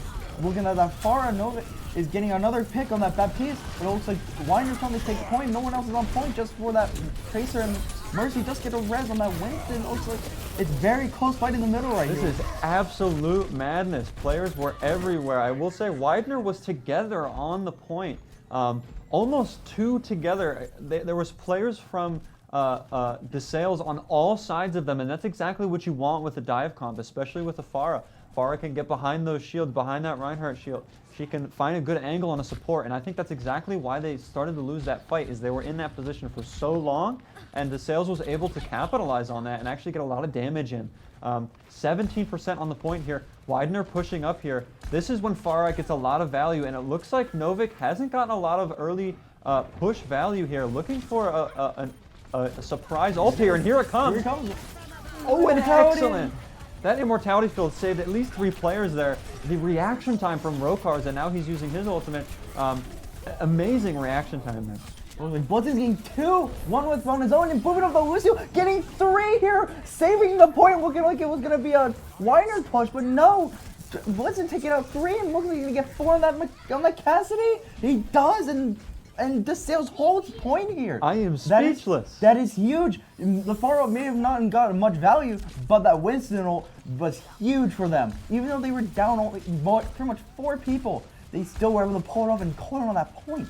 Widener may be pushing a little preemptively here as there are only 5 players together. It looks like they are 6 now. I am absolutely speechless. Blitzen went, blitzed them. Blitzen literally just went full on blitz and just Yeah. hook over point and saved just sailed from a loss of point right there. With the shatter, gets the diva down, pushing her off the map. Maybe, but no, he gets stunned out of it. Looking like Far trying to get a pick, gets Reinhardt here. Looking like Far maybe get a nice cheeky ult here with that barrage. Gets, the Far though, trying to boop one up and gets on, but the diva does get the Hanzo and boops off the Baptiste, saving them another point there. I have to point out the amount of discipline and the reaction time of Rokars on Widener. This guy has placed every immortality field exactly when his team needed it, exactly when they were about to die, and it's saved a multitude of players already. I'd say he probably has saved 6 or 7 lives. Despite them losing, I think that there's a great chance that the support line for Widener might carry them to a victory. You know, that Reinhardt on Widener, though, is getting a little happy with that shift key, making him now lose a few points there. As like, every time he has hit that shift key, he's been stunned right out of it and instantly taken down. Yeah, I'm super happy with the dive play on the side of on the side of DeSales that match. They decided to switch it up. They said, listen, we didn't do great on that first map. We gave him, we did do good, but we gave him 40%. We took 40% from them. They took 100%. Let's take some percent this time with a different comp. Man, almost duplicate comps here, other than the Diva and Zarya on each bide, both going on point. Maybe something big happening. This could decide a factor of who gets point right here. First kill pretty much decides it. Looks like the Ryan's gonna go down, but no immortality. But the Winer's Ryan goes down as Symmetra takes him down. It looks like Winer is going to go down here, and this Sales is gonna take the first point. Justin just playing a little bit too aggressive there. I think he was trying to take out the back line of their team. He had an idea that he caught him out a little bit early, but at the beginning of a fight like that, when you have a BAP and a Lucio, you likely have Amp, you likely have Boop, you likely have BAP Shift, and you likely have Immortality Field left. And I think he jumped the gun. I think if he had waited a little bit for those cooldowns to go out, I think he would have caught more damage on them.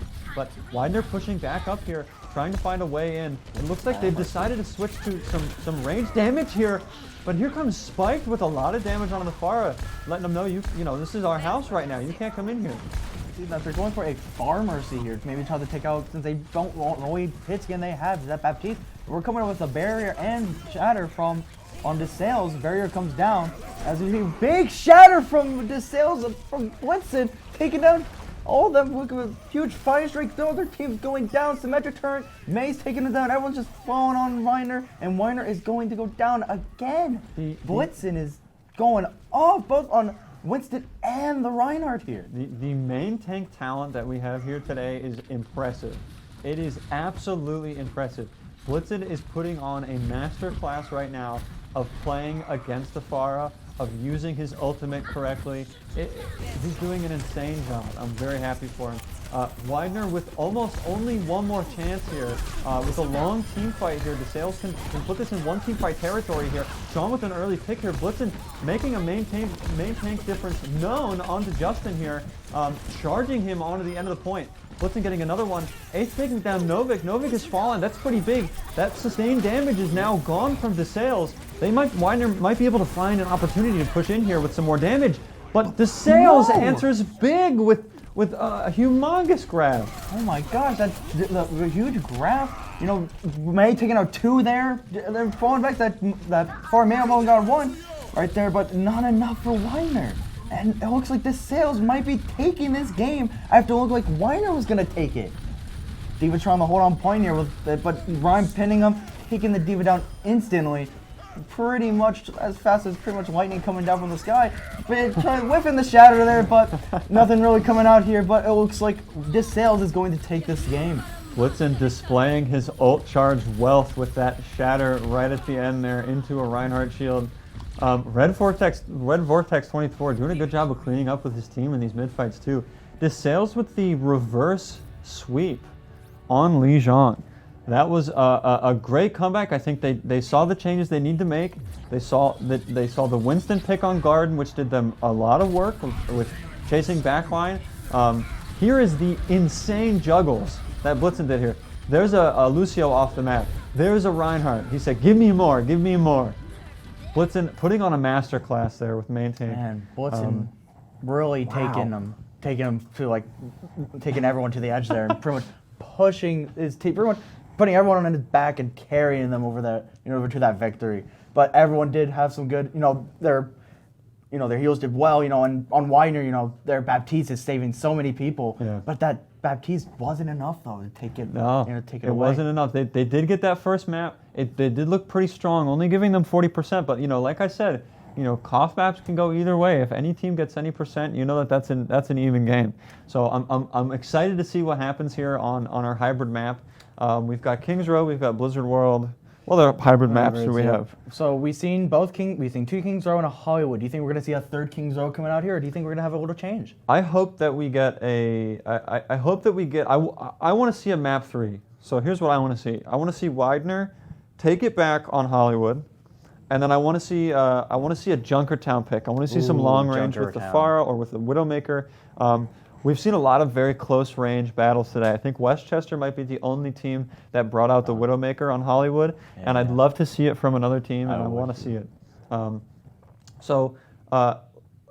This set here is the set of the tanks and the supports. We've seen a lot of all-star DPS players. It's easy to have your DPS players be real flashy. They show up on the kill feed. They got the crazy ultimates, but we've seen so much utility usage correctly done by Widener and DeSales. Especially that Baptiste on Widener. Right on first point, literally throwing that immortality, saving 4 lives and even helping him take that point. I'm excited to see more of that Baptiste in later on. Yeah. So we're about to get into this next match here. Again, DeSales and Widener being the last match in the outside of the bracket. We then go to semifinals. Right now, we've got Drexel A versus Westchester. That'll be the next game, if I'm correct. Yep. And then Drexel B, the team that just played Kutztown, they're going to be playing the winner of this match. So Drexel B, now's your time to take notes. What team's playing what comp, how to conversate about how to counter that. Hoping with his map pool here, I'm hoping maybe some Eichenwald. That's what I've been waiting for, but I don't know if it's in his map pool. But like I said, we're probably going to see that Kings Row, or maybe probably going to see a Rhine Zarya, or maybe some more dive from DeSales that they've done before. Right. Okay. So we are almost ready here. Eichenwald would be great. We saw some Pharah from both teams there on Lijiang, and I think, unfortunate, Kings Row again. Scrims Row, as you'd like to call it. This is always like the standard map. It's a very well-made design map. Not a ton of high ground, so this is really focused on tanks. And like I said earlier, this is a tank and support game right here. Snow and Sean getting a lot of value with their ultimates on Lijiang. Chinsanity getting getting a good melee ult on there, and I'd love to see some Widow play from Novik. I'm not sure he's going to keep it. He's probably going to use it to scout here. What do you think? There's the change to Cassidy immediately. Unfortunate. First one I thought was they're going to be running dive here for Widener, but it looks like we're both having the Ryan Diva here. Seeing that we're seeing a Junkrat Reaper, some pretty high damage here for DeSales here, and it looks like that supports are also duplicating. But I'm really excited to see Junkrat in this game. Widener giving them the high ground here. Snow has to be dealing constant annoying spam damage, or nothing's going to get done for him here, as they're taking high grounds, right? If you're on low ground as Junkrat, that's not where you want to be. I think DeSales might have realized that, and now they're rotating up. They're going to continue this rotate. This is a heck of a rotate here from DeSales. I obviously know what they're doing because I don't.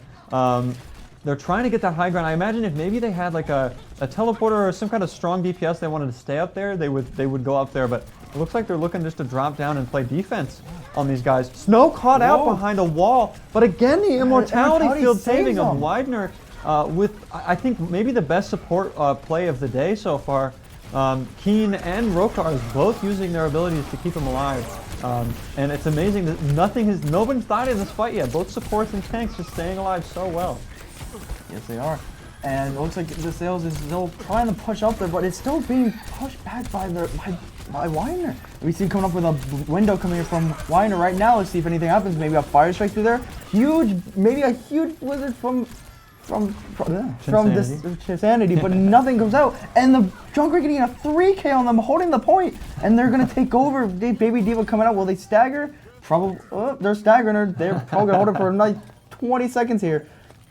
They're still holding her there. You do have to be careful now. Be careful though. She could reave a mech. Yeah. Oh, there. Almost getting that mech maybe. That was the best case scenario for Widener. This is exactly what they needed after losing that first map. It was an incredibly long team fight. I mean, look at the clock. There's 2 minutes left, and they finished one team fight. Widener they're in an amazing position here. Ult-wise, they're in an amazing position here on where they are on the point here. But an early wall there from DeSales is going to find Justin. Blitzen finishing him off, saying, "I'm still here, man. You didn't forget about me, did you?" Blitzen pushing up quick. Red Vortex speeding his team around. It's very important that he needs to enable his tanks and those other slow characters to get in really quick. I don't know if DeSales knows if Sean is back here, but they do not have a recontest, so I'm not sure it matters. Looks like we're coming up with both tank ults on DeSales right now. Hopefully maybe to see a huge shatter coming up, but both sides have tank ults actually, and even Snow has his Riptire. Hopefully maybe a nice 4K Riptire coming up. See what Reaper's trying to sneak from behind maybe to get that nice death balls from so many ults, and there's Ace with a double kill with his bomb right there. Justin taking down the McCree. Looks like Widener's gonna be pushing back to spawn now. Pushing really to pretty much their spawn door almost. That was a really good investment for Ace. It's definitely a gamble throwing Diva Bomb every time. You almost always have no idea what's about to happen, if you're going to kill 6, if you're going to kill 0. And with one ultimate, Ace finishes the team fight. It's over immediately. It actually looks like Justin also did use Shatter there as well, so it's hard to see if the Shatter did help with that bomb or was it just bomb blown. Here comes a bomb from Six right here, but gets no one. And here comes, a double man Riptire. Window coming down, hoping to push out Widener, or push out DeSales again. These ults right here are really much turning the team fights for Widener right now. I'm looking at a completely different Widener from map 2 and 3 of Lijiang. This is a complete switch here. I think they're this map pick here, I think, is doing them a lot of work. They're used to this. I can tell that they play this map a lot with these exact characters, and they're playing really well together. They're synergizing their ults a lot. You know, Ace and Justin using Shatter Bomb there. Justin almost with his Shatter again, even though he just used it. Ace also almost with his Bomb again, and he just used it. Oh god, still waiting for that Blossom maybe from that Reaper putting up. Ooh, big Shatter from Widener again. Oh my god, and here's the triple or double kill Blossom. Taking out, will he take out the FTs? Takes out the FTs, pushing Diva to the spawn, but not being able to finish her off. But still, another huge stuff for Widener. Every time you don't, they coming out with just ults on and always getting at least 2 or 3 kills each time, completely stopping their push. I could have sworn Widener picked a brick wall as a map because DeSales can't get past it. With all this spam and all this damage, I mean, DeSales committing ultimates here, and they committed ultimates last fight too, and nothing came of it. That was a dangerous roll by Novik, but it paid off. He did live. Trading 1 for 1 here, Widener and DeSales. Blitzen has to get up there if he wants his team to push quickly and not take spam. Looks like he's going to be doing that. Widener taking a kind of passive position here. Looks like they might be backing up. Just kidding. Snow's coming in. Immortality Field again, saving them. Spike this time being the one who was saving the team from that Riptire. This is bad news for Widener. A wall here, a couple of picks. Reinhardt doesn't get caught out here. He gets a pick even without Immortality, taking out that Ryan as well. Ryan coming up with a Shatter on their team. Both sides actually have Shatter. And again, every time, you know, DeSales did have that push, but Widener, again, just making that stop. It's just, it literally, their ultimate placement so far this game has been fantastic. You know, pretty much every ult so far I've seen has worked for them every time. I think Justin was listening to me in that first game when I said that Blitzen was starting to MTD him, and he said and he started pushing and he started playing. It's incredible to see that. Looks like they almost blocked and stunned that Shatter. It just caught the edge of Sean there, their Reaper player, on Widener there. but it's not going to mean a lot. It looks like there's only one pick come from all these ultimates, and as I say that, caster curse again, everyone immediately dies. So the Sales finally getting some progress on this cart. Do you think that they're going to be able to contest this point here? It looks probably because right now the Sales is already pushing up towards past that point, but Ace is trying to get on point, but is pushed back. We're going into overtime. Here comes a high noon from Novik. Is he gonna get? But nothing. He gets no one. But they do get point to continue this game. Looks like Justin is coming up with it. Has the shatter.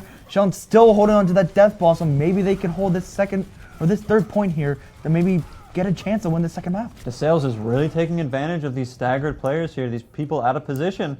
A nice flashbang from Novik on Sean there, catching that last player, and that gives them a lot more room to do what they want to here. The Sales has an option of pushing up here, of sitting back with the cart. There's a lot of ultimates coming up on the board here soon for Widener here. So they seem to have lost their footing a little bit since that second point hold, but I hope with these ultimates they can start another one right now. Yeah, we're coming up with four ults. Oh, here comes the Riptide from Snow. Will he get anyone? But the beat comes down from the Lucio, and the window comes down. Here comes Ace with the bomb. Gets no one. Shatters, misses. Looking like all these ults are really doing much here, but looks like this Sales is getting the picks here. Looks like here comes the Sales with their bomb. Looking like going a little too high, missing them. And it looks like this Sales might be winning this fight over here. The Sales with a D.Va player who's very creative with how he throws them. I'm very impressed with that bomb throw. It didn't get any kills, but what it did was set his team up for more. The Sales has to get these kills right now. They have to start cleaning up as fast as they can, or this is going to go south for them. Widener's going to pull a fast character out, or they're going to have a Death Blossom get denied, and it might be over. Here, like I said, here comes that ultimate, right? Here it is. Novik coming in, trying to push them out. Looks like they may be able to hold them out here. It's so back and forth right now. It's hard to tell. It was looking back and forth, but looks like this Sales is gonna be taking it. It's just that ball is in the way. All they gotta do is take the ball. They're just playing more and more fast character. Here comes Snow trying to hold on the point. Lucio's back on the point. Maybe trying to get another boop like he did the first time, but this Sales is able to take him off the point and take all 3 points this game in overtime. Wow. Widener had an incredible hold on second point there. They did. It was a brick wall in that. The Sales tried to go left. They tried to come through the main choke. Nothing worked. Nothing worked until a bunch of ultimates came in and a player got caught out and walled. And if the Sales can keep trying to do that, and if that formula works, they're going to have to stick to it because they're on attack now. Yeah, they're made for Widener is doing very well with those walls, like you said. Blocking off that Rhine there, pretty much stopping him from doing anything. Blocking off any other ultimates. That freeze on the second point, or getting close to it. Really slowing it down, being able to have their other DPSs take them down quickly. Like I said, their Mei is doing fantastic, and maybe we could be seeing more Mei on their defense. Maybe even wall off that Rhine on that choke and taking them down easily. Yeah, I think Widener got super lucky with that first super long team fight that they ended up winning on first point here, where the Sales went all the way up and they rotated, and then they lost the Sales lost a super slow fight, and it burnt almost 2 minutes off the clock, or 2.5 minutes off the clock, and Widener got set up for a first point hold. It didn't work out, but they held second point, and it bought them enough time on that choke that went into overtime on that last point. So now we've got Widener on attack, right, in the blue. Curious to see how they go about this. It looks like they're playing a similar comp than they did on that last point on defense. And Hanzo with the sonar era headshot. Oh my gosh. Again, all skill, no luck here with those Hanzo shots. All skill. Very skillful. A lot of people do mention, as Widener's pushing up here and cleaning up, Hanzo's a very powerful character because, the longer that you leave that character in the game, the more chances that they have to just dink one of your teammates and take him out. And he only needed the first shot to do that. Snow switching from the Junkrat to the Hanzo looks like a projectile specialist here for Widener. Getting another pick onto this Mei. He won't let her play. Chinsanity hasn't been able to play on defense yet. That Mei, like every time, I was so hyped for that Mei for this point, and that Hanzo said, no, you cannot. But it looks like the Sales is actually going to be stopping them after they were on 97% on that point. I don't know what just happened. We were all focused on Widener, that DeSales just comes out of nowhere and just completely just stops them. I think Blitzen and I think Spiked worked together there to have some very concentrated tank support pushing up where they played very conservative, they played very safe, and it ended up working out for him here.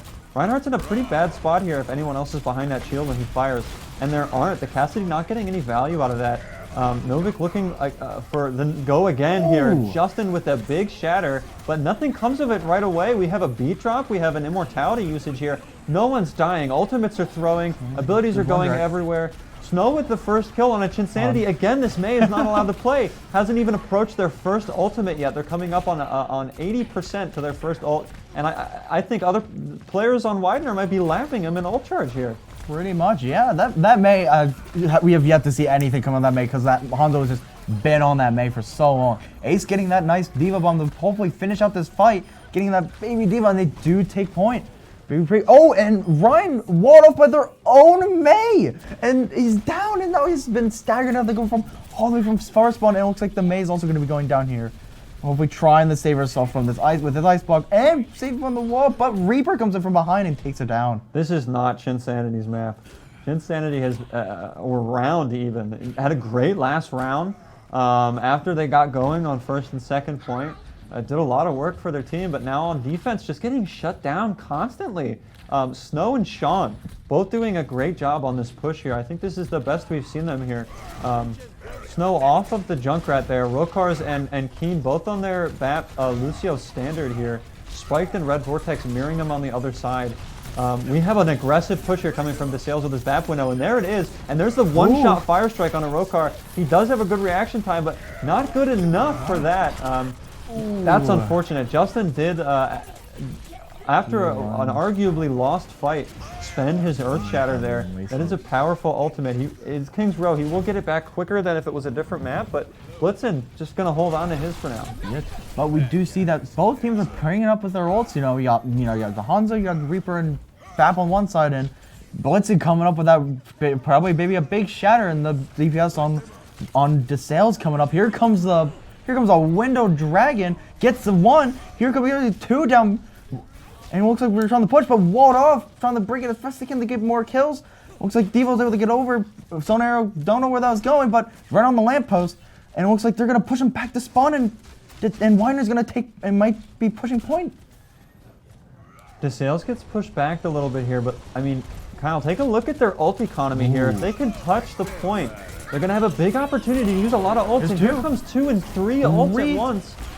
It looks like they might just win the press Q battle here. Sometimes it's just based on what you've got and not how you use it, but today is a little different. DeSales does use it, and they did have it, and they did win that fight. They've got a bit of their footing back yet again here, but they're doing a decent job on defense. I mean, let's not discount that. Widener had a bit of a struggle getting to first point. It took them a little bit.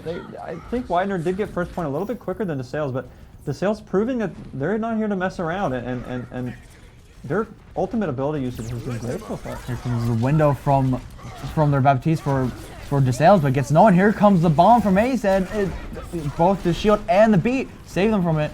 Looking like it could. Oh, they're coming from the right side, trying to seek around. Here comes Dragons, gets 2. This could be a win, but Blitzen trying to pin, gets one, but does nothing, and he's down. Although McCree is getting that Hanzo, all they have left now is that Baptiste trying to heal as much as he can, but he's being easily taken down. Widener's coming back. Widener is coming back. Widener has now have four ults right now after that fight. So this third point could be pretty hectic for them against DeSales. Widener's got a little bit of momentum here, only with 2.5 minutes left about. They don't have a lot of time for messing around on this last point. They do have enough time for a couple team fights, but they have to be very smart with their ultimate usage come those last 2 team fights. They have to get the cart all the way to the end here, or this map won't go to them. Here comes the High Noon from DeSales here, looking trying to use the Maywall, but it's not looking at anyone. We have yet to see some, other than maybe one time, we've yet to really see some big High Noons here. Oh, trying to get the fire strike, but gets no one. Looking with the window from BAP. Oh, huge shatter from Justin, taking down pretty much their entire team. Oh, and the time to pin! Getting the Mei! That Mei is really just getting bullied this game. Pretty much killed by Hanzo in the beginning, getting pinned right after getting that ice block. Man, I would not want to be Mei right now. 2 minutes left here. Widener's doing a good job. They've got some momentum here. They have to win this last fight. If they do, they'll have a big time advantage. Wow, a great boop there from Red Vortex, but it doesn't matter in the end here. Sean with a Blossom getting that Lucio Mei going down. This could be a point for them. No one trying to touch. Oh, and it's it. A minute and a half still for Widener to take only a third of the first point. What do you think is going to happen here? Do you think Widener will be able to pull this off, or do you think DeSales is going to hold? Here's exactly what's going to happen. Okay, Widener's going to have an unsuccessful first push, first on first point here, but they have a minute and a half. They're going to see a character that DeSales is playing, and they're going to switch, and immediately it'll click, and they're going to wipe the point. Just for you VoD watchers out there, go ahead, skip ahead, and we'll see how wrong I am in about 2 minutes. This is great. Widener coming back here. They had a bit of a rough start on first point.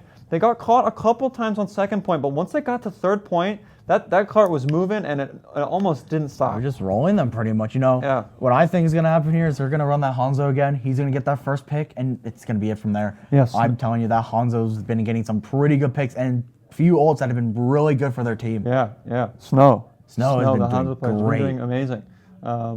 So getting into our last round here on Eichenwald, let's go take a look in a minute what they're going to be playing here. There shouldn't be a ton of time left. There shouldn't be, but we're actually on King's Row, not Eichenwald. Did I say Eichenwald? You did say Eichenwald, but we were on King's Row. I don't know how that would be funny if we were able to change maps that quickly, but no, we were on King's Row, looking like we're having the same that comes from both sides, except for Novik going Reaper now. So hopefully maybe we could change something different here. What DeSales just going right at him. No hesitation, just aggression. Looking like Sean's getting the immortality quickly down. And it looks like DeSales, even with the aggressive push, is actually being pushed back. Yeah, DeSales tank line doing what they do best there. Six and Blitzen both pushing up incredibly aggressively. Sean with an off angle here might be able to distract someone for long enough here. Losing the Reaper 1v1 to Novik, who's almost still full health, and now he's in their back line. He's eating up the players on the back of Widener. But is taken down by the Lucy, but it's too late for Widener here. But Widener has swapped the character. Let's see after the first unsuccessful push if they're able to do it. DeSales getting 2 picks late here. What the shatter on the Mei wall? Oh no! That could have made something for them, but no, it just whiffs it right on that Mei wall. We may be seeing the start of our first draw today. If Widener can't get this together, they do have their one golden ultimate from Snow here. Snow needs to get a pick early here if they want to push in cleanly. Peeking a lot, might get picked out here by this Mei headshot. They've got 12 seconds left. Here comes the ultimate. Here comes it. Chinsanity finally getting some value here on the first point of King's Row. Getting the Tracer headshot using the ult. This could be a draw here. This could be it. Taking on the Lucio. Chinsanity, I think Chinsanity heard us saying, we haven't taken down, we haven't seen much from Mei, and he just showed us right there that his Mei plays are spectacular. I'm just blown away of what's seeing. What's gonna happen now? We have a draw, and if Widener wins, do we go into a 4th map? We will. We will be seeing at a minimum. We're going to map 3 right now. Map 3. This is the first time we're going to a map 3 here. Now we got some. Now for map 3, we'll be having just go to a payload map. So we're gonna be seeing either Havana, we're gonna be seeing Dorado, or Watchpoint Gibraltar. What do you want to see from this? I love Gibraltar. I think Gibraltar is my favorite map. It's where I got my start in Overwatch, and I'd love to see that map. It requires a lot of snipers, it requires a lot of long distance fighting, and then immediately close distance fighting. You've got the tank battles that are going up and down on top of the ships. I'd love to see some Winston Diva play from both sides on a map like that. I mean, Chinsanity, that last team fight, he turned his monitor on and opened his eyes and went nuts. He took out 3 members and then ulted immediately and froze 2. Like, what a nuts play. It just came out of nowhere. He just came out. Like I said, he probably just heard us talking about him. He's like, nah, I got to turn this around, and turned everything around for him. But talking about this point, this payload point, I would love to see some Rialto, because I just, I love, boop plays. People, Yeah. in any map that has boops on it, I love it. Seeing on that bridge of Rialto, you're probably, Right. to see that Lucio, Right. that Farah, and everyone trying to push that payload, and Lucio comes in and boops all of them off the map and, decides that team from right there. Yeah, it's over immediately when it Pretty happens. much. If we do see a Rialto pick, we did see a Lucio Junkrat on the side of Widener for a while there, and that would do great for that. Like that kind of map would benefit. They would benefit heavily from a map like that, where they have a couple of points where they could boot people off. Second point Rialto, not as easy to boot people off unless you're rotating around, unless there's some tomfoolery with teleporters or something. I'd expect to only really see it between first and second point, and then right at the beginning before they even really get to touch the cart on first point. So we've got Gibraltar, we've got Rialto. Junkertown would be great. That's another map. Junkertown's another one, yeah. I feel like it's an underpicked map. I'm not a huge fan of it, but I honestly would love to see a Junkertown map. We haven't seen any full payload action yet today, so this would be our first time. It might be a little bit till we see it, because they're going over the rules of how draws are going to work. So it might be a bit more time. So still very excited to see both sides on the team. Both sides going at it. I thought Widener was actually going to be taking that Kings Row map, but no, DeSales just came out and said, no, we need to win this, and fully just stopped them in their tracks. Yeah, a full stop on that first point. Didn't let them. They barely even touched first point. Oh yeah, no. I mean, they really put their foot down there, and if they want, I mean, that's harder to do on payload maps. It's more granular. It's not you've gotten this point, now you've got 2 points. It's you're 67.3 meters down the track. We have to get 67.31 to complete the map. But we'll be taking a break real quick, and we will be back soon. Stay tuned.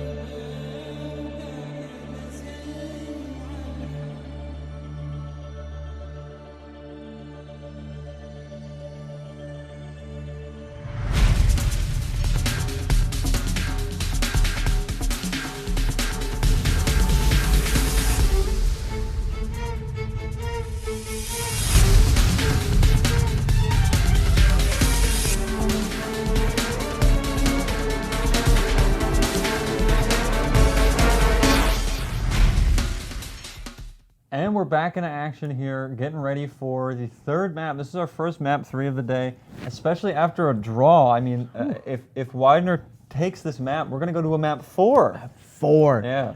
So DeSales had a good Lijiang, despite losing one of the maps of Lijiang. Widener brought it on Kings Row until the very last second when DeSales stopped him on that first point. And it looks like we've got Havana here. Havana. Now, this is a huge map for, like we see here, Widowmakers, Hanzo, anyone that has a scope, because this first point is great for just getting picks here. Like, you stand on that high ground right there, you throw a few Hanzo arrows, and you're pretty much getting picks instantly. Right. And just the layout of the map here, right? We've got Jason, I believe, who's subbing in, and we've got Novik.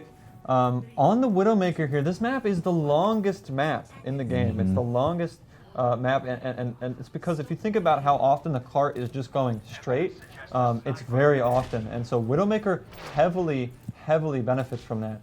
And so we're going to see one from both sides here. Look like that. Widowmaker's dodging a few bullets, and gets him back for dodging those bullets and taking him down. First pick on the Widow. And we see a Sigma. Never seen that yet today. First Sigma taking on that Hanzo. Sigma taking on the Rhine. And then pretty much Widener just cleaning up here after that first push. Looking like Sanity is going to back to the May again. And it looks like Widener was able to hold on the first about minute. Yeah, DeSales getting kind of pushed in with their spawn here. Usually you see teams holding close here, but usually you don't see them with a Widowmaker in the back. I love that idea from Widener here. They're saying, you know what, even if you push out, you might be out of position, and a Widowmaker is going to catch you out. caught out of position a little bit here is Justin, but the shatter, Oh it doesn't my matter. gosh. He says it doesn't matter where I'm standing. I've got shatter. What do you think I'm doing? Spiked is so close to taking out Sean, but it just doesn't happen. Sean. Oh, and he gets him in midair. That was an That air Mercy shot. was keeping that far alive as long as he could, and it worked out perfectly. Looking like Weiner is going to be holding this spawn room for a good amount now until DeSales hopefully can pull out some good ults out here. DeSales has to play a close game here, right? They can't peek this Widowmaker. They have to get rid of this Pharah, but they're playing on opposite sides, which is really smart. There goes Rokars again. This guy's getting just so much my value on God. this map all day. Whew. A nice headshot to clean up Blitzen there from Jason. Their sub player on the Widowmaker. It looked like Ace was trying to go for a Sigma ult there, but it looks like he got stunned out of it and got no one out of it.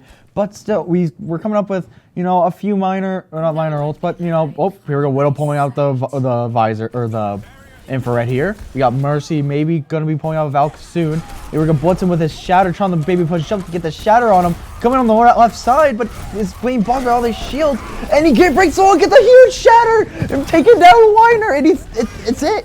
There it is. It's pretty much taken care of. That shatter just literally turned the fight instantly. Widener held the sails there for a while on that first point. Absolutely zero cart progress until right now.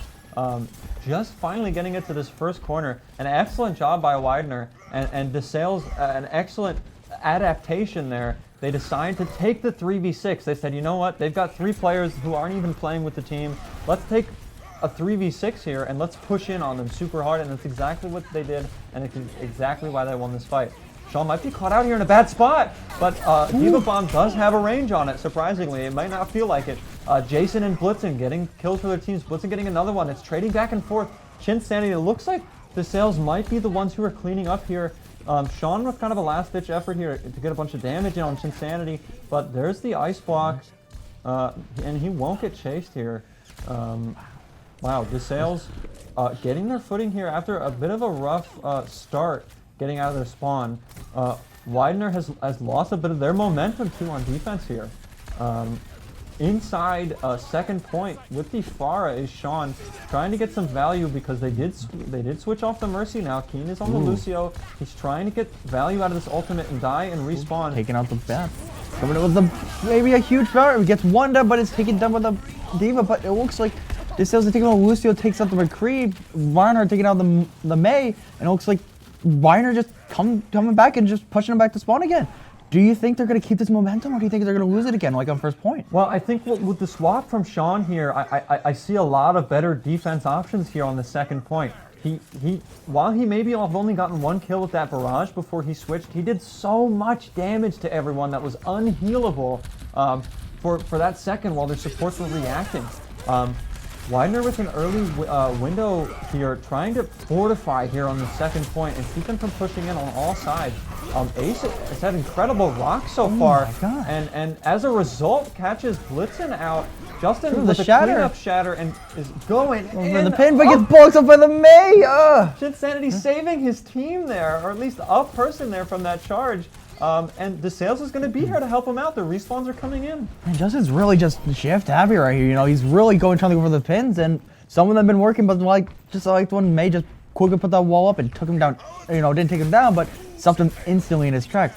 We do see Blitzen coming with a shatter, maybe coming on, hoping to try to go on the left side and maybe get a shatter, but here comes a bomb. Gets no one though. We're looking for the fire strike coming in, no one getting no one. It's still an even fight. No one has gone down yet for so long. Here comes Sigma lifting up the Ryan and the Diva. Here comes Beat, but takes that, but the Beat does not save the Bab, and Bab goes down. May's down, still very even. May has ult ready to come out. Everyone, Immortality's down. Everything's going down. Freeze is coming down, taking out. Chin Sanity getting that huge freeze to stop their team. It looks like the Sales is going to be taking over right now. Blitzen got a bit greedy there, blocking the team in here. The Sales might be falling here. A thrown Immortality field from Spike from super far might have saved his teammates there. Blitzen got a little bit greedy, trying to body block 3 players in there, and he almost lost that for his team. He got a little bit too overzealous with his positioning there, and he didn't have the healing he needed to stay in. He's back, his team's back, they're looking good. We do have a high ground here from Widener and a probably mid-fight high noon here from Sean. He's going to need the help from Rokars to stay alive with an Immortality field. Keen with the beat, holding onto it. Red Vortex using it last game to try to find any kind of help from that Sigma ultimate. And it helped, but it didn't keep him alive the whole time. Looking like it's still an even team fight, one down. Novik getting 2 picks off of here. We're trying to, looks like Blitzen's about to get his shatter. Maybe he can do something here with that shatter, but the Mei wall is kind of blocking him up from all of it. Mei's about to build up her ult. We got D.Va coming up soon. It's still huge. Here comes Mei going in the icebox, but Mei's getting caught into it. Both Blizzards going down. Window going down. Like both teams being frozen. Hands off their keyboards. Both beats coming down. We're in overtime. I don't even know we're in overtime right now. Rokars is taking down their team. Here comes the Sigma taking them down. Widener might be able to hold here and maybe even stop it before they get second point. Here comes Bap trying to come back in. Down instantly. D.Va's down, and that might. Oh, here comes Tracer trying to hold on, but this could be it for DeSales. Another touch here. They do have a Reinhardt coming in. He can hold shield and survive for quite a while here. DeSales struggling to get second point here. This is great news for Widener because this is what they need, right? They need this game. This is their map. DeSales won the first map, so Widener probably picked these last 2 maps because of the draw. Widener needs this map to win, and it's been happening. They stopped them at second point. They did stop them at second point. It's very, this is probably the biggest game we've had so far today. We're in third point. Our third game, they're pushing, we thought DeSales was going to push it, but Widener just stops them after first point, and Widener could have a chance to come back and win this third game and go into a fourth game. Yeah. It's just like you said with the swapping off of that Pharah onto that McCree was a great decision for them on that second point. It did stop them right in their tracks. DeSales had a lot of really great ult usage there, but I think that the composition that they were running, and I'm not listening to their comms, but the target calling needs to improve. There's players kind of everywhere fighting everyone, and if DeSales can reel that in, they can let their shot caller do their thing and have their teammates listen. I think that this could work out for them here. Looks like DeSales is going for a sneaky approach over here, maybe trying to go behind them, right by their spawn, they're just sneaking around, just going right in front of their spawn. Mei or Bap on his own. Don't know what's going on. I can't really see much of the other team, but just barely seeing the highlights on the far right. Seeing the Reaper, here comes the Rhine. They're all just pushing right at their door. It can work, but once one player goes down, it's pretty much done for DeSales on this defense. We do have Sean on the far side here for Widener, who might be able to catch a support out with a flashbang early here. You can see him pushing out a spawn there right now. His team's just trying to buy him time, and they're doing so. DeSales, so much healing has to go out here so quickly. With so much damage coming from that backline of Sean just shooting at their... what I said exactly happens. Novik gets caught out there. He was backing up and he was low on health. And Sean said, where's your main tank? He's not in front of you. And he shot him. He took that nice angle. Widener coming back here. They're taking over. Literally, I was looking at the teams, all their health, and it just went down so quickly. It just went from 100 to 0 in like 2 seconds. And now Widener's taken over a point. Yeah. It looked like DeSales had, the hold there. It looked like they were holding for so long, and then DeSales just, not even any ults came out and just took over instantly. A lot of teams will get stuck there. A lot of teams will get stuck at their spawn there. I mean, Blizzard designed a map where you can hold that spot pretty easily. And Widener, they beat the curse here.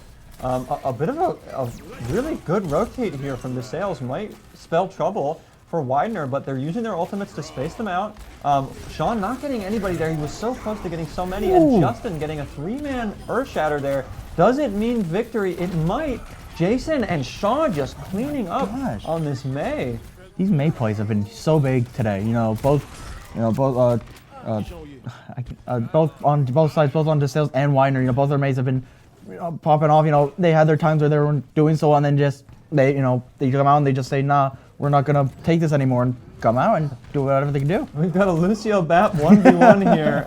Unfortunately, the McCree is there to disrupt the 1v1. Oh! A double remake kill from 6 might mean Widener can't get this point right now. Oh my gosh! I'm not sure that Chinsanity should have used Blizzard there. It looked like they had already won the fight and they were pushing out. That might be bad for next fight here, because Jason's coming up on his, and the only thing that can eat that ultimate is D.Va. I mean, 6 has got to work hard here to eat this ultimate on the side of Widener, this Mei ultimate. It's going to be big. The Sales they're going to get backed up into a corner, and the Male's going to come in, and 6 has to eat it here. This might be the point.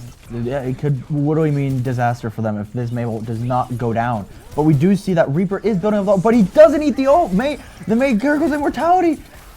But he comes down, saving them maybe. Oh, but we thought this was going to change. The other beat comes down. Both hits are right. Reaper frozen on low health, trying to maybe get a death blossom here. Gets one, but gets stunned out of it and killed. It's still a pretty even team fight, but it looks like this Sale. Oh, Weiner with a pin. Justin is just pin happy today and getting everyone. It's still holding, but Diva's taken down, and it looks like Weiner's going to take this point. 6 is the last-ditch effort here on the point. They do have a minute left. Oh my God! The May kill, incredible. They could still capture this this point here with enough players, and it looks like they do. The Sales on their back foot here after a long. They did win a team fight there, and they had a nice long team fight there against Widener. I'll say that they have a pretty good chance here of blocking them with 3 minutes left.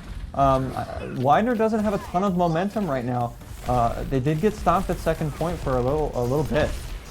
Doesn't look like Sex is using his ult on the back lines, but the Ryan is quick to turn around and take him down. But oh, the Maze saved by the immortality from the back and instantly out of mech. Ace pulling out the Sigma. Another pin from Justin. How many times are we going to see Justin pin someone? He gets instantly taken down by that May though, but it doesn't look like it means anything. All you have left is a Reaper on that point, and Reaper's trying to move as fast as he can.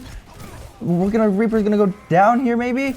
Holding on, Reaper down. All they have is Lucio trying to hold on point, but Lucio's about to go down by that Ace. Ace on that Sigma is popping off, and Justin with those pins getting those pretty big kills, and most of the time surviving. Yeah, I have to again point out the Baptiste player on Widener.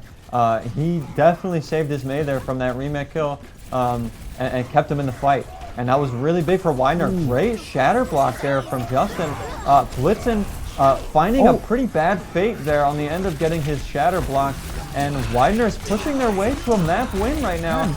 A last-ditch effort I think what just saved them though is, if you didn't see the feed, Sigma ate their male. Seeing their Ace ate the male and pretty much just stopped whatever they could do, because if that male would have gone off, they would have all been frozen and been done. But Sigma was able to eat it in time, and he pretty much just won them the fight for them right there. Wow, we are going to map 1-1. Map 4. If Rokars, if their bat player doesn't get a player saved card with immortality here on this map, I will be thoroughly surprised. Rokars has just been taking this team and saving this team for like every map we got. Oh my gosh! Oh my gosh! Oh my healing done, saving done. Like it's insane. This guy's nuts. Ace this last map definitely turned it on with the Sigma. He definitely turned his monitor on. That's important with Sigma. Map 4. We're going into map 4. We had DeSales win Lijiang. We had a draw on Eichenwald. We had Widener win. Sorry, I keep saying Eichenwald. We had a draw on Kings Row. We had Widener just win on Havana now, and now the ball is back in DeSales' court to pick a map. Now this is their last chance. This is the last chance to beat this. We're going into an assault map here. Assault map, got it. Right. It's not again. We're not on a payload map. There's no granularity to these. It's you get first point, you get second point. They have to win decisively here if they want to do it. And we may, because it's 2CP, we may see another draw here. It's very possible. It's very exciting, but we're going to go on for a little break right now, just get things ready and set up for the next map.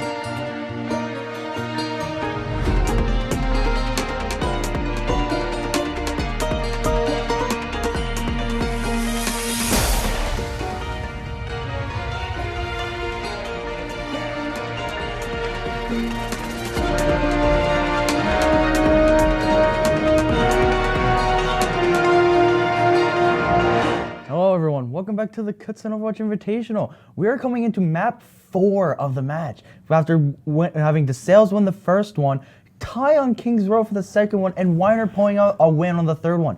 What do you think we're going to see in this 2CP map? Well, because it's 2CP, I'm expecting more bunker unless there's an incredibly tough choke point to get through. Now, Hanamura has that choke point, and so we might see some kind of rush. Looks like we might have a sim teleport on the point here.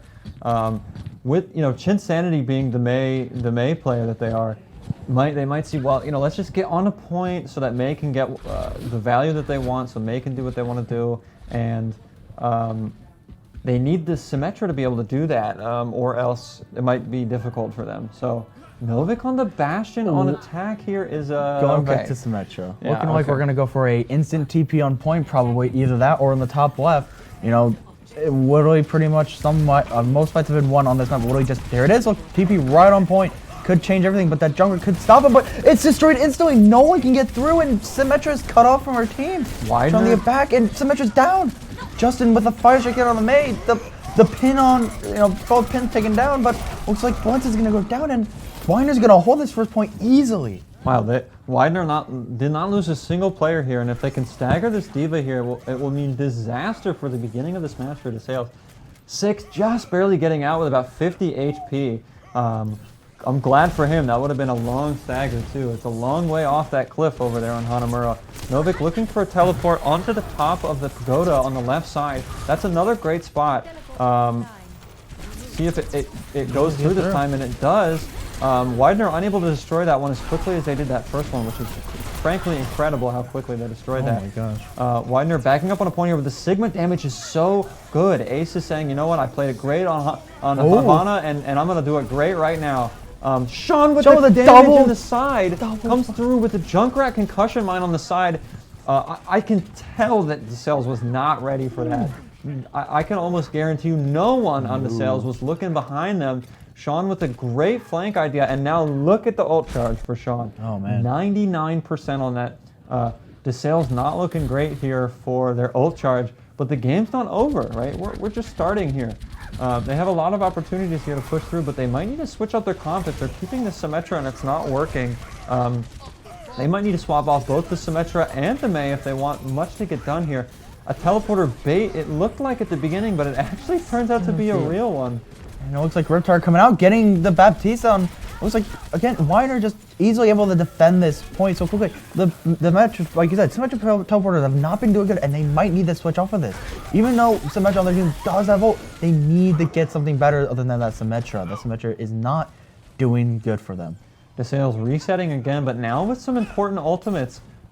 An incredible pick here from Widener on the Mercy on first point on Hanamura is very valuable. If you win a team fight but you lose a player, you can get that player back, and that's precisely what they did. Jason's back in the fight on the high ground on the top left, getting a lot of value being damage boosted. Novik picking up some a charge on his primary weapon and throwing down the wall to try to cut off Widener from them. And let's see if it works out here. Jason getting pushed off here. Looks like Spike saved a few people from that fight. It looks like DeSales is taking over. Chisanity is taking over again with that May. A big shatter from Blitzen, but Ace pulling him up and not being able to get damage. But still, Chisanity getting that freeze off and could be winning the team fight for DeSales. But Ace and Sean still holding on to that point. With here comes Sean with a Riptide trying to look for someone, swinging around, gets no one. 6 is getting down that Junkrat, freezing the Sig, and DeSales looks like it's going to take this point. Widener has so much fight in them. They lost the first, they got picked 2 times at the beginning of this team fight here, and they're still fighting. The point is not taken yet, and it's still not taken. The contest here from Justin, last second trying to get on there, and he does buy his team a little bit extra time and on that 1 second respawn timer. DeSales, they have the Symmetra. They said, we got the Symmetra. Why don't we take the side route? We can do it. But now they do not have the teleporter. If they wanted to teleport above point, which is a pretty popular option here with Symmetra on the last point here, window being used, Sean waiting for the right moment to pounce on someone here. Jason finding one before he's taken out by Insanity, who then uses his May ultimate. Doesn't freeze anyone, but does push him back far enough for his team to push in. And guys, I literally was talking about that Symmetra being right now. Symmetra's looking pretty good, but it's the curse of the casters. Every time I say something good about the team, they're just down instant. Look at this. Widener just taking them down again. Six with his classic oh my remake gosh, kill. another remake kill. Has been a remake kill goblin in this match.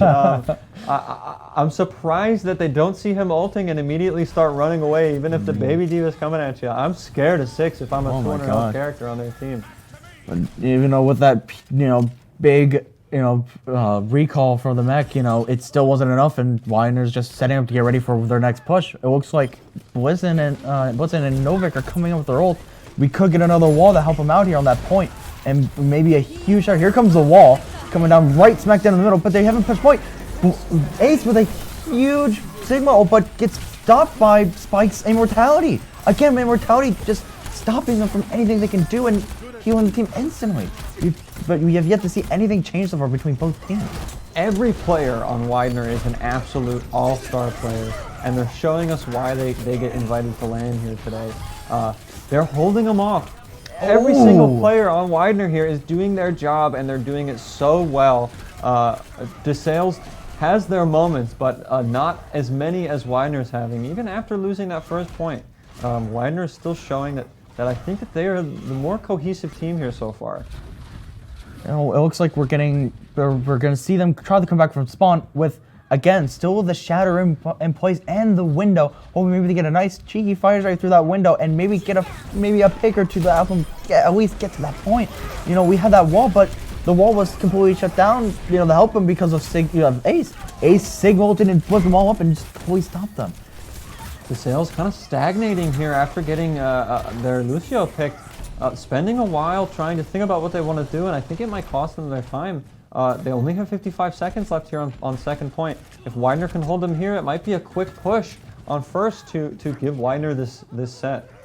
And man, it's just insane. When we first saw DeSales in the first map, we were so hyped. They were pushing very well. Now Widener's coming in with the huge defensive plays here. They, on the first one, I think, with DeSales getting those ults off, they were getting the first point. But, even with these ults from DeSales, Widener has been holding for so long. We're coming up to the last 30 seconds of the match, and here comes a beep and a Sigma and freeze on them. Trying to see, here comes Justin with Reiner taking him down again. All you got is Blitzen and Lucio on there trying to get the shatter on Widener, but it gets him, but nothing happens. Then that's probably it for DeSales. DeSales with no time left. A great rock by Ace to keep Six off the point, and despite him having his bomb, he's just unable to get there. Widener putting their foot down on this last point. Did lose an unfortunate team fight on first point, but came back on second point and really showed him who's boss. They're going to need a good push here, though. I mean, it's a 2 CP map. At the end of the day, you have to win that second point team fight with like more than 3 net players in the other team, because respawns are so close and they're only 10 seconds. You're going to have the Hammond coming out. You're going to have a Wrecking Ball and a Doomfist, and you're going to have a Reinhardt. You're going to have so many stall characters coming out so quickly. Widener has to win first point, which is already hard with that choke point. Yes, then they have to get the second point and win a team fight with a big player differential if they want to get anything done. Yeah. So I'm going to expect them to play something a little bit quicker here. A little bunker town here with the Torbjorn pick here for Novik. It could mean something big. We got double shield with Orisa and Sigma here. We never really see much Orisa today. So hopefully maybe we get some nice pulls from the first match, and maybe even some pretty big bongo plays. Yeah, DeSales deciding to go pretty hard on the anti-dive idea here. We've got the Torbjorn to deal with flankers. We've got the Brig to protect the BAP and protect herself. Brig's going to be playing up close, though, here, and if Spike doesn't get too close to the Brig, the healing won't come through. Let's see how DeSales is able to do it. I mean, this is a great, if they are winning with this comp, they can't lose against dive. So Widener will have to make a decision if they're not doing well to switch to dive, and it might not even go that well for them. Looks like Torb has been just putting on constant damage on that one point there, just standing up top. Here comes the Torb turn trying to get him down, but Jason on the May taking down one pick already on that break, already taking on the healer. Here comes the Cassidy taking on the Sigma, and then Justin comes in and taking him down. It's already a 3-pick game. They're trying to shoot from the high ground, but there he's a rock on the high ground, even though it looked like he was behind the wall there. It looks like Weiner's already winning first point already in the first 2 minutes. No, not even a minute of the game. And they're already going to be pushing second point. Again, this is one of those best case scenarios for Widener. They're set up for success again. We saw it on Kings Row. We're seeing it now on Hanamura. We need DeSales right now to play more as a team. They lost that team fight because they spread out so much on first point. Widener was able to focus down players who were on their own and push in with little to no resistance from DeSales.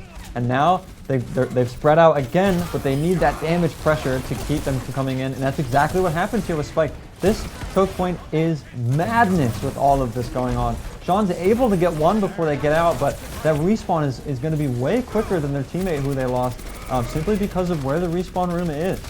Yeah, but that, like you said, that choke is very dangerous. Very risky. But if they can be able to push through that small little corridor and get that high ground, that could win for them.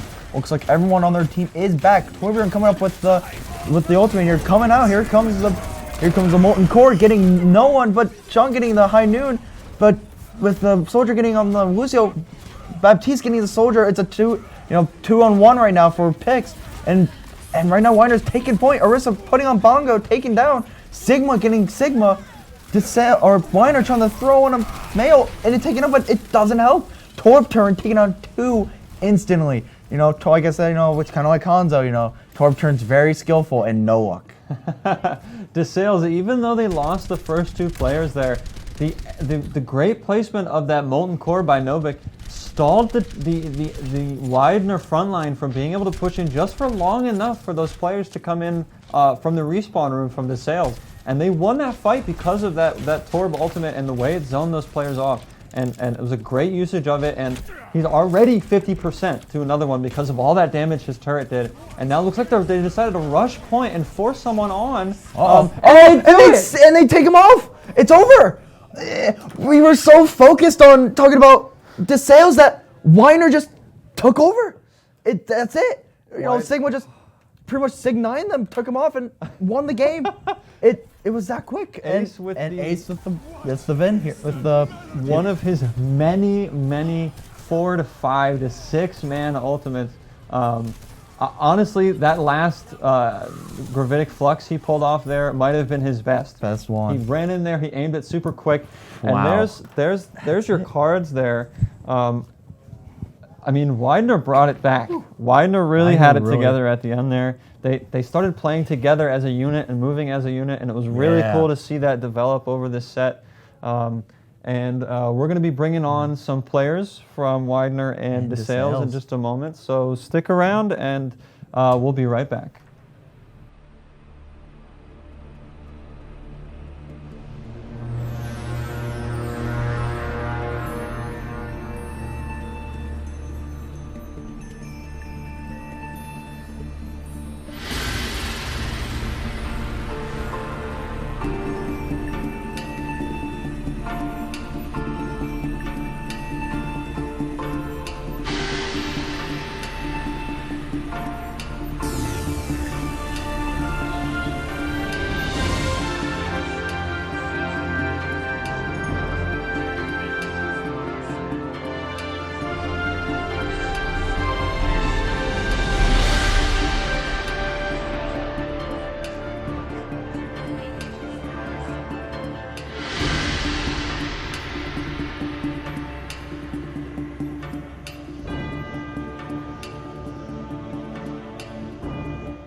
Hello everyone, welcome back to the Invitational. I'm here with Blitzen from DeSales. How are you doing today? Doing pretty good.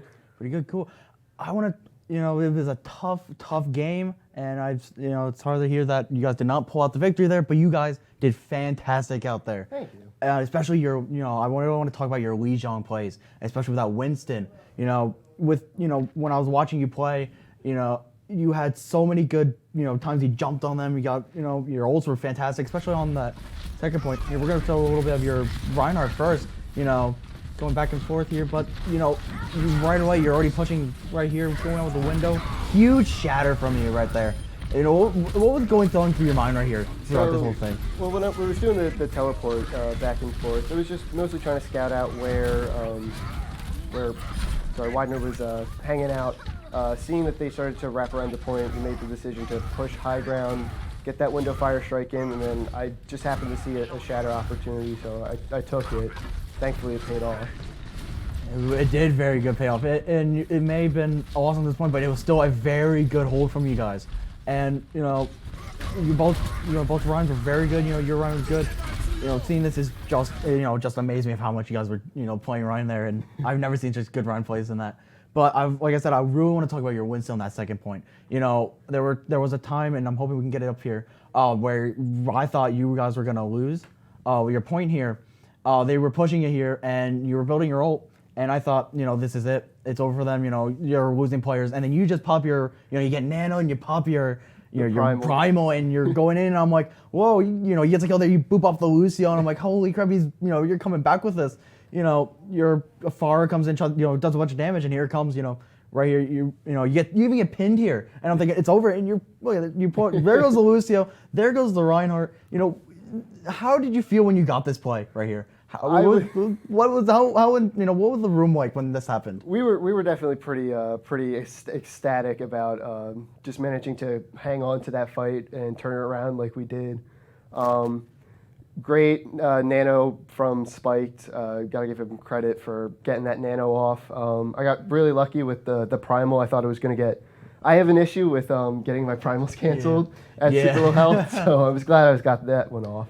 But no, you guys did very well. Like I said, it's tough to hear you guys did not make it through, but what do you think? What is the future for you guys after this? Well, honestly, I'm not entirely sure. I know the team is gonna, definitely look at video when we get back to campus. Definitely. Figure out how we can improve upon this, and hopefully we get invited back when you guys do this again. Would be very nice to come back. Nice pin for me. Both sides on the both sides were very pin happy here. Yeah. I saw a lot of pins. Some very good, some very bad. But it worked out in the end. But no, like I said, you've done very well. Your team's done well, and I'm glad to have you here. But I'm glad that I got to talk to you. Thank you so much for taking this interview for us. Yeah, thank you for having me. But we're gonna be going on a little break here for a little intermission to get a swap on for the next person we're gonna interview between Connor and Rokars.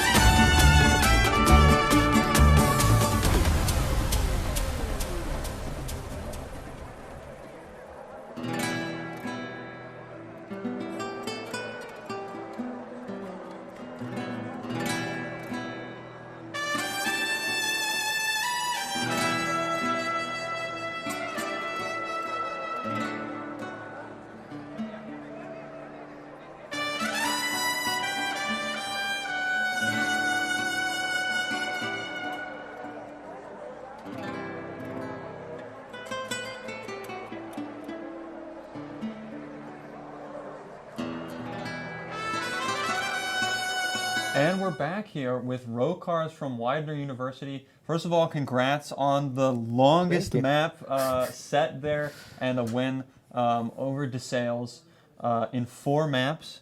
I immediately picked you out for an interview because I saw the insane BAP reactions you have with Immortality Field and with getting out of the way, like incredible at jumping up. And so DeSales was putting the beat on your tanks for a long time, and there was a lot of points where you turn around and all of a sudden there's 6 players that are critical, and you have to deal with all of that at once. And I think you're the reason why your tanks are able to push through and do crazy stuff like this because you're keeping them up. So talk to me a little bit about your Baptiste play, maybe how you started, and what's special about your BAP. Well, with Baptiste, what you really want to prioritize is healing and damage at the same time. He is a flex support. So that's something that's incredibly important. You can hold down your left click and right click to both do damage and heal. They will simultaneously go off with one another. So really, what I'm trying to use BAP window for is to burn down their enemy Reinhardt, Right. because I know how good Blitzen was. He was an incredible main tank, I think. So my priority was just to burn down his shield, and Right. BAP window is amazing to do that. That's what many of our comps were centered around. Why we Yeah. had the Hanzo and Junkrat on many occasions. Hey, you have a lot of synergy there with the Hanzo, with the Junkrat, with a Fire Strike, with your Immortality Field, and a couple of times I caught where I could tell your team was waiting for Fire Strike cooldown for you to throw that Immortality Field and then try to catch someone out with a 200 damage Fire Strike. And so, and here we are in Lijiang here. This is one of those times where your main tank, Justin, had gotten caught out here and walled off. And I think there was really good communication. You guys backed up really well.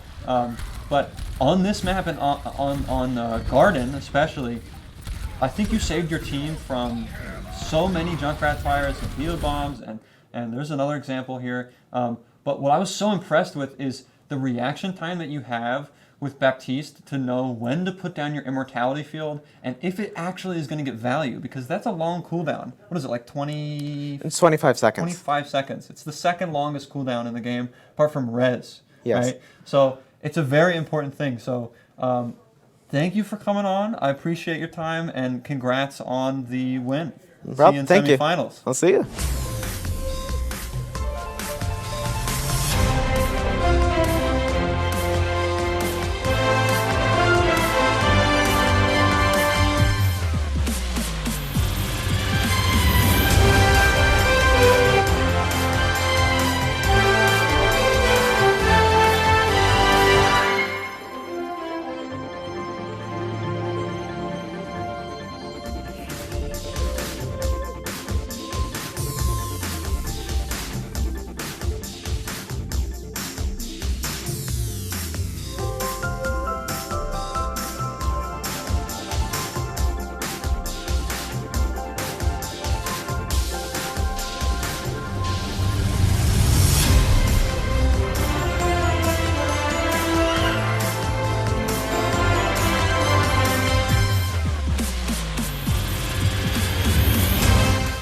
And we're back with the semifinals of the Kutztown Overwatch Collegiate Invitational. Once again, my name's Connor. I'm joined here by my co-host Madison. Let's talk about this upcoming match here. There's going to be a lot of expectations coming up here. Drexel A did very well in their match, as did Westchester. Both teams had very dominant showings with their compositions, so pitting them against each other is going to be a real treat. Right, and decidedly, we might see, if Drexel A does well and Drexel B does well, they're both still in the bracket, we could see an all Drexel Grand Finals. I think that would be funny. I'm sure that they're all, very familiar with how each other play, and so we'll probably see a bunch of memes. Westchester here had a pretty strong showing against KUB earlier, but I'd love to see how they're going to translate that against Drexel A. Drexel A had a very strong dive comp. They've got like a stack of 3 players that are on dive. We've got the Ball, we've got the Farah, we've got the Tracer, and then they have their backline 3 that kind of sit in the back and hold their team. So what are you looking for Westchester to do to try to counter that kind of dive comp? I think we're going to need to see some sort of stun meta. We're going to need to see like a Brig, or we're going to need to see Cassidy pulling out those flashes and saving them for Ball or whoever's going to come and flank right into their team. Right. If they could leverage a Sombra, that might be very useful, right? You hack the Ball, he's useless. You hack the Farah, she's just a ground Junkrat now. You hack the Mercy, that's with the Farah. She's caught out, she can't fly anymore. There's a couple things you could do with that, but the issue is you can't get in as easily. Your team will struggle to get in because they won't have that protection. So let's see exactly what they're going to do here. We're about to jump into our first semifinal game, Drexel A versus Westchester.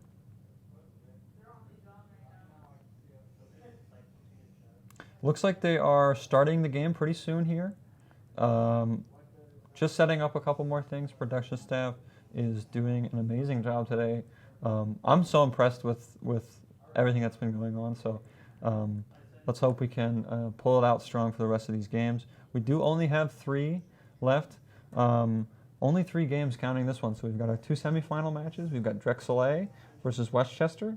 Our next semifinal match is Drexel B versus Widener, who just beat DeSales. And then the winner of those 2 matches will meet in the grand finals. It's going to be a very interesting showing here. Now, Intel is telling me that we are once again going to Lijiang Tower. Don't know why we're not switching that up, but not my decision. Let's play a game. Do you think we'll see Symmetra again? Like, can we like have a little tick on the paper, figure out how many times Symmetra's been? I wish we had it on the back wall because it would be painted a new color if we had done tallies for that. I have a feeling we're going to see 0 Symmetras, actually. Looks like we are switching from Lijiang to Oasis here. Oh, good. This will force these teams into a map they haven't played today, a map they haven't seen today, which is another thing that can happen at LAN. But we're about to get into it. I'm excited to see what Westchester pulls out here to counter the Pharah dive that Drexel holds on to so much. I mean, honestly, Drexel A, if it works, you know, if it ain't broke, don't fix it. And so I think that's what they're trying to go for here. What do you think Drexel's going to have to do to keep their Pharah safe, to keep their backline safe? Well, I know they're already going to run the Mercy because that's what they've been running all day. But in terms of backline, you're going to need a tank to stick with your backline and just keep them safe, and so that they can immediately call out if the healer, say Zenyatta is in the backline and he's getting called out, he needs a tank to be able to immediately turn back and help him. Right, they do have that Zen. CB is the only non-mobile character on the side of Drexel A.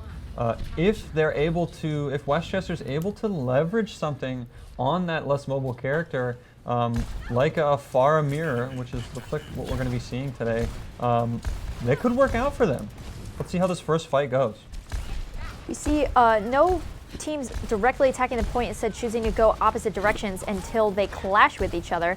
No one going on the point yet. Pharah is just peppering damage against each other. It's a complete mirror as far as we're concerned here.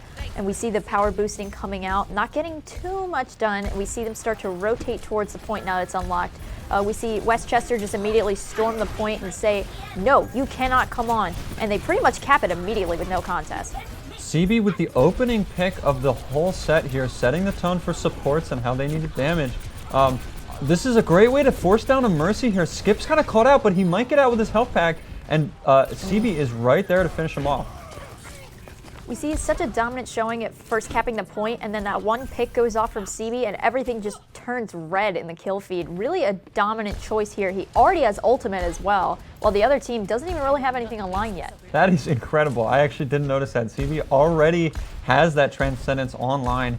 There's no offensive ults that right now that he would even need to save them for. So I could see him playing super hyper aggressive and using it to get out. He could also save it for that high noon, for that shatter, for that barrage. I mean, you name it. I mean, Transcendence is a very flexible defensive ultimate, and there's no Anas on either side to negate all that healing. Optimal Shot trying to take Page out, doesn't work out. Jeff Goldblum will finish him off.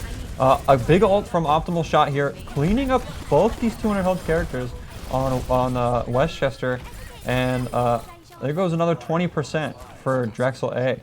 I mean, that first fight, we saw Drexel lose 18% on the point, and it's because their objective isn't to take the point immediately, right? They want to make sure that they win the fight, and so what they did was they got ready for them to be in a good position, and then they struck, and they took the point after. And so Westchester might be using that 18% as good morale, though. There's that Sombra pick from Westchester. I was just going to say, we have a switch onto the Sombra now, hopefully to interrupt some things and get them to stop moving around. We see Westchester come and start going on the point. We get a hack onto the Optimal Shot just to completely negate him, and we see an ultimate go out and he goes down immediately. Zodi HD taking advantage of that counter pick there and taking Optimal Shot out of the game early, but Drexel able to get a res off in time and hold off for Westchester to stop them from getting to that point. Again, I mean, it's the fair mercy show here. CB's putting a Discord orb on someone and saying, oh, you are the one who's going to be respawning soon, and his team will just take him out super quickly. We've got stall from 2 players here on Westchester. They didn't stagger them very, very well, and I think that might bite them in the butt if they need that extra couple seconds. Darling, the last player here to try to touch, and will get deleted. A complete dominant showing from Drexel A once again, as Westchester does cap the point for a short amount of time, but has nothing to show for it once it flip-flops red. We're going to see a round 1 complete here. What comp changes do you think we're going to see? Because we did see some during the game, but there might be an overhaul here. There is a weakness to this Drexel comp here, and it's their Zenyatta. He's the least mobile character in the game, and if Westchester plays full dive, and they move around corners efficiently, and they don't take damage before a team fight starts, that's what Optimal Shot wants to do. Is he wants to put so much damage downrange before a fight starts that Westchester starts a fight at half health.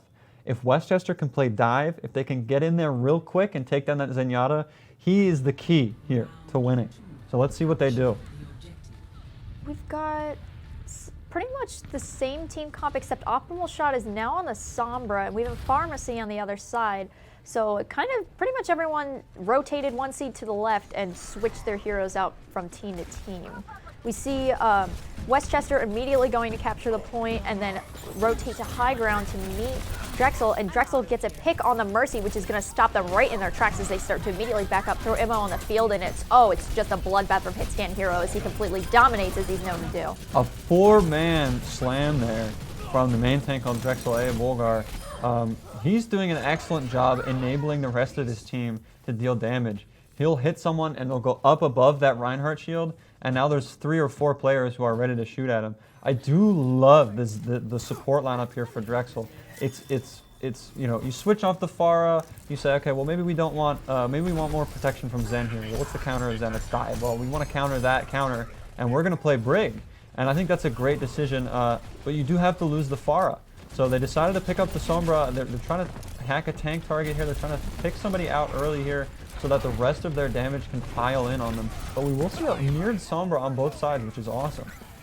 We see the swap to the Sombra, and now people are just going ham at each other, not even talking about the point. Immo goes down once again and immediately gets taken out. And we see Torbjorn firing shots. A pulse bomb goes off and sticks right on a plasma. Hitscan Hero once again doing what he knows best. And now they're looking to move everyone away from the point as they start just peppering everything with damage, and the kill feed turns red once again.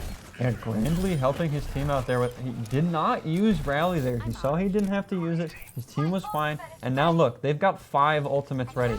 And an ultimate that can be charged pretty quickly in words of that Tracer ult. So they're going to have so much defense here that I could blink right now and I could open my eyes and Drexel could have 3 ultimates instead of 6, and they're going to have 99%. So honestly, I'm looking not even to win this fight for Westchester. I'm looking to get these ultimates out of Drexel. It looks like a very much make sure they press Q before we do fight to kind of drip things out and get things started. We see the Shatter go down from the other team. Window goes down, hack, bomb, just pretty much anything in the utility kit just going down. We can see a double kill from Jeff Goldblum. Everything coming in red, and they hit Q first, folks, and that's going to be pretty much it for the point, as there's no way for anyone to touch. Not a single player in Drexel, even going low enough to make it scary. I mean, that's why we have those support defensive ultimates. They're able to keep them up. And Drexel A taking, again, a decisive win on that first KOF map. This is going to be difficult for Westchester to be able to come back from something like this.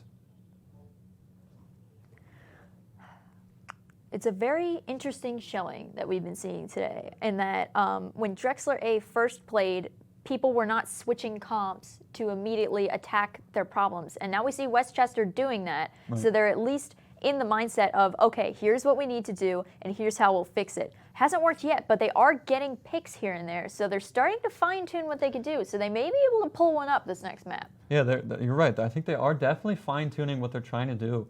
Westchester, I mean, they're in the semifinals, right? They won their first game.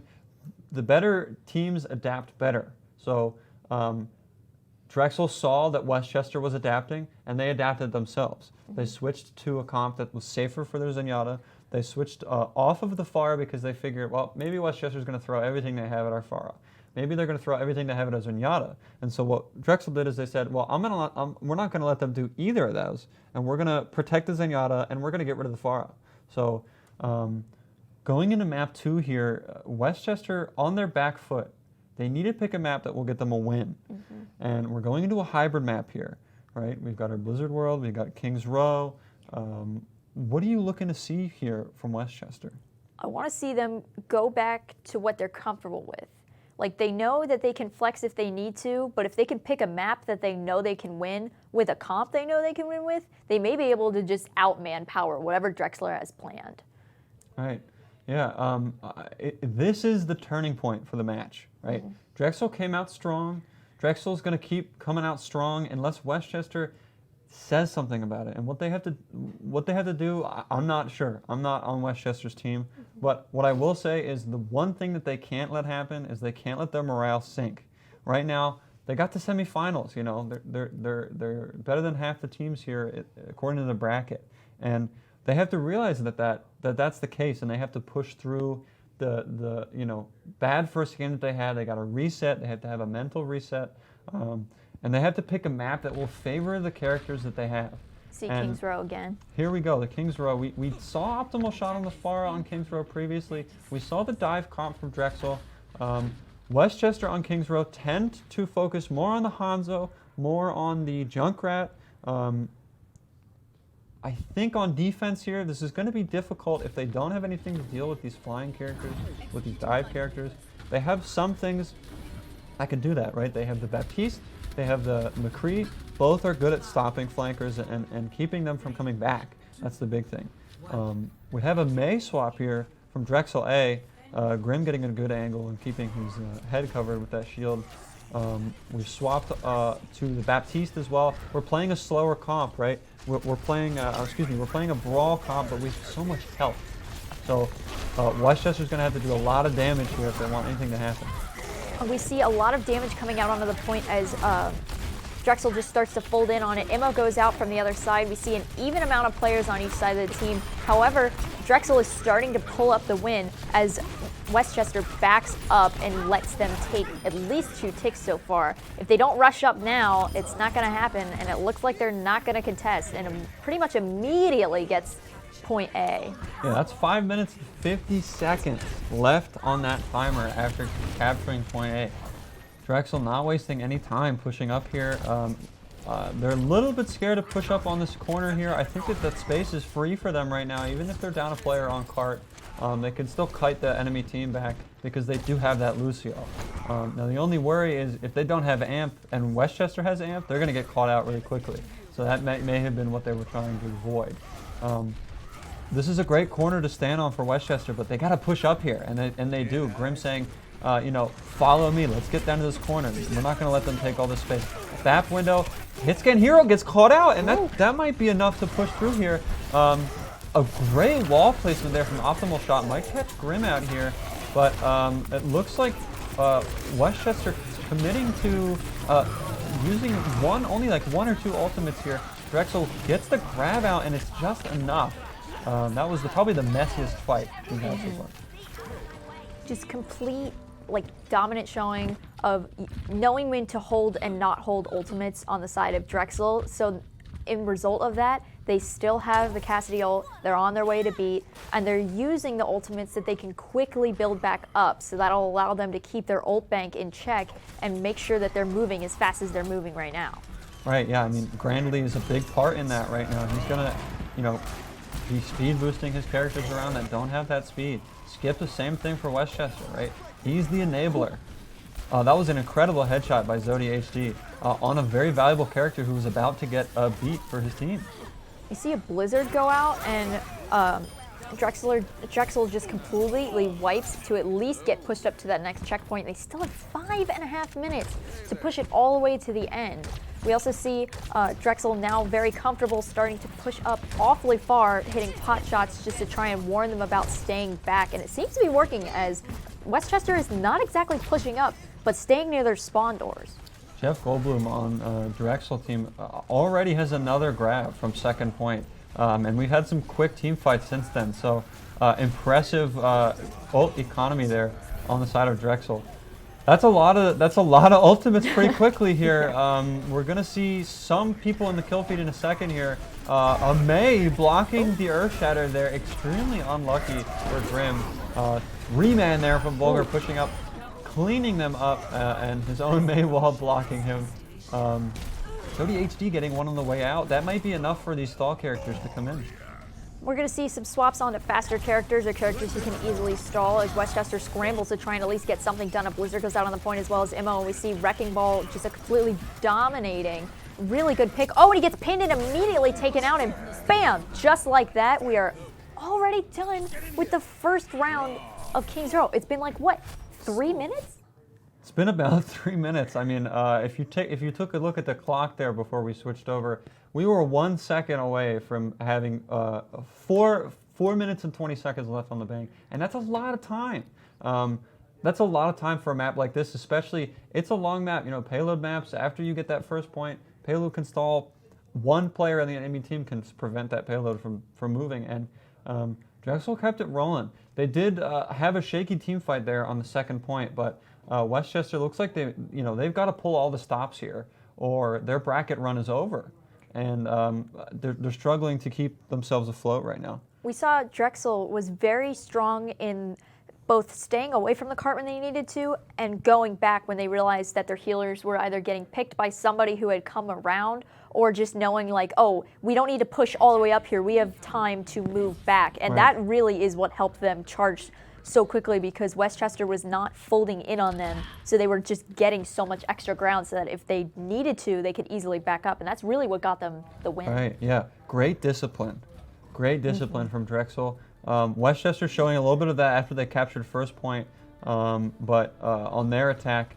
But Westchester here trying to get the first point here. We're going to see a high ground hold. Who goes to touch point here if Westchester gets on? My guess is that either the pharmacy will rotate to the side or a couple of the tanks who aren't attached to their shield, like Orisa, is going to just plant themselves on the point because they have the most health, and that way they'll be able to start moving. We see everybody starting to fold basically right onto the point. Westchester doing exactly what they need to do in peppering damage. We also see a rotate all the way to the side just to try and get something done. Immo goes out in the field, but immediately gets canceled for both teams, and the kill feed goes red and blue in even circles. It looks like we're going to have a little bit of soft reset here as we try to get the teams together to get at least something going on the point. Oh, and Farah gets picked out. Wow, that was a really good stall there. Unfortunate for Paige, she got air shot there by optimal shot, but Drexel had a super nice long fight there. They drug it out a little while, but that honestly, when I saw Grim charge in there at the very beginning, I knew it was over because he got picked out. There's so many resources that went to him, like his BAP immortality, Mercy flew over, but as soon as you see that, you know that a fight is practically over because Drexel has the damage and the value that they can utilize against a Reinhardt charging in like that, and you just can't sustain with your supports. You can't sustain your other characters after you have to use all those cooldowns, and you know, we have to see a quick, decisive move here from Westchester, finally switching off of that Reinhardt. I think it was holding them back a little bit. We did see Westchester do this in their earlier set, and it did work for them. Switching off that Ryan is going to allow them to really get up into that area if they can keep the Winston up. If they can't keep him up, then it's pretty much futile, just like how that happened. Optimal shot living up to his name, getting all of the damage he needs down onto the team. We also get a Sigma lift, which might not have been necessary at this point, but it does send them packing and sending that message, and you're not getting out of that gate. Pagemo just trying to get out here and gets booped back in and pulled, and the damage is still coming. Could get shot here. Hit scan hero just misses that one shot. That would have been an extra 10 seconds in the respawn room for Westchester. Westchester is grasping at straws right now. And Paige swaps real quick. The classic Surfer on King's Row getting 2 kills from spawn. It's a shooting day at the range for Pagemo from Westchester.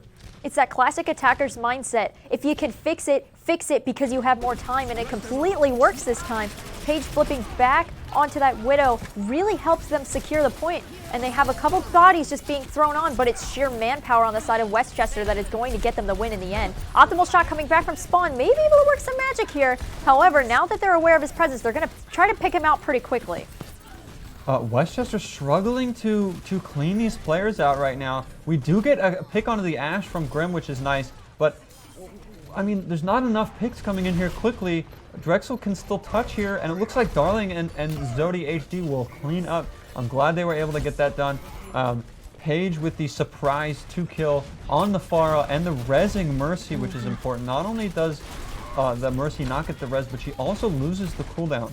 And so for the 30 seconds after she respawns, she won't have that res, which is important.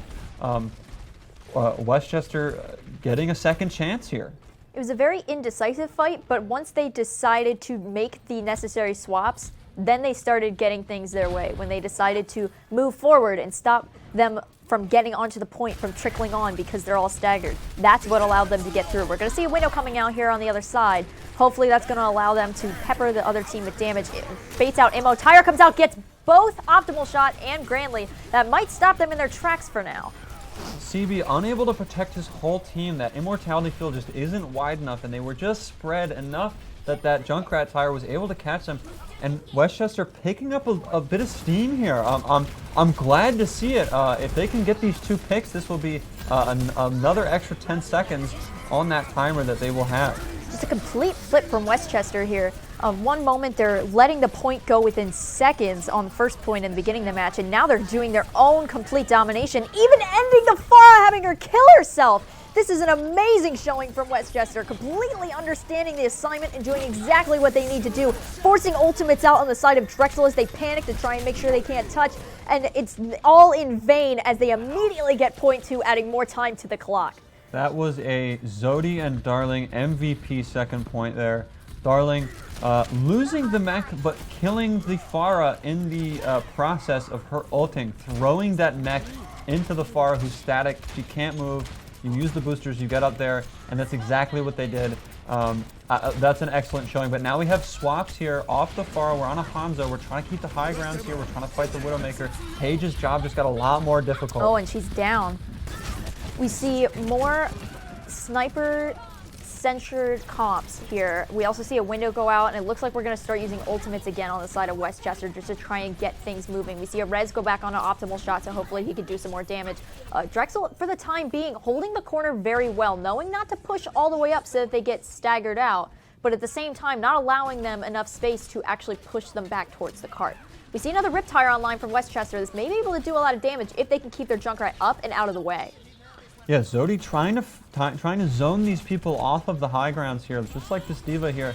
That is the end of Junkrat. As soon as someone gets on a high ground above you, there's not much you can do. And because they were on the high ground, they're able to get that extra damage, and Drexel's pushing in here. A D.Va bomb could change this. It does not. Hitscan here using the Bob and cleaning up a couple players in the middle of that fight there is great. And we might see a bit of a stagger here on a Paige again. Looks like she might be getting out, and she does not. Hitscan hero again, being the hitscan hero for Drexel. Drexel just knowing when to pop certain ultimates is really what's helping them stay alive here, not pouring so many resources into a fight that it becomes lost after a time, is really what's keeping them up. You'll notice that they have almost 4 ultimates online again, as opposed to 2 or 3 on the side of Westchester, which means they can be a little bit less picky. Tyre goes in for something, but immediately gets damaged, and the Optimal Shot ends up getting some kills with Dragon, and it's pretty much over for this push for Westchester. Such good amount of steam coming out of them, just immediately just negated by everything that Drexel is doing. They're finally finding their footing again. I'd like to point out Jeff Goldblum in that last fight checkmated Zodi HD. Zodi HD pulls the tire, and Jeff Goldblum sees an opportunity to go in and either choose have the Junkrat throw the tire only on the D.Va, or have the Junkrat die, and that's exactly what they chose, and it worked out for them very well. Paige getting the opening pick here, Jeff Goldblum trading. Anybody's match here so far, anybody's fight. Zodi with a bounce shot onto that Hanzo from long distance. Drexel struggling against this Junkrat. They struggled on second point, and now it seems to be the thing that is getting them off these high grounds. It seems to be the thing that is taking out their background. Once they can get rocking and rolling, getting Junkrat in the perfect position, Westchester really just bulks himself up, and oh my gosh, Ryan is off the side from an amazing rock play from Grim. That's going to get them so much more time. They end up staggering out Jeff Goldblum slightly as they just pour all of their resources right onto the point. They're marching right through. There's not a lot of time left, so we got to really be careful about what we do here. Immo gets baited out and immediately destroyed, and ultimates are flying left and right. We've got a huge shatter on Grim to revenge of the kill, and Drexel just said absolutely not even letting them get a single little foot left, and that is it for us here. Wow, that was a jarring last fight. There was so much back and forth. Drexel swung that fight back so quickly. The Reinhardt comes back, he charges in on a point, knocks some people around, shatters a couple players, and it's over. After all that work that Westchester did, they did a great job trying to pick up what they could do to fix what was wrong in Lijiang or Oasis. And so props to them. Congrats to Drexel A. I believe we're still doing best of threes. Then that is, as far as I'm aware, yes. That is Drexel A in grand finals. So after a short break, we'll be coming back with a interview with Drexel. So stay tuned.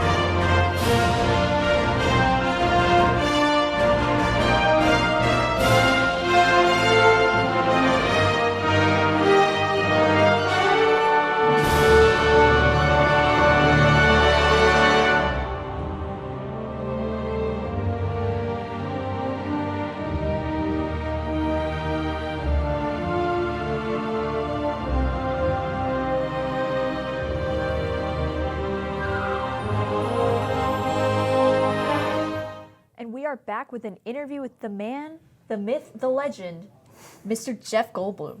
How do you feel about your performance today?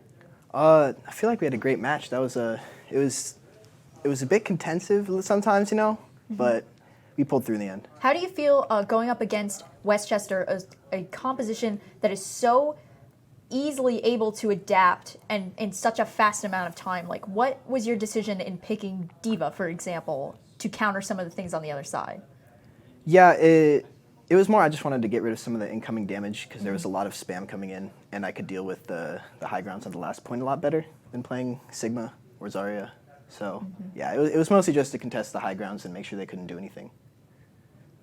Hopefully we should get some footage up here in a second, but I do want to talk about, here on King's Row, we see you on the Sigma, and you're going in for the team, and immediately you're able to negate with shield and then push in and just eat so much damage with all of this prevention to your team. Give me some play-by-plays here. How did you think that through? Like, what was going through your mind?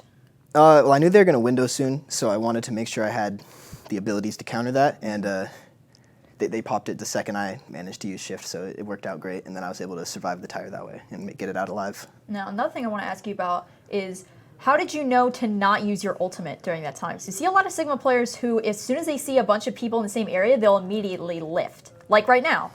Yeah, partially I knew we were about to lose a lot of people there, and it was going to be a lost fight if I wasted that, and also I wanted to make sure we got out the Orisa shift so we could capitalize on it. It wasn't the best ult in the end, but it's all right. We held it. The other thing is on this D.Va, this immediate performance here, just scouting out that Junkrat and just completely allowing your team to fold in. What was your thought process of just hunting that Junkrat? Like, was he easy to find, or? Well, yeah, I was just playing high ground. I saw his foot poking out there in the hallway, so I knew he was about to tire. He was hiding for it, so I just wanted to wait, see who was going to do it. Try to break the tire, failed at that, so I just wanted to kill him. Yeah, I think that definitely was the defining moment of your team being able to sweep in, just getting that damage out of the way. We're going to go to a quick break decently soon. Is there anything else you want to discuss, like some moments that stood out to you, or? It was fun watching our Farah get a headshot right out of the gate. That was pretty funny. I'll give him a shout out for that one. Shout out Paige. But yeah. Yeah. Other than that, that's pretty much it. All right, well, we're going to see some footage here real fast. We see you on the Zarya now, very versatile tank player, good thing to have. We see the grab is about to come out as well. You see the window, and you just walk right past it, and immediately all of these ultimates start flying out. What were you thinking in the moment of just had to get the MO, had to get X and Y? Yeah, we were trying to call for a grab high noon, but then it didn't really work out because they walled, and we weren't able to do that, so we just decided to go balls to the wall and run through, just go straight into their team instead. It seems like and it a worked comp out. that worked very well for you guys, just being able to come out of your spawn gates and just start picking characters off. We also see as they start going to faster characters, just the synergy of your team being able to pick off people and know exactly where to go. So would you say your communication level is pretty good between you all? Generally, yeah. There's some moments where we struggle with target priority and shot calling, but most of the time we're on the same page of what we want to do. At least that's the goal. All right, well, we're going to wrap it up here. Thank you so much for coming and giving your perspective out. Hopefully, I will see you in that seat again after the next round as you are progressing to the finals. So congratulations. Thank you for coming down. Thanks for having me. We'll be right back after a quick break then. Don't leave your seats.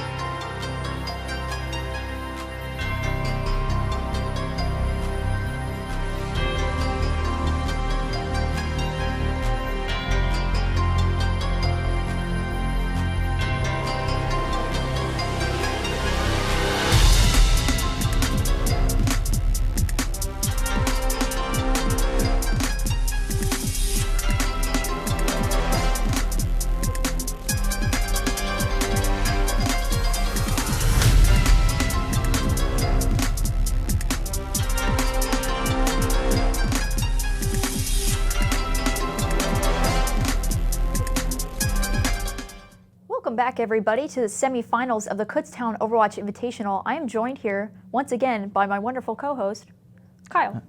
Yep, I'm glad to be here again. Today, for our next semifinal match, we got Drexel B versus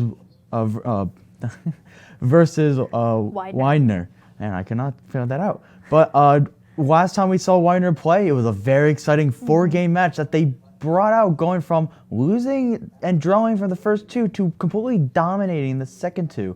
And then we also got to bring back Drexel B, who was able to beat Team 1 of Kutztown. How do you feel going into this next game? I think it's going to be a very interesting game because everyone has their eyes on it. Widener has already showed us that they are not capable of just losing steam. Their morale is all the way at the top bar, and that's going to let them really soldier on through. Now, is it going to be another map 4 scenario? Probably not, now that we're on Oasis, and that's a little bit of a different map than Lijiang. However, no one will know for sure until we actually start getting in there. Yeah, I know going to this, we're on Oasis again. You know, it's going to be the same comps probably. We're going to see the Rhine again. Hoping maybe for map 2 we don't see Kings Row again. I would love to see a new hybrid map, but it's whatever they choose. You know, Kings Row is probably the best map for hybrid out of all of them, and it's probably going to be another pick. But maybe we even get to a third map today. You know, we've seen it once, and we can see it again. Now here we are on Lijiang, opening on pretty much like the university center point, which has that hole in the middle. So some teams do take advantage of that. We're going to see Baru on the Reaper again. We have that really solid DPS lineup. Now, from previous battles, we know that not taking care of that Reaper and that DPS lineup is what led to the defeat of the other team. So if Widener is knowledgeable of this, they can really start getting things done if they immediately put their resources into Reaper. Now, I'm starting to get a little worried here with Widener's comp here, going with the Winston and them having going against a Reaper. That Winston would be able to die, but will get instantly demolished by that Reaper if they're not careful. And you know, we got an Ana instead of a BAP on Rokars, even though we've seen a lot of good utilities from Rokars on BAP. So, well, I'm excited to see what happens. We see a little bit of a misstep from Barrow. Spoke a bit too soon. Sorry about the caster's curse, buddy. And he goes down immediately. Immo gets taken down as well. Widener just showing who is boss. They're not going to get bossed off this point, and they immediately cap it, start to trickle out, and really start to stagger players that are around them. You see Jason's gone down through the pin to the Rhine. Another shift key, but it looks like Widener has taken point. You know, no one's really pushing right now. They're just weirdly going on the left of. You know, we got Drexel B going into Widener spawn for some reason, trying to go Ryan, but you know, Ryan's back in now. We got Lucio going at it, nanoing the Winston here, looking for the high damage. Ryan is very low, but the immortality comes down, saving him. But it's not going to be enough. Probably no Winston have to jump out, and it looks like Widener's gonna hold maybe, but BAP is holding his window here, trying to get him his heal as much as possible, trying to get as much damage as he can. while Winston is trying to swing him right off that point, but goes down to the D.Va. Seems like Blanca's throwing out that window really just helped them clean up, and it looks like at this point, Drexel B is really going to get the point for themselves, not letting them get even halfway through. We also see that they have almost 5 ultimates online on the other side. Man. So allowing them to really get all of that range and figure out, we're going to see a bit of an ultimate bloodbath once we start pushing on to this point. We see that they changed up that Winston to go for the Rhine now. Oh, here comes Ace with the Devo. Will he get anyone? He gets one. He gets a molting cast, taking it down easily. Veru going Reaper, looking like he might lose this 1v1 here to Sean. We don't know though. Oh, Sean's going down. It's very close, but Sean doesn't get out. Holding it, we got 2 people on point, but they're down. Both the D.Va and Lucio looking like, and D.Va eats the Reaper from Veru, and looking like a Widener dub on the point right now. We see Widener taking the advice that they must cancel out that Reaper and do everything in their power. We see them on the D.Va eating the ultimate, even getting the ultimate out in the first place when it looked like he was alone, is going to make it very hard for them to stay on Reaper. It looks like for the time being they're going to keep it. However, we're starting to get some different ultimates on the screen here. Only Shatter from the side of Widener. However, the other side has Bomb and Window again. So they could engage with that window and start to really pepper some damage in. They can. Here comes the bump right into the hole. He gets the Shatter on the Reaper, but gets taken down instantly. It looks like it's an even fight right now, but it looks like Drexel B is taking over right now. Man, but that bomb in the bombing around the hole, it just is devastating to see. But it still somehow brings out a victory over that point for Drexel B. When you think about Widener, you think about a close game, and this is no different. We are literally going up by tens of percents, and then the point flipping.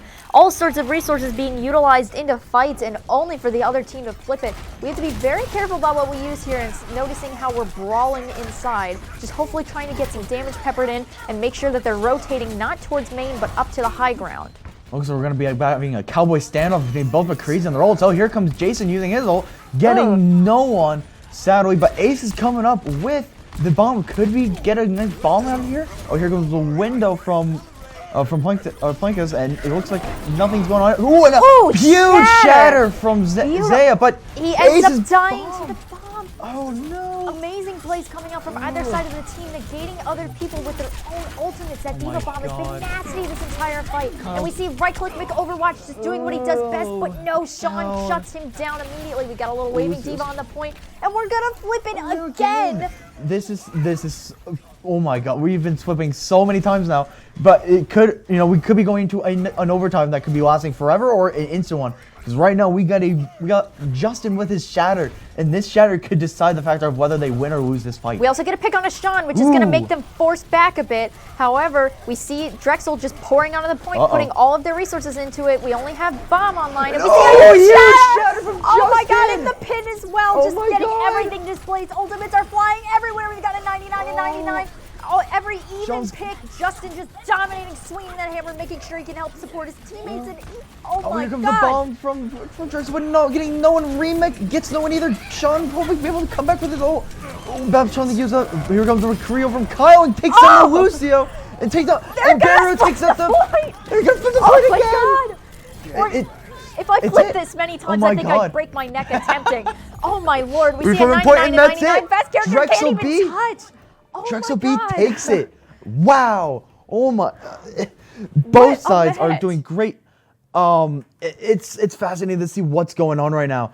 Both sides are playing very good so far. We've seen some huge ults. The D.Va bomb most of the time, except for going in the hole for Drexel B, but this is a very, very close game. The amount of swaps that we've seen just purely based on, oh, they have this, I'll go this, is truly insane. That was like a Westchester thing. I was kind of ragging on them for that. They're like, hey, you got to always switch ults. However, we see so many comps coming out in one section of one map. And we're not even done. Like, after this, we're going to have a little bit of a stagger here. They're going to play another section of Oasis. Like, we're not even done. And we went to 99 to 99. This might be a map 5. This could be a huge game for both sides right now. It's anyone's game. There's no one-sided. This is I think the first time we've had a very, very close matchup on the first first map. Most of the time on the first map of like a takeover, on capture, both sides, you always have that one side who always kept dominating. But both Drexel B and Widener are both coming out strong and both wanting that position in the grand finals. I think it's interesting to note that the first pick wins first map rule didn't really apply here because of the pure amount of determination that each team had, and they really would pit against each other. You notice there was not a lot of soft resets during this fight. If they saw an advantage, they took it. He pretty much did. You've had, times where Drexel B looks like they're going down, and then, either a Diva Bomber comes in and it just takes over instantly. And it just amazed me how great this game's going so far, and I'm excited for this next map. Yeah, we're going to come into the next map in a few seconds here. I am crossing my fingers for the elevator map because I love seeing people on that jump pad and going onto that high ground. Yes, and that's very big for dive comps right there. Getting that high ground instantly with that elevator can really show something up. And it looks like we're getting an elevator here. We got it. And we're getting a ball diva on the one side. My gosh. And a Roadhog on Drexel. They gotta be joking. They gotta be messing with us. There's oh my no god! way. If we get Drexel with a hog, they're messing with you. They never do that. Never, it's always something. You always see fast and you're so excited, and then just like, no, we're gonna run regular comp. But no, we do see the Winston staying though, as far as we know, which is gonna make them be a lot more mobile and hopefully let them get that high ground that they so desperately need at the beginning of this fight. Very do need. And Kyle going off the Cassidy here to go play some soldier. Hopefully, maybe they're able to get down that. Probably that Cass, in the backfield, or at least with their high, the Helix Rockets can take on some pretty big damage on them. We see the importance of a Lucio here as Widener immediately gets to the high ground and the point just because of that amp alone. They don't have to put any resources into it. If you notice at the beginning, Reaper teleported, and Winston also uses jump pack before even seeing the elevator. This allows them to push them off the point with using minimal stuff, and that is how they were able to cap so quickly. We've got 6 people on the point already, and everything is online, and everything is blue. As though, we look at this, we need, Drexel B needed that high ground. They, sustained something, but they were not there fast enough. And like you said, Weiner was easily able to take over on that high ground, and every time they tried to get up, they would just swing away. But it looks like Drexel B's coming back from this and starting to get picks, taking back point after only 20% of Weiner. Like, it looks like Weiner is gonna do something well and keep holding it, and then Drexel B is coming in to just change it and say, no, we need this point. And it's always the same, vice versa. We see Sean switching onto the soldier to kind of mirror the comps, and we see yet again another flip, another instant comp change to try and fix things up. We also see them trying to go through to the elevator, but they're so dominant on that high ground that they hit a huge anti that's going to really get things done. Nano also goes out onto the field as well as Immo, and Diva is out stuck by herself, and Ace is pretty much down immediately, staggering his team. Man, that, Diva tried to get up there and look at that break zone, instantly stunned, gone. And that anti-nade was probably the winning factor right there. Like 4-person anti-nade, that is something that just changes the fight completely for them. And, again, Weiner is taken down. Hopefully maybe they can turn this around and take a point and make another flip. It's the use of these small support pieces of the toolkit that's really allowing the teams to either get in or get obliterated, and it's good to see that both teams are using discipline and using them. We also see them rotate straight to the point and force them to drop down, which some of the team does, and Drexel is a pretty much split team right now. And however, Barrow does get some stuff done with the blades. With the the Blossom. Blossom. But it looks like Weiner. Ooh, okay, but Weiner is switching to the Genji here. Hopefully, maybe they see some nano blades out here. But still, even after that fight, even using 2 ults, Drexel B is still holding on to 2 more ults as well, and going to be having a 3rd one with that break. And Soldier taking many headshot kills, taking them down instantly. Soldier's just completely uncontested on the high ground. They're not doing a thing to stop him, and he's really punishing them for not doing something about it. We also see a bunch of ultimates online, as you previously said. This could be probably the press Q fight. And pretty much, if they don't figure out how to touch him like the next 5 seconds, this is going to be a very fast match. Oh, here we go. Oh, they're not. They're gonna touch. Okay. Ooh, that was pretty close. Yo, here comes the bomb. See the bomb from Drexel and gets no, and here comes the visor from Drexel, but looking like Rare getting a kill there. Looks like Kyle's not going to get anything from that visor, but is getting a pick on that Winston. Reaper on Reaper action getting down. And it looks like Ooh. Drexel B is going to be taking this first map. Doesn't even matter that they whipped so many ultimate. Oh, we got a little dirty emote here. But it doesn't even matter that Drexel messed up 2 of their ultimates. They were able to follow through, and that is what got them the win on this section of the map. They didn't just simply fall back because they left their ultimates out. We're going to see Sean here as the Reaper for the win. I think this was the shoot. No, it's on first point. Yeah. Okay, let's see what's going on here. We get ooh, nice turn on the some back. Very low there. Gets the cast as well on Kyle. Man, it gets Lucio, I think. Reiner, but still gets it. But still a nice play.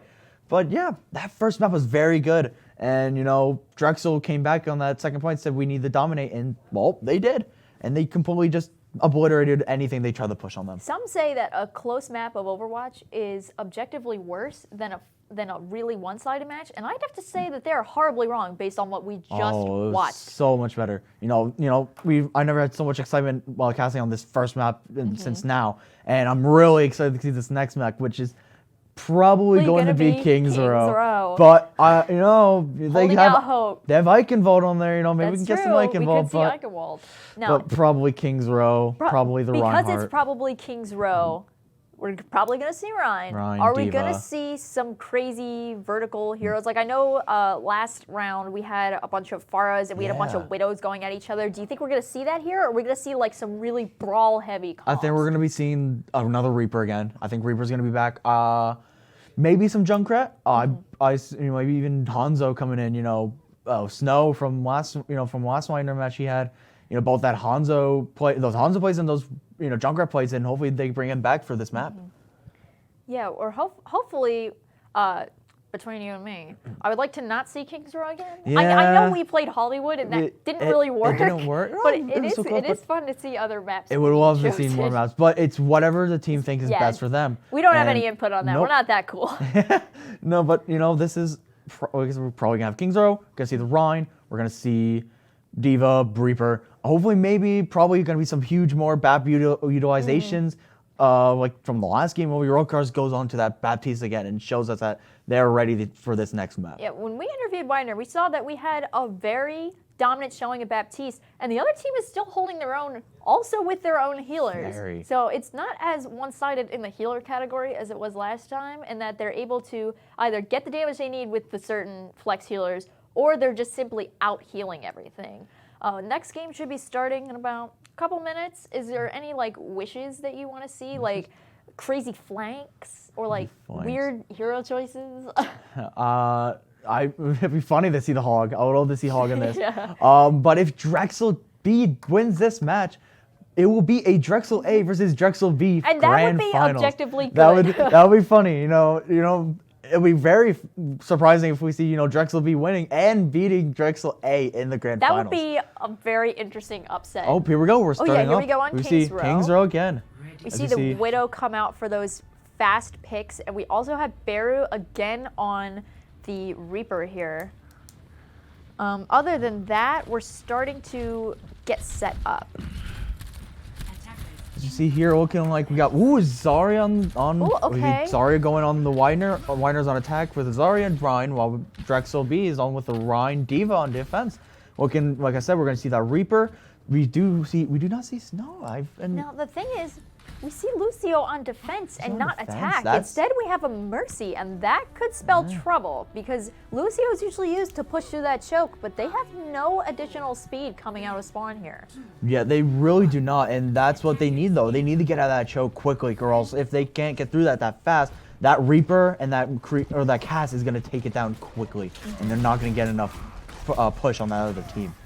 You see the Junkrat getting a lot of damage out the gate to Reinhardt's shield, which is forcing them to move back to the point as a whole. However, we got a sneaky Reaper that's going to come in behind and hopefully get some damage. Oh, well, just kidding. He's going to teleport out. But we see them kind of folding back onto the point and letting Winder just kind of take position and really start pushing in. Yes, and we see that Jason's staying on the Widow and is yet to swap yet. It looks like we're getting a nice fight here on the point. Both sides still have Elmore already down and taken down, but Drexel B, Reinhardt takes out their Reinhardt, and it's you know, it looking like a Drexel B win here with the Reaper taking out the Junkrat. That Widow is still staying on Widow. I don't know if they're going to switch off of it. My guess is they're probably gonna switch off it. Maybe. It looks like they're staying with it. It's a very interesting thing to keep because her ultimate doesn't really do much in terms of damage. It just tells you where everyone is, but That's what I you mean. can see everybody really easily on this point. So I'm not sure about that pick. You already know where they're gonna be, you know, especially with that giant Rhine shield, and there's not much. Yes, immediately oh, is. in the window with the fire strike. I don't know how perfectly timed he did that. Like, he fire strike before the window, and he just obliterated him. Oh my gosh, that already just gave Drexel an instant, like team fight win. We see Drexel just immediately getting back to point and resetting instead of going and trying to stagger out people, which is probably going to be their key to winning, rather than letting themselves get caught out and get hit by that Widow, who has now switched off. So we have a Mei on the field instead. Ooh. And we also have a Lucio instead of a Mercy. That went out pretty quickly. Yeah, that's good. You know, they notice that they're not getting enough speed and they can't get in there fast enough. So they're like, let's get off this Mercy and let's get that Lucio in. But we see here that Weiner has coming in with 3 ultimates, 1 Junker. Ooh, and Cass getting on that flash headbang on the Lucio and a shatter from Zaya. Oh my gosh. Justin has also shot 3-man Riptide from Sean. This could mean something different for both sides. It's an even fight still. Something still winnable for both sides. They're pushing Lucio on Drexel B. Oh my god! And a 3-man. What is happening? It's a swap. It's swapping on swap.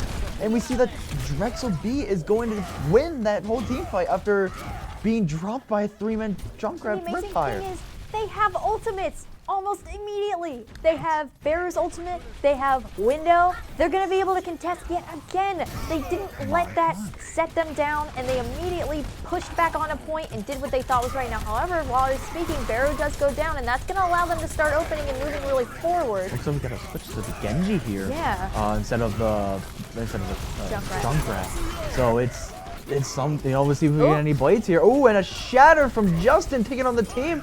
It looks like Weiner's gonna take the point quickly after being completely demolished by the cast on Drexel B.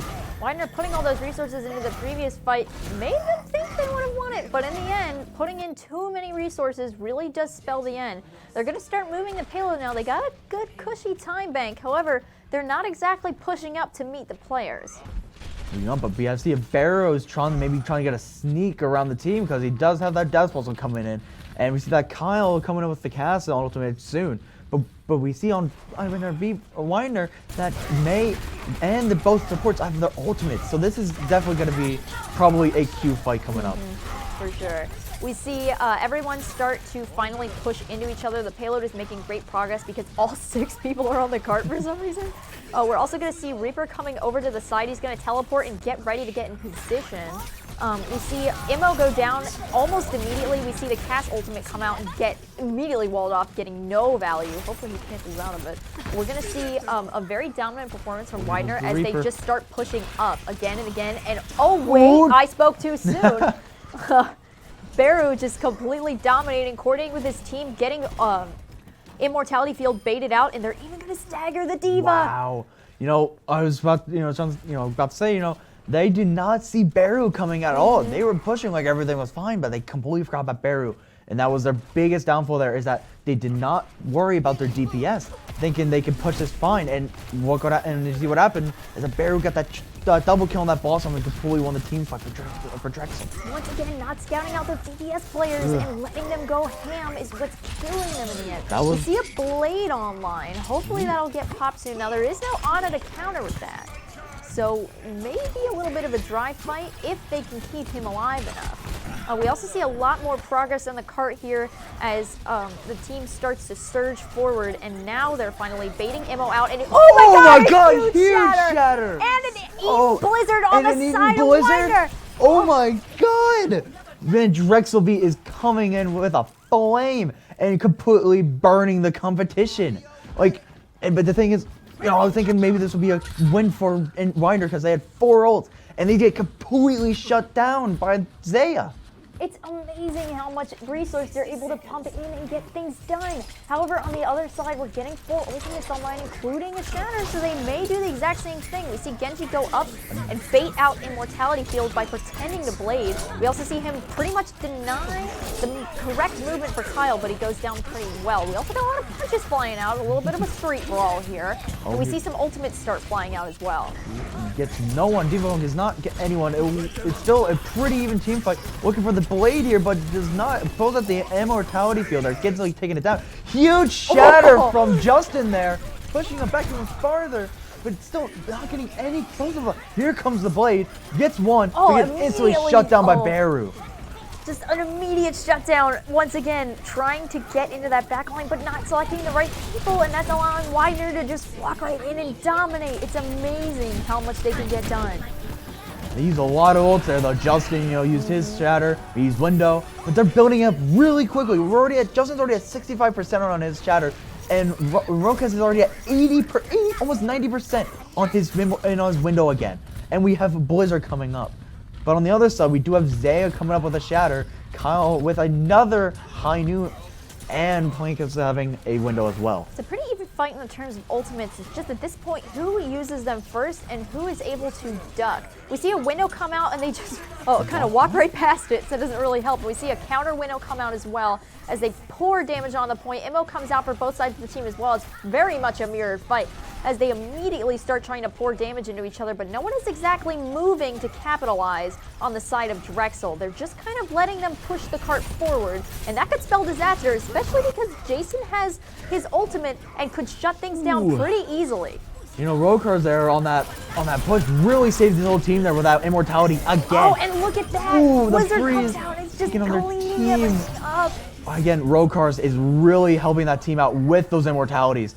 Looking on that, looking on their health, all of them were all low, but Rokar's came in with that immortality and saved all of them, healing up real quickly, helping them win that team fight. It's once again that Baptiste that is so key that you almost can't ignore him in fights when you're really supposed to be picking on those DPS players to keep them in check, and then you turn around and Rolkar is just right in your face. It's truly amazing what Widener has been able to do on the field today with the characters they've chosen. Again, it's looking exactly what happened in the first game. Widener played in. They lost their first point. They lost their first game on capture, and now they're just starting to work on rolling the other team on hybrid, and maybe even going into a third game, and maybe winning control. But Drexel is still coming in pretty good with some fights right now. We're gonna see them start setting up again, and we're staying on the Genji. So that's going to be interesting. We also have Kyle switched onto the Widow, and we have a double sniper running here, which could spell trouble. I don't really see how a Hanzo and a Widow is going to help you unless they can both I was going to say, unless they can somehow both get picks, that doesn't make sense. I think Kyle is probably just going for the Widow here, just to get maybe try to get a pick or two on Drexel, and then probably switching maybe to either a Mei or a Cass, in my opinion. We'll just have to kind of wait and see what their plan is here, because this is a bit confounding. Yeah, very confusing here, as we see trying to eat all the shots. No picks so far. Just trying to push out a spawn. It looks like, yep, Kyle does switch off the Widow to go into a Cass here. It looks like Drexel's trying to push up here, trying to get as much ground as they can already, while Genji's just hiding behind the totem, who's trying to get as much pepper damage as he can right now. We see Drexel perfectly rotate around the statue and keep together so that no one can get picked off, and that allows them to start kind of going forward. However, there's a lot of damage coming from both sides, and now, well, riddle me that. Beru starts things off with a pick, and the Hanzo, what's the right choice here? Because they immediately start falling back, and he's just peppering them with damage, and they can't do a thing about it. It's reminding me of the last match. That Hanzo would, Hanzo is literally just taking out that Mei, and that Mei has not been able to play yet. And she was caught out though. Every time, she was trying to get chip shots, and that Hanzo's ready, right there to get him. But it looks like they're trying, Windows trying to stall, but Zaya's taking out. Big drag from Beru to get one of the Baptiste down. Mei trying to hold point with the Ice Block and Ice Wall. Doesn't really hold on though. Lucio trying to get away. But it looks like Drexel is going to be taking first point really quickly. Drexel once again with the super fast picks. The other thing is they're not on the Reaper anymore. So that could spell trouble in the fact that they were so ready for this Reaper that now how are they going to counter this Hanzo? I don't know. Really, that D.Va needs to have her defense matrix as much as he can to get those shots off. And the DPS cannot be peeking as much, just like how that Mei went down so quickly. Because if they peek, that one headshot, that one lucky shot from the Hanzo can go over through a corridor and headshot you and easily take you down and lose you that team fight without even starting. We see Widener start to slowly move forward to meet the other team. However, it's burning down their Rhine shield and not allowing him to really get any picks. However, it did exactly what they wanted because Drexel immediately backpedaled for some reason and they walled them off, and now all of a sudden they have the cart. They just can't do anything. You know, seeing though Genji though did get that pick on that pass there, already like I said, any fight, you know, he already stopped the team fight before it even started. You know, he already won it before. And the wall on Zaya though D.Va with the coming bomb, out with the bomb. and a double kill on both tanks. Genji with a double dash and a triple kill. Oh my god! And Weiner is just sweeping the floor right now. They had a plan and they stuck to it. And to the fact that they have so many ultimates to use as well, they only donated 1 to the cause and they have 5 to keep them at bay for 3.5 minutes. This is an insane showing. We're going to be seeing a Q battle here because if we see both sides, even right now, Barry's about to have his dragons again. 5v5 ults right now. Both teams already used their bombs and it's just here. Both windows, not weird windows, but looking weird. Looking like Mei using ult, Fap using ult. Oh my god, Drexel used all their ults. They're all out of ult. And then the Shatter comes in to clean it. Oh my god. The Shatter though could have been saved for later as it could, you know, since they already won the team fight. But we still do have that Genji ult and the beat. It's an important rule of a mid-fight, deciding whether it's worth it to stay or not. In this case, they peppered everything they had into it, and all they have to show is a kill feed doused in red. We also see a swap into a Zarya instead of a D.Va, so hopefully they can start getting bubbles and bullying as they move forward. However, that Mei and her wall is being pretty good at taking that Rhine who's out of position and catching it. Oh, here comes the Dragons. Immortality down, getting the Lucio down. So they cannot use beef. Zarya getting the pick on Baptiste. Both healers down, meaning trouble for Reiner right now. We're gonna see McCree also push up forward a bit, and we're as well as just completely eliminating the rest of Widener, and we're gonna see the cart start to move again. However, they did hold for a good couple minutes, so the time bank isn't looking too hot unless they can really just surge forward, which it seems like Widener is letting them do as they are not pushing out to meet them at all. The ults of Widener right now, we could be seeing one more team fight before, you know, either that could stop them from taking point 2 or they lose it and have to hold for about maybe like 4 minutes on point 3. But okay, here comes the ultimate. Oh, Immor ruining Genji's blade. There are 6 ultimates on Widener right now. Window being shot down and putting down and taking out their team. Looks like Widener is going to be winning this team fight here. We see Rollcart's just again doing some amazing work with Baptiste, putting his window down exactly where his team needs it, so that they only use 2 ultimates. Their ultimate charge bank and synergy is just insane, and that's what's keeping them up in this fight. They know that they don't have to push up all the way, even though it seems like they should, because they know they have the ultimates in the back pocket that could just completely obliterate them once they get up into their view. We also see, a wall come down with a good bomb, and we get a 2. And we see Ryan just start going into swinging a mischarge on the end of Zaya. No. And we just watch everybody get obliterated on side of Drexel. That shift key, you know, that really, you know, it looked like he was trying to get out, but he went too far in, went right into the wall. And look at this. That team fight was with only 1 ult, and Weiner is still holding on to 3 ultimates still from the 6 they had from like 2 fights ago. This really shows how much, you know, how good they're doing without even ultimates here, and it's showing that they're a strong team that, you know, you can't take an easy time on. They have a lot of patience in that they're not going to pour a bunch of ultimates in the fight, and they already saw how that affects them. We see a window High Noon come out and not really get anything done. We also see the Blizzard come from the flank, which should hopefully start peppering the team with damage, and we see the kill feed starting to go red as Immo goes down and the tank and Kyle as well. But however, they're pulling it in different directions. We saw a really good Shatter come out and Barrow with the kill on the Mayhem Mines as well. And we see just so many flip-flops on this fight. It is very much, once they push up, a final fight territory, and they don't really have much to work with here on either side. We could be seeing a nice grab Riptire here from Barrow and And remember the Zarya here. You know, we have B here. They need to push in with this B here, or else it's over, and we'll be going into a map 3. Rokers does though have window ready, and Ace is coming up with a bomb. He could be having. Ace has enough game sense. He could eat that grab, and we could be here for a while. You know, he's been up to ult to have that Ace up his sleeve, you know, and getting ready to go. And he's like, oh, but they're letting him push, and here comes the grab. Oh, and the Rooker takes 2. Genji's trying to get in, but nothing's happening. Kyle taking out the Ace, and Genji taking out the dash. Oh, Genji's Sean coming around the back for a flank, just trying to get things done. However, he's not contesting the cart, which allows Drexel to just move right on forward, and now they're peppering damage and making them go away, and all of a sudden they're not in overtime anymore. Man, and they only had 2 ults there, and they took it back. You know, they didn't even have both ults ready. You know, they still had to build them, and they still won that fight. Amazing. The ability of both teams to build ultimates so quickly is what makes this such an interesting match, and allowing them to hold when they need to, but also just really know when to brawl. We're going to see them start trying to come around the corner, which may not be the best idea as they're coming to get met. However, we see Sean getting ready into position, probably for some sort of pick and a blade. However, he gets immediately stopped by Zaya's game sense as he turns around and just smacks him up to the side of the head. Looks like we have Beru who tried to switch to Hanzo there for trying to get some picks, but instantly shut down by Sean later on. Not so good shatter, kind of blocked, and he's running away. Hits the funny button again. Gets out, but died. But it's actually still living here. Looking like they're getting pushed back though. We're going into final fight territory here with only 1 ult on Drexel's side and 1 ult on Widener. Yeah, it is not looking good for Drexel here. Widener has Shatter, which is objectively a more influential ultimate than High Noon. We also see Ace getting ready to get his mech back, and we're really close to not touching because there's only like 15 seconds left. Doomfist jumping in there, getting instantly shut down, and if they getting can ready. Get that out of the way.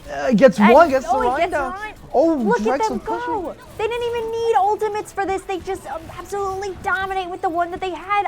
You totally proved me wrong. High Noon was so useful right there. We're going to the final fight here. This is taking all the marbles right now. Doomfist taking on the Baptiste. Ace taking on the pass.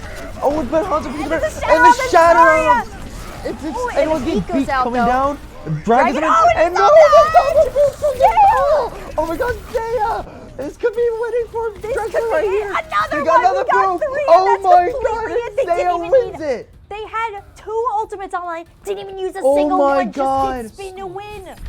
That is an insane showing from Widener. Zaya with the boops on the last point, and that area for boops is so small that it's surprising how he got 3 off of there. That game sense of knowing exactly when to switch is what saved them right there. They knew they didn't have ultimates, so blowing things like that didn't even matter. And look at what he was able to do within mere seconds. That's an insane amount of game sense for Widener, and they should be very proud of the showing that they just gave us. Now we're going into pretty close times here. Both one only having a minute, while the other one only has a minute and a half.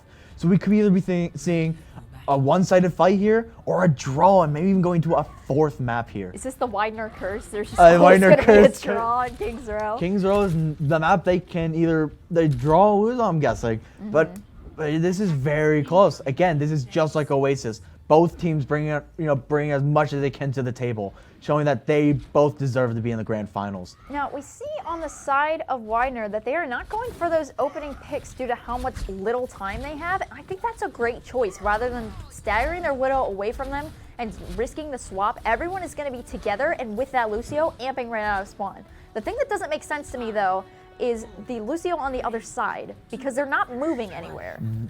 Yeah, that's what I mean. You know, unless they're trying to use that MPU from the Lucio, there really isn't much for a Lucio on defense. Unless we can see maybe trying to just for defense for beats, you know, just in case if Amor goes down. It looks like Drexel already coming in through the right through Hotel, trying to take the damage, but being threat by a wall by Widener here. But looking like they're going to be still pushing out. Diva frozen. Sean taking out the BAP here and instantly taking out that Amor. But it looks like it's still anyone's fight right now. Ace taking out Zaya. And it looks like Widener might be taking this out. Trying to... Ace trying to eat the laser there, but not really doing much.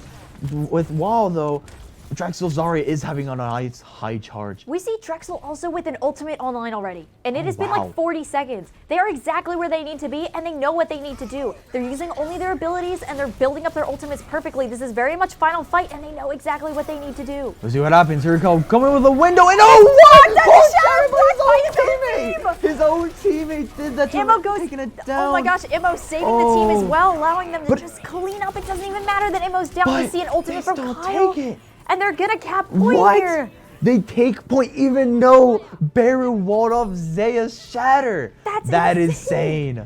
Oh now, my the thing god. here is they cannot leave this cart, otherwise it's over. So we could see some interesting picks, like maybe a Sigma on the other side to just lift and win. But it looks like they're staying with the same comp. Looking like we're having a Blizzard and maybe a Blade coming up and beat as well. While Drexel only has Grav here, so this is looking a little worrisome for Drexel right now.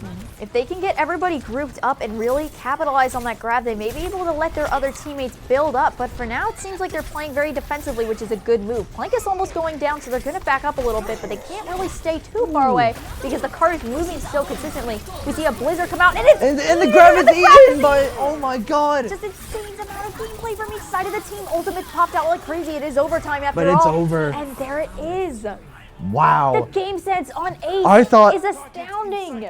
And Ace just pulled out, I thought they were going to get grabbed there and lose, but that grab get instantly eaten by That Ace. is the moment that they needed, that opportunity to open and start dominating the field. If Ace didn't have that game sense and he didn't know to eat that grab, that would have gone a completely different That direction. could have been a farther push for Drexel, but no. And they throw the freeze down and instantly won that fight afterwards. And, Weiner right now has a minute and a half to take both the point and a bit of distance. This could be either a loss for them or a win. It's crazy, how close this is and how exciting it could be. This is a deciding factor right now if we go to map 3 or not. It's very close right now in that it may not seem like there's a lot of time to push, but if you're coordinated enough and get that point as quickly as you can, there's a very real chance that they could just push right through that door and win. It's looking like Beru's going on the Torb here for a little bunker Okay. town here, just so that we can, That's your so they can favorite, hold huh? down Torb. Torb's a little, nope, all skill, no luck, just like Hanzo. But we Definitely. see that we see that Drexel's running the same comp as a Widener. Widener's going, their May Genji again. And, Baptiste on Rokars. Rokars on the Baptiste is looking very promising right now. And this could help them maybe take this point. We see them start rotating around, but rather than going to the statue, they just go right on through, and that Right through completely throws off whatever Drexel is doing. They also throw the wall out, and Kyle gets an easy pick on it, Justin, which is going to make them start to fall back, and they just immediately start dominating their diva in that line, just eating up all sorts of damage. Now, as they try to stagger, and they get the stagger on Sean too. So they just shut down a third of the time that they had. And we see here already Plankus is already about to have his window suit in just about 30 seconds in game. And this looks like we're going again into final fight territory here with about 45 seconds left of the game with no ults. We see the swap on the Junkrat as well, which is very interesting considering how much ult he had. However, it looks Right, like it's Junk's on the panning Bap. out because he gets a pick onto the Baptiste, and as well as just so much damage. They see the wall go through. They're pulling back the fight in the direction that they want. Sean is really dominating with that Junkrat though. That Junkrat pick was a good pick, especially taking down that Baptiste who had window ready to go. We see that Beru is going on the tracer, going for a fast gear, the hold on to that point so that they cannot win. We see that maybe either the Lucio or Baptiste is going to be holding that point, hopefully able to get it through that corridor. We see Sean push up a lot as well, which is going to spell trouble for him as the window comes out, and they all have to start hugging the cart. However, we do have a window of our own online, and we're close to a Blizzard, which was the undoing on the other side. Oh my gosh, they're really close to not even letting them they're get getting they it touch, and it's over. Winner wins second map. We're going into a third one. Oh my gosh. Sean with a great pick on that Junkrat, helping the team win that final fight, and the walls of Jason helping them so much. And here's the Zaya play. Yeah, we're going to see the play with Zaya and this amazing swap on a onto Wrecking Ball. Just before he even hooks onto the payload, getting two and then getting a third.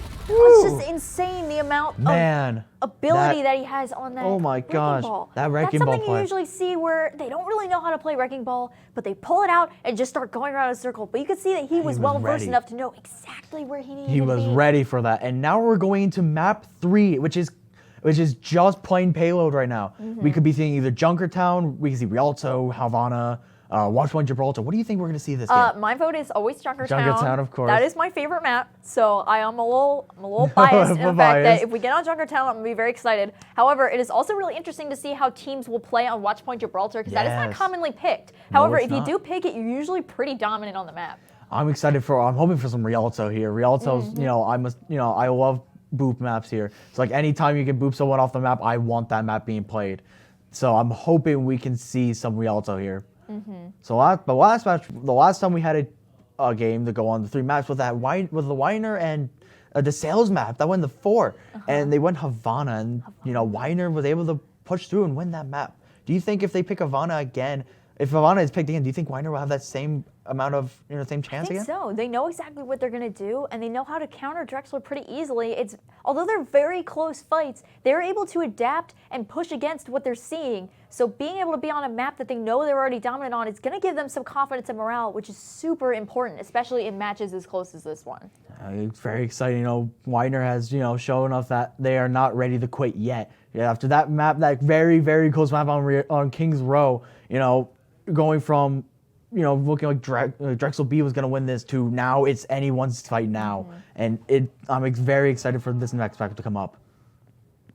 It was very much when we first came in here, we were very confident that Drexel A and Drexel B would come together for like the lore and like the funny story. But now, honestly, anyone who makes it here really deserves to be where they are, and they're fighting super Definitely. hard. And it's going to make a great match out of whoever gets through these doors. Yeah, and both teams deserve to be in the grand finals, but only one can. And again, it's Drexel A. If Weiner can beat Drexel B here, maybe we can see a good fight against Drexel A, and maybe even a win. Imagine beating both Drexel B and A at the same, in one day. That's probably is a very huge much victory right there. Yeah, not like a Cinderella story, but very good showing from any team that has walked through here. Honestly, all the teams, and this may be biased because I played, but I think we're all doing really great. We all did very well. Every team is doing well so far. There were a few games where first like Lijiang was like decided on one side automatically, but like that second map for most teams was like both very close, and both teams held very well. And this is probably the most exciting thing I've ever been to. I've never been so hyped up for an event before until now. Just being able to see all of these people come together for something they love, and being able to hold this cast, even for people at home right now who are watching, because I know there's at least a couple of you, just being able to bring this experience to you and have everybody come together is just really important. And I'm really glad that we're getting such an interesting match out of Widener. This is very exciting though. But going back on the grand finals, never mind. We're getting Junkertown for this payload map. Go. Let's see what comes through. We're probably gonna be seeing a Widow on both sides. Definitely a Widow map here. Maybe a Roadhog. I don't know. I don't know. They double shield. They might pull. I was gonna say they might pull out the double shield though. They're playing Bunkertown here for Drexel. Drexel's going to dump. Ooh, Ash Torb. I don't think we've ever seen Ash. We've She's seen pretty Ash a few rare. We've seen Ash a few times, but I don't think we've ever seen Ash paired up with Torb yet, really, today. But we see a Hanzo. We have Sigma Ryan on Widener and Orisa Sigma on Drexel. This is something probably we've seen double shield, but never both sides having double shield, and this is going to be an exciting matchup. And I'm just noticing now they're doing Torb on offense. Yeah, Torb on offense. I was gonna mention that.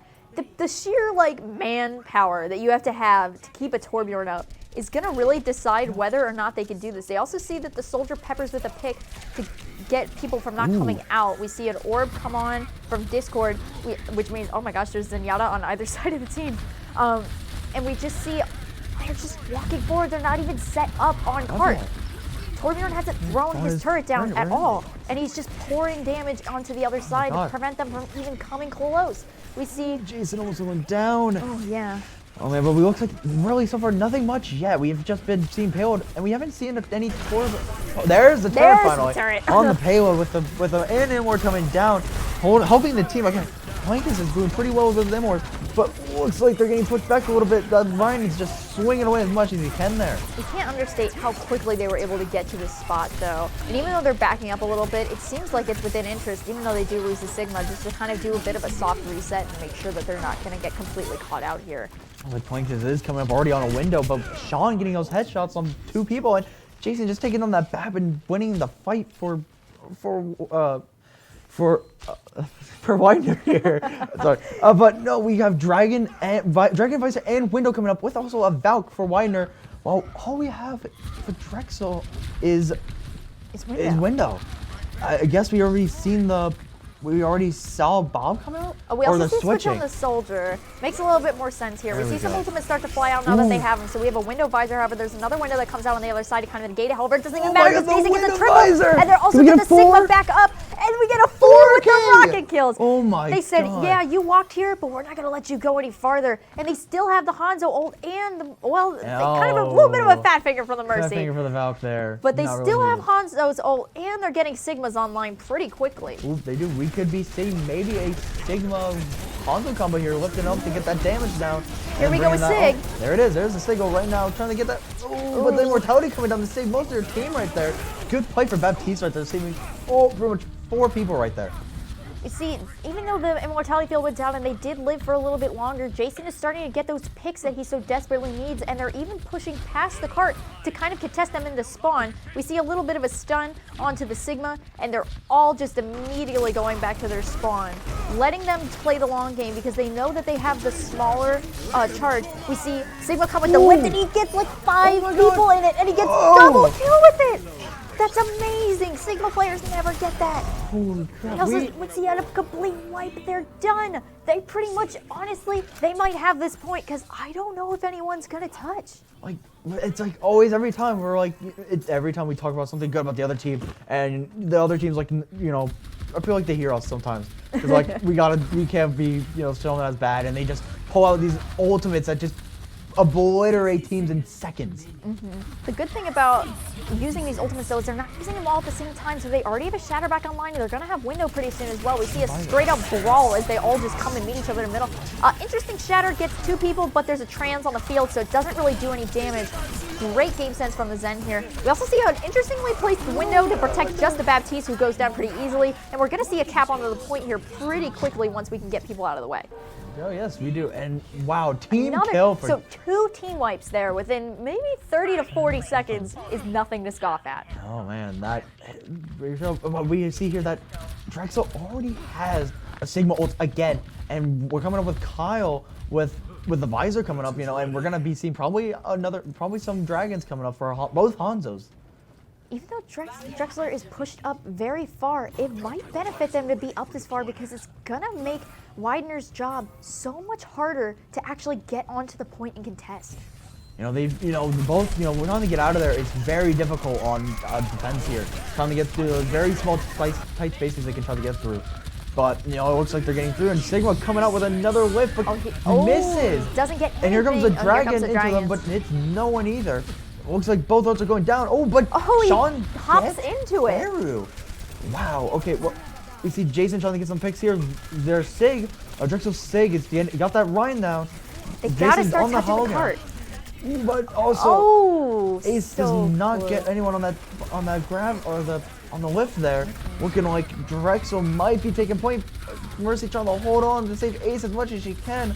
It looks like they're going down here. You see a rock onto the Mercy, she gets picked out immediately, and that pretty much folds the entire team like a house of cards, and they're going to take point 2 with a pretty good time bank as well. They've got 3 minutes here, and they're going to start to push up as Drexel gets back out of spawn. However, they need to be wary enough of the swaps that they're going to see. We see Sean back on the Rad, which was so dangerous on King's Row. Yeah, we're seeing Sean on Rad, Justin going on the Orisa. I don't think we've ever seen Justin yet on Orisa.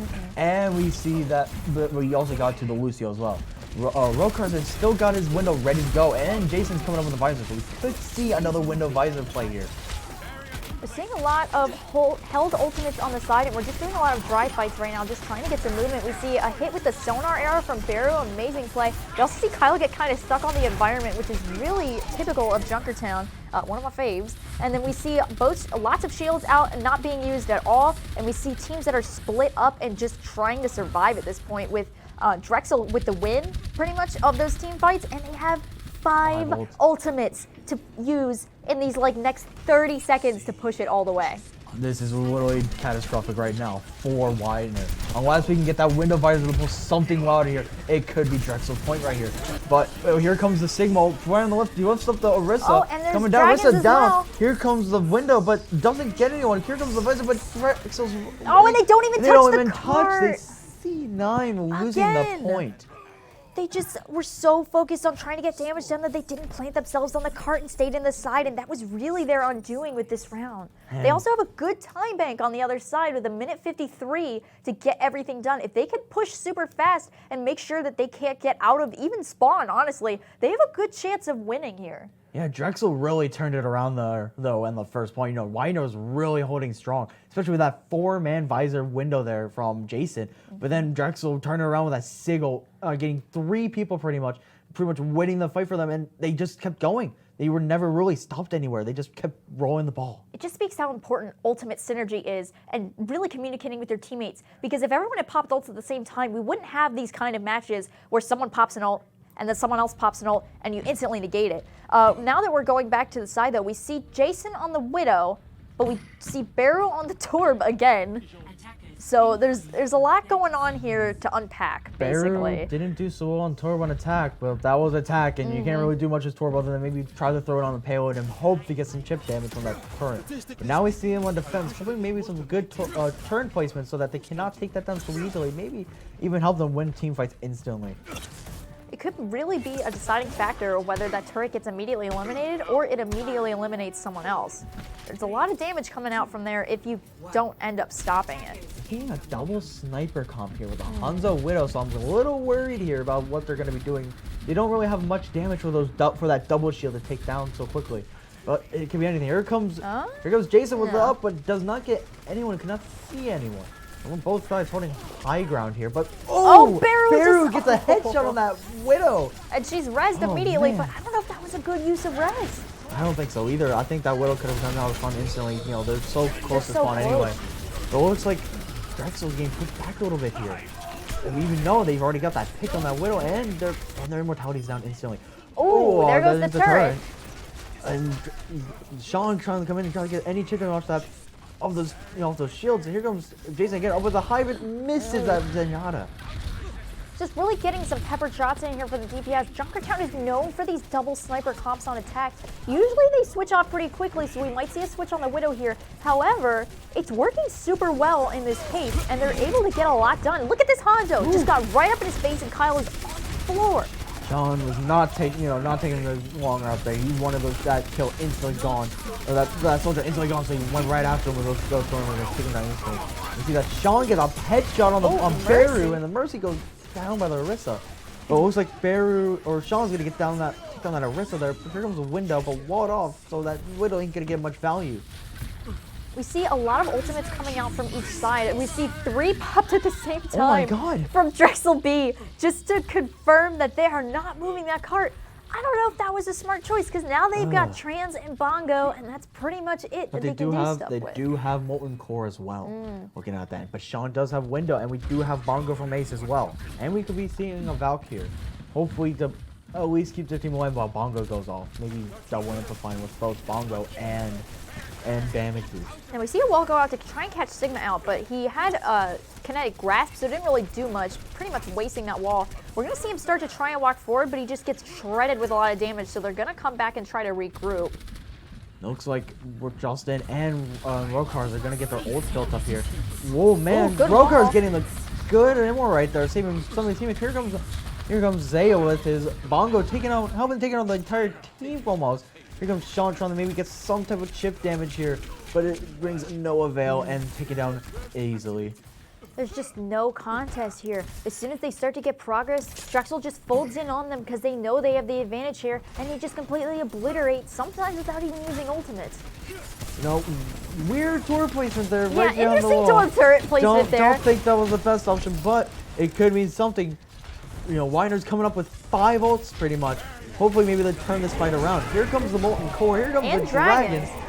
Molten Core, a little bad placement, but it does help them stop from pushing that payload. Allows them to stop pushing, however, it doesn't really stop them in the fact that Jason is on the carts, forcing them to come forward a bit. We see 2 windows come out from either side, as is customary, and we see a lot of damage coming from that second window. It's looking like Widener might be taking point here, but it looks like Drexel is coming back as fast as they can here. They're trying to stop it. They only do have trans, but Zen getting one down and Kyle taking down the BAP. And the freeze takes out Ilmore, and Jason takes down BAP. Ace on the ball again. Ace on ball, getting 1 down. There with the punch on Justin. It's anyone's fight right now. There's just desperation coming on from the point as we see a trans get popped when it probably didn't need to. However, it does save the team and allow them in that final fight territory. It is very much a fast character option right now, as they're going to try to run and touch. However, they are not moving fast enough. I don't think they're going to touch. This might be Drexel B's victory right here. I was going to say, this might be it. Oh, yeah, they're not going to touch in time. 3, 2, they're touching. Oh, they're touching. Okay. Overtime. We see a Valve come up on the point. Here comes We the see visor. Nano visor. Oh, so many ultimates my coming God. out on the side, but it looks like the kill feed is going to get doused in red as It's they going red. immediately just. But no. it's over. Drexel B is going into To the Drexel grand A. finals with Drexel A. That was a good fight. Great job from both teams. Amazing Very close. ability to hold them, like I said, basically right at spawn and not allowing them to even get up to that gate and touch for 1 point. We're going to see a play of the game here from the Sigma, and it's just very much using lift and capitalizing on it with that window. Amazing amounts of damage and a double kill coming right out as well. It was just, integral in them getting as far as they did. Unfortunately, it did not net them the win, but it was still very important in getting them all the way there. That Soldier, Kyle on Soldier was very good on them. Getting those those huge Helix rocket kills. Though both sides did pretty well. Both Soldiers did well, especially with Widener's Soldier getting a 4K window, but still not being able to pull that victory off. It's such a close match and such a shame to see Widener go out like this. But they can be proud of what they did here today. And just pulling us to a map 4 in general is being able to pull us to a map 4 in that map. They should be able to keep their heads up high. Continue building on that. They are a great school, and they show that they are a great school. But Drexel is really showing up here to show that both sides can go down. Looks like we're going to go for a quick break pretty soon for post-game interview, and we will see you pretty soon on the other side.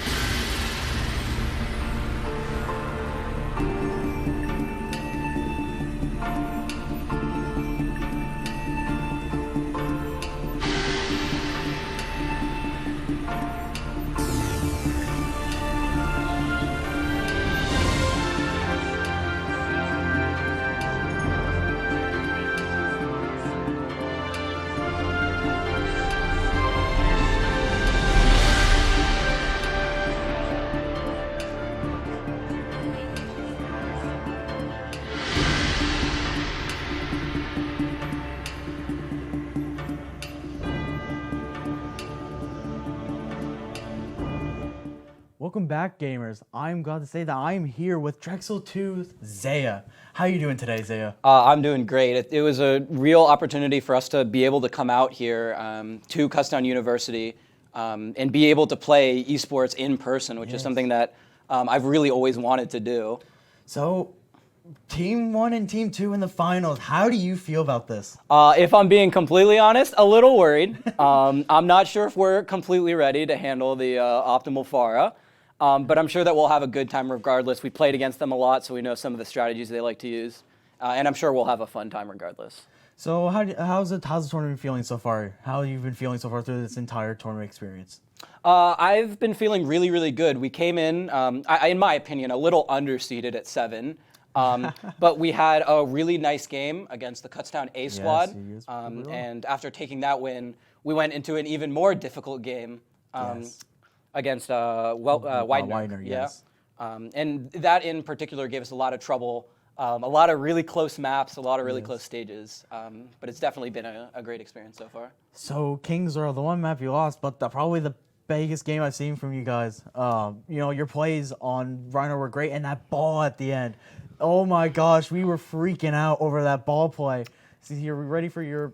Here's you guys defending right now. You're ready for your. You've had huge shatters so far this game. What were your thought process? You're both playing Reinhardt in this map. Yeah, so Reinhardt versus Reinhardt is a really interesting matchup. There's a really important neutral game that you have to pay attention to. But as you can see, there's also a really important big shatter. Yeah, Mind Shatter Earth game. And I'll be honest, Justin probably got the better of me more times than not. But I did come up with some big shatters. And then, of course, as I'm sure we'll see in a second, at the end of our attack, when I had to switch to ball just to get in close, I managed to get in, spin to win, and sometimes things just come your way. And there was ways that we're going to Junkertown on your Orisa here.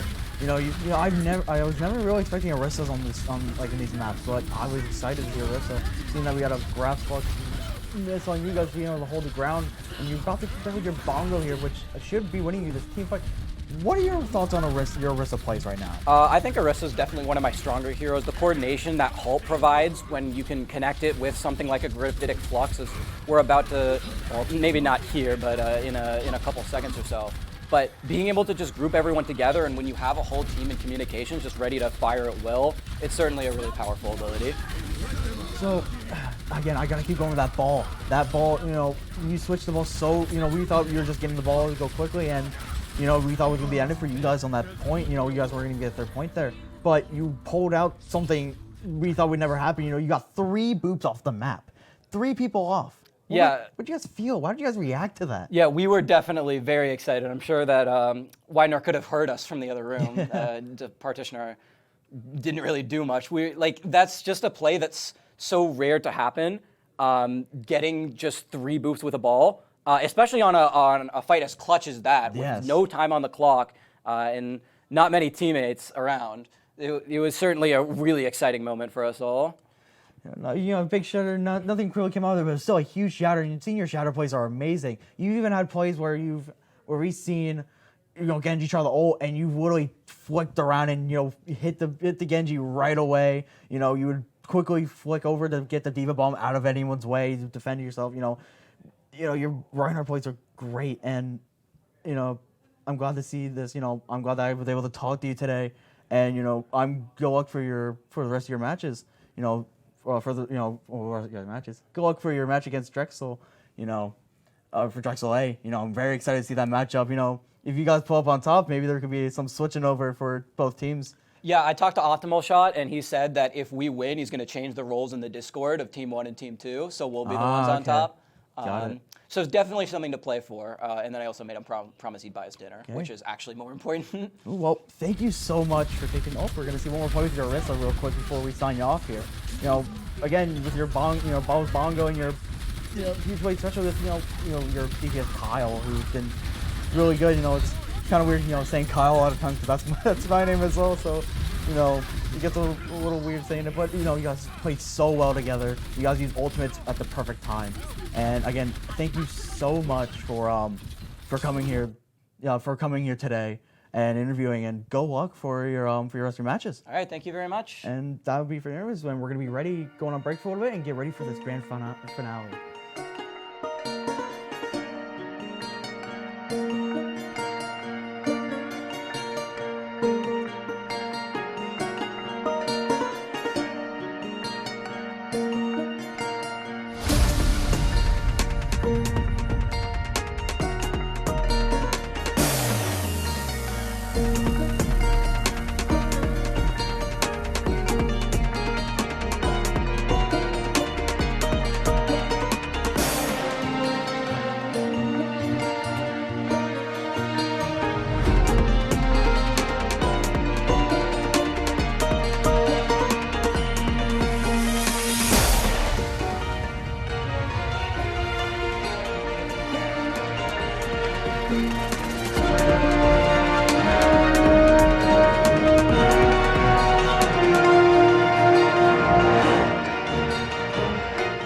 Welcome back, everyone, to the Kutztown Overwatch Invitational. We are about to start the grand finals between Drexel Team A and Drexel Team B. I'm here with Madison Caton, once again, we're your duo for tonight, and this is going to be a match for the ages. Drexel versus Drexel. This is one of two schools that had two teams.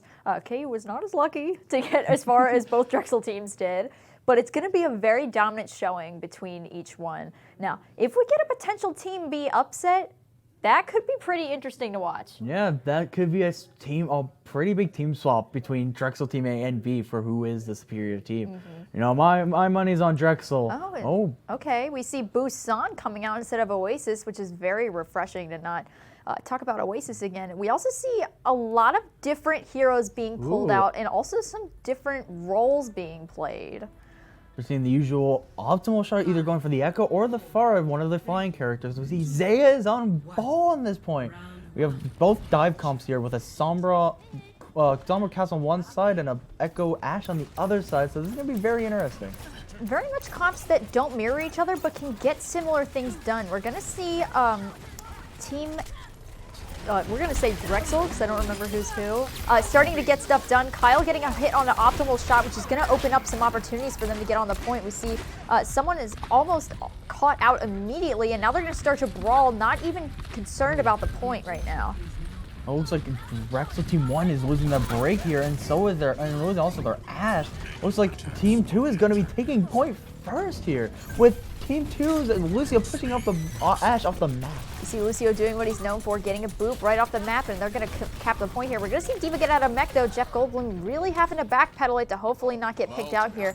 And we're going to see some ultimates start to come online already, and it's only been 13% on the point. Oh my gosh. Let's see, we already have our Ana ready for maybe a possible nano on the Winston here to maybe try to take over that point. But we see that Kyle's ready for that, but not ready enough for the high noon there. Gets instantly taken down by optimal shot on the summer. You see Winston nanoed here, trying to take out as much as he can here. Look at that. Maybe Drexel Team 1 could be taking point, but it's still anyone's match right now. We see both Briggs coming in for the complete brawl, just trying to get things done. We see some kills coming on from either side, though. It's very much an even fight as ultimates start to get thrown on the field. We see Bomb come out from Wrecking Ball, and he gets immediately eliminated, and we just see everything start to get cleaned up. Jeff Goldblum getting 2 kills, which is integral for his team to start rotating on a point and taking everything. We also see a really good anti onto the D.Va, gets popped out and immediately just destroyed. And that ball though, Zaya just got instantly melted down. Not only getting hacked, but getting hacked and then slept at the same time, and then just pretty much being not able to do anything at all. We see that Kyle's coming up with a high noon, hopefully maybe they'll pull something big. And we got the D.Va coming out with her bomb, but we also have Goldblum with the bomb as well. And we still have Winston and the Sombra, so this could be another Q fight. This is going to be a pretty close fight here. We've got a lot of even things on either side. However, people don't start pressing forward, or at least pressing that Q button. We're going to see some stuff done. 2 ultimates go out at the same time, negating each other. D.Va, Jeff Goldblum gets a pick on Izumi, and we see, Zaya right off the map. That's going to send them back to the scoreboard here. We see another hack come out. Not sure if that was needed. However, we see them start hearing up. Hitscan Hero gets another pulse bomb, and lots of ultimates coming on the side of Team A, just trying to clean up and get everything done. It does work out, but they may have used too many here because they only have online Nano and Monkey's ult, and that's pretty much it. But we do see that Goldblum is building up ult, I think probably for a remake here, and we have Bray coming up with another rally. But I'm kind of thinking more of that. I mean, he was pretty good though. He got all the rest of the teammates all hacked and unable to do anything. We're pretty much shutting him down easily. We see the nano on the Tracer here. Something I would not expect. Oh, and a nade kill on the Brig. Here comes Kyle trying to do something against that Tracer, but it's going to get melted and probably killed here. And down he goes. We see Team 1 just really getting their synergy together and taking the picks. They know exactly what they're doing. However, we're going to see a back half with Zaya, who has had some luck on the ball previously. He's going to get them to tick it out, and doesn't really end up doing much because on this type of map, even if you're contesting the point, the counter still goes up. This is very much a final fight territory in that if they don't group together and start pushing, this will be it. We've got about 9 seconds left. See that if Team 2 does lose the map here, I think Zaya might need to get off that ball because that ball is getting shut down instantly by optimal shot. Oh, and ball gets every time I'm telling something, maybe something changes, then they just pop off on that character. Here comes the mines from the ball, but Break takes down the Sombra. It's looking like a 5v4 right now, but 3-man hack from the Sombra. We're in overtime, so this could be final fight. Oh, and a post bomb on Lucio takes down their healers. D.Va's going down, ball stuck in a corner down, and that will be Team 1's point. Ultimate's just riddling the battlefield, but not getting enough done on the side of Team B. It's just really what's shutting them down. Team A, knowing exactly what they need to do, is a little bit of a, I'd say, home field advantage, just like the fact that they're not actually at home. Yeah. But, you know, then Zaya's ball is not looking too well with optimal shots Sombra, so that might be a change we're going to be seeing. Maybe something like a Reinhardt, or maybe even a duplicate of a Winston. We're going to need to see some interesting comps changes here, and we do see Zaya get off onto that Rhine. We also see that DPS synergy of Kyle and Beru coming together as a Soldier Reaper, which worked really well for them. We also see that there's a Symmetra on one point, a Lucio, and a Symmetra on the other side. So it looks like Team B might be able to pull it through and get to the point first if they know what they're doing. Oh, but they're switching right back to Reaper. They're probably getting that teleport out to get everyone out, and Beru going right back to that Reaper. Beru's Reaper and Kyle's Soldier have both been popping off very well in the past few games. So I'm very excited to see what's going on here. We see a teleporter come out from the one side just to get to the other side, not even getting about the point. We see both ammos come down, one goes down immediately, the other one stays up for pretty much the entire duration, and we watch as everyone just swamps each other, not even caring about the point before it unlocks, and Team Red just completely dominates with what they're doing, even punches being thrown as they just push everyone right back and cap the point pretty much immediately as soon as it unlocks. Beru's Reaper is very dangerous to go up against, and it's very scary. You know, they need to get rid of that Reaper as fast as they can, or else that Reaper is going to get very high value against them. But we see that no what's really coming up other than maybe some VAP and a Symmetra on Team 1 right now, and Soldier really building up his ult really quickly. We're going into this next fight. You see a window come out on the side of the team, but they pretty much walk right past it, so it doesn't end up getting utilized at all. Other than that, we see some good Mei walls and Symmetra walls coming out of life. We see people start getting pushed down onto the point, and Team 1 is going to try to fold on and at least cap, which does work. However, Jeff Goldblum gets immediately destroyed, and now they're going to flip point. So this could go the way of Team A if Team B is not able to get back together and start moving. You see here, they're all coming out small. We see that Kyle does have his Soldier ready to go, and Baptiste has a window, so we could be seeing a window visor. You know, Widener had some pretty good luck with that window visor. Maybe Drexel B can come out with come out with a really good window visor. Oh, but he gets walled off, but he's still able to get out. Maybe he's going to get someone here, but it's all blocked off and wasted by D.Va. And D.Va on Team 2 eats the freeze. And Reaper and Soldier are coming from the back line to maybe get some pick damage as Lucio takes up the D.Va. Here comes a pinch from Wilbur and takes him down. Another shift. We're bringing back the shift clicks again. So, but Team 2 is bringing it back. It's anyone's Reaper and Soldier together taking him down, and Team 2 takes the point. We just see that DPS synergy absolutely helping them dominate on the field, even though those ultimates went through. Also on the side of Team 2, we had that visor that got immediately blocked by Team 1, but it didn't even matter because they were still able to capitalize and move forward rather than doing a soft reset here. We're going to see them start moving up on a different side, just pushing right in through, and we see a Mei wall come out and another shatter. Doesn't really do much though. Lots of ultimates and stuff going on my screen, and we see CB just really pulling it out, starting to do some damage, hopefully allowing them to get forward and at least touch the point for a little bit here. We see a lot of blue in the kill feed as ultimates start to come up, and we see a Blizzard almost ready. We also see a teleporter go down, and it's starting to get serious as everyone starts to crowd on the point. Ooh, but Mei pushes off that D.Va trying to get out, but she's stuck. She's waiting. That D.Va's waiting for that Blizzard to be thrown at any moment. Oh, but D.Va goes off the map to go and get us reset. Either they need that reset there. Oh, but Zaya does go off the map with the D.Va as well. So now that D.Va is now staggered, how to come back. So this could be anyone's right now. We see coming out of spawn, we got we just used Blossom. We're gonna see probably again window visor. They need to come in with beat to do something here because that freeze could really ruin them all right now. You see a wall come out to try and separate things, but it gets obliterated immediately. Blizzard comes out and gets Zaya down pretty much instantly. We see some windows go down as well. Lots of ultimates being used for not a lot of gain as we start to get to the point. However, this is starting to tick down the time, and we get a good pin, but it might not have been worth it as we have only a couple seconds remaining until we can start touching. Reaper trying to get in there for the death bubble, but gets instantly shut down by optimal shot.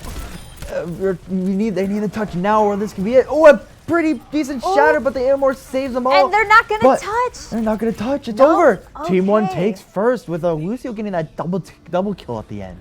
We see the Lucio just being so like utility based and being able to sway fights so easily. We saw that one of them actually ended up having a Symmetra on the other side, and that may have been what did them in. We see Kyle here with the win for the play of the game, just dominating with all the damage he poured in on the soldier. Unfortunately, did not net them the win. However, it did show them that he is not to be messed with when it comes to him and Barrow as a DPS duo. Barrow, yeah, like you said, Barrow and Kyle are a very dangerous duo, and if they, if they didn't, if Team 1 did not utilize trying to take down Barrow and Kyle as much as they did, they would have probably lost that second point, and maybe Drexel Team B could have had that victory there. It really makes this such an interesting match to watch, that you know your teammates and you know what their limits or their weaknesses are. So knowing that you're going up against Team A, and that they have this strong DPS line should theoretically mean that you know to pick them out. However, they are still able to get a lot of damage poured out on the field and get a lot done. Even though it's a Team A, Team B situation, it's still a very close matchup right now. It still looks like anyone's game right now. Drexel B may have lost that first, the first map, but it's still, they can still pull this out and maybe even take over Drexel Team A. So we're going to take bets now because it is King's Row time. Are we going to see King's Row, or are we going to see a different map? Because my fingers are crossed for a different map, because I've casted King's Row like 3 times now, and that gets old. Talking with them, they were thinking doing a little something different, so maybe they do it a little different off the King's Row here. It's either, maybe just have a little fun here at the end. I'm probably going to have high hopes for a new map, but I'm probably going to guess King's Row. With Optimal going on that Far of Mercy again. It's that tried and true method that really got them the win in the first place and allowed them to even get here onto the third match. So my guess is probably King's Row. However, I can hold out a little hope, have a little extra going, just make sure, get a little hype if we actually do see a map that isn't King's Row. Maybe some Eichenwald, Eichenwald. Maybe. Blizzard World, if they're really Blizzard going World crazy. would be a very interesting I map. would be very interested if we saw Blizzard World. What else? Hollywood. Hollywood we played, and we didn't really do so great, so maybe not that one. maybe New Bonnie, if they're really feeling something. New Bonnie could be something, but I'm probably guessing King's Row, but holding on a little hope for Eichenwald. Thinking about, regardless of whatever map they end up choosing, because it's going to be King's Row, what comps do you want to see? Do you want to see Zaya pulling out these crazy ball moves? Do you want to see Beru maybe switching it up and playing some different DPS? Like, talk to me. What are you thinking? I definitely want to see ball more on Zaya. You didn't get that opportunity to play ball on Busan because their Sombra instantly shut them down. But I'm hoping maybe they can pull off a ball here without, hopefully Team 1 does not run Sombra here, and Zaya can pull that ball off, and maybe we can get something fun here. Maybe a little troll and a little hog here, for this end part, be something fun. I would love to see maybe a Bastion here, And a lot of people, we've seen many people bring out the Bastion at spawn, but don't fully go through with it. So I would love to see maybe some pirate ship gameplay on King's Row. I think it's just really dependent. Hollywood! Let's go! So something different. This is going to be great. Now, disregard everything you just said because this isn't King's Row, but I really want to see them pull out some crazy like Bastion Torb on Bastion defense. Torb on high grounds. Obviously, we got Torb on Beru again. Beru going on that Torb again, and we got the Sigma, Dame Sigma. We got Sammy Marissa from Junkertown. But we see look like we're having a little dive comp from Team 1 here with the Winston. The interesting thing to note is that for like 2 seconds they were on a Zen, and I was gonna really call them out for that because Zenyatta is not the move here. No, not so good. However, we do see an Ana come out on the other side, and that's gonna really help them either keep up everyone else or farm that nano for a nano barrage, and that can be pretty powerful. The thing I'm worried about though is they got technically a double hit scan here with both Kyle as Soldier and Beru Torb's turret there on the high ground, so that could mean some trouble for the far up here for optimal shot. We're going to see Winston kind of scouting it out just to tell them where they're at. And we see Farah just kind of hovering in the air and taking pot shots. Ooh, and knocks them all off of the high ground immediately to point. And it looks like they're going to rush to try and take advantage of that. However, Torbjorn's turret is just peppering damage and allowing Optimal Shot to not get as close as he wants to. We're going to see them not exactly go on the point, but they're going to try to rotate around. Turret goes down, as well as Hitscan Hero getting onto Plankers, which takes their main healing away. And we're going to see them just start to immediately dominate as Optimal Shot gets into primal position and just starts obliterating dominating everything within his sight, gets both healers optimal and shot. soldier. Just complete dominant showing. Optimal shot living up to his title and optimal playtime. Man, I can't, I think like I keep repeating this. I can't start saying about bad things about characters in this game anymore. Because once I say something bad, they pop off. Like just Ultimate Shot, I was so worried that Ultimate Shot was gonna lose. He was gonna get shot down by both that soldier and the Torb turret. But he really showed us that nothing's impossible when you play Farah with that Mercy, and he just obliterates everyone on the field. And it looks like we're trying to get on the high ground. Oh, Sticks okay. Reaper turning out of Wraith and takes him down instantly. Whoa, Tracer just getting out of time before that creep could kill him. Oh, but Cass does kill him, take him down. Farah on the high ground punches the Sigma before he can get that shield, taking him down. But Cass is also taking out that Winston. I don't know, but Farah taking out that Cass. Orissa's going down as well from the Zarya, and already Team 1 is going to be pushing that payload already halfway towards point. Now, it really is a toss-up between which DPS can do better, as Optimal Shot and Kyle did juggle kills back and forth. And we'll also see that Zumi is back on the Zenyatta, which I just yelled at him for. So that's going to be an interesting pick, because although he can get more damage, they have not a lot of great healing potential if the team decides to move and split up. So, I mean, once they lose that Baptiste there, it's pretty much game over unless they have Transcendence there. Oh! Optimal Shot trying to get it off, but Orisa putting that shield down and completely Orisa putting that shield down and denying Farah, trying to maybe even try to kill herself with her own barrage, but it does not avail. And it looks like we got already a Zarya kill on that Reaper. Reaper having come only from a far spawn, and they're getting pushed back pretty much to their spawn as well.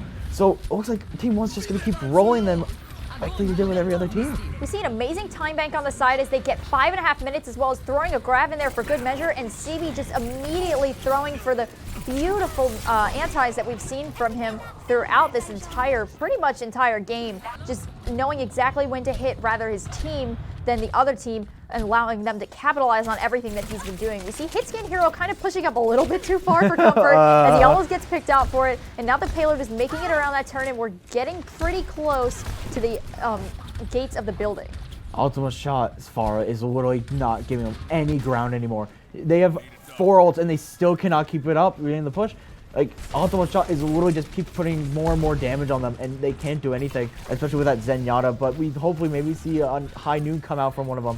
Maybe Sigma brings them up and High Noon could bring out something good. But for right now, Ultimate Shot is getting barrage right now and could probably shut down everything. And Beru goes down. Here comes the High Noon right now. Doesn't get anyone. Still, no ults really going on. Here comes Sigma getting only the Mercy and the Zarya, but not pulling up anything good. Here comes Transcendence from the Zenyatta. Bomb goes out, gets no one the barrage, gets the Orisa, and the bomb goes down, ruining their chances of any high damage here. But Reaper does get the Farah. We're going to see a lot of damage coming out from either side as they try to desperately stop the payload from moving. That seems like they're going to succeed for now as they do a soft reset, because they know they have enough time to kind of farm ultimates and get everything going. We also see that they're kind of holding ultimates on the side of Drexel B and not using them, which could be the deciding factor here instead of throwing them into the wind. Like I said before, we could be seeing a nice funny little ultimate here with the window blossom here. You know, it may, oh, there's the window right now, but not really bringing up too much since they are going around, and no, the grab misses. Gets no one. Gets no one. Here comes Winston, all angry, trying to hit someone into the grab. But gets the Zenyatta before he tries to get out of the way. Also getting the Baptiste as well. And they're just obliterating the whole team. Whole screen is just red now, and pretty much winning for Team 1 in just a matter of seconds. We see so much ultimate discipline on the side of Drexel B that just allows them to completely dominate with what they're doing, and that's how they got so much of a time. Like, you'll notice at the end that they had about 2 to 3 ultimates that they decided to just pop at the same time, which in that case does work because they're so close to the end. But you'll notice that most of the time they had 2 to 3 ultimates in the bank, and they were rotating really easily, so that almost every fight there was at least 1 ultimate that went out, and that is really what decided it for them. Pretty much, yeah. They didn't use ults. You know, there was some ults that they could have used and won the fights, especially with Barry with that Blossom, but he didn't get it out in time. Only losing to pretty much in seconds. And if they keep doing what they're doing right now, it looks like Drexel A is going to be pulling out a victory right now. But anyone's game still, as we see going with both sides having Ash and Hanzo almost looking like a duplicate. And we're looking at this, it looks like we're talking, grand finals is going to be a best of 5 here. So even if Drexel A does win this map, we will be seeing a third map, hopefully on control on just payload. We're going to see a lot going on here. We got a little bit of extra time in the budget to kind of do a best of 5, and that's going to help us out here. We're going to see a lot of different hero choices just across the board in general. We see Barrow and Kyle on the pretty much not classified double sniper, but Ash has that scan. And then we have another duplicate Ash on the other side and a Junkrat on optimal shot instead. Have we ever seen optimal shot on Junkrat yet? I don't think we have. If we did, it was for a very short amount of time, so he has a lot to live up to here. We're going to see it right now. Let's see what he can do. You know, we saw Baru on Junkrat, and he was able to pull Junkrat very well on Kings Row and on Junkertown. So we can simply go over here. We go hit scan, getting that pretty decent big fire or dynamite, but they're just stuck on the high ground. Already, Drexel B's already taking almost first pick already, and also getting that headshot on the Ash, but Optimal shot getting on that Ash as well. So this could mean anyone right now. It's still very even 5v5. That's the problem with holding on that background. It's really impossible to kind of fold in on everybody. We'll see them really struggle with this as they just get picked away by Baru and Zaya as they just completely move backwards and pretty much give them the point, even though there's bodies to throw. We see Baptiste go down pretty easily and Sigma as well, and that's a very fast capture on the side of Team A. Team B is like just showing up right now that, you know, they don't want to lose yet. You know, they want to show that they could be the better team, and grabbing that point right there and already having 5.5 minutes going to the first point is already showing that they are capable of being a Team A team. We're going to see them start to move up a little bit, letting only one person on the payload as they try to get, an optimal shot just completely obliterates, switches off the Junkrat right to where he's back at home on the Hanzo and shows who's boss. And very, you know, I don't know, very skillful shot, you know, on these Hanzo shots, you know, I don't know, it's good, you know, no luck there, skillful, you know, I believe that every Hanzo shot is very skillful here, especially with that headshot on that Ash, you know, but maybe the Ash will, you know, learn this next time that going up in the air with that coach shot is not good, but then he gets instantly shut down again by Baptiste. We see CB doesn't even need to use his window to get 2 kills, which helps his team kind of clean up the rest, and the cart is going to stop moving for now. That's going to allow them to kind of recontest. He puts Immo down, questionable use of Immo here as his team is not with him. However, he does escape with his life, and now they're going to start to move towards the cart and make it start moving again. Team B is on the high ground, which means they're going to have to fold down, and unlike last time, it'll be much easier to do so. However, we see Ash get knocked down, and now everybody is out of position as they try to just brawl on the side of the road. We see no ultimates come out so far, though. It's very much a dry fight, except for Bob, who comes out, and we're just going to see Bob obliterate hit scan hero, knowing exactly when to use his ultimate, and we see the rest of his team doesn't even touch their ultimate bank. Look at that, we got 4 ults already on, 4 ults on Team A. It's, you know, literally just Bob just, you know, going in, just took out 2 and literally just won them the fight there. But Barry is coming up with dragons, and dragons have been good for him so far. So maybe we can see something. And Zay does. Oh, here comes the dragons on the high ground, looking up and. Maybe Hitkin can run into it, but no, Hitkin gets out of it in time.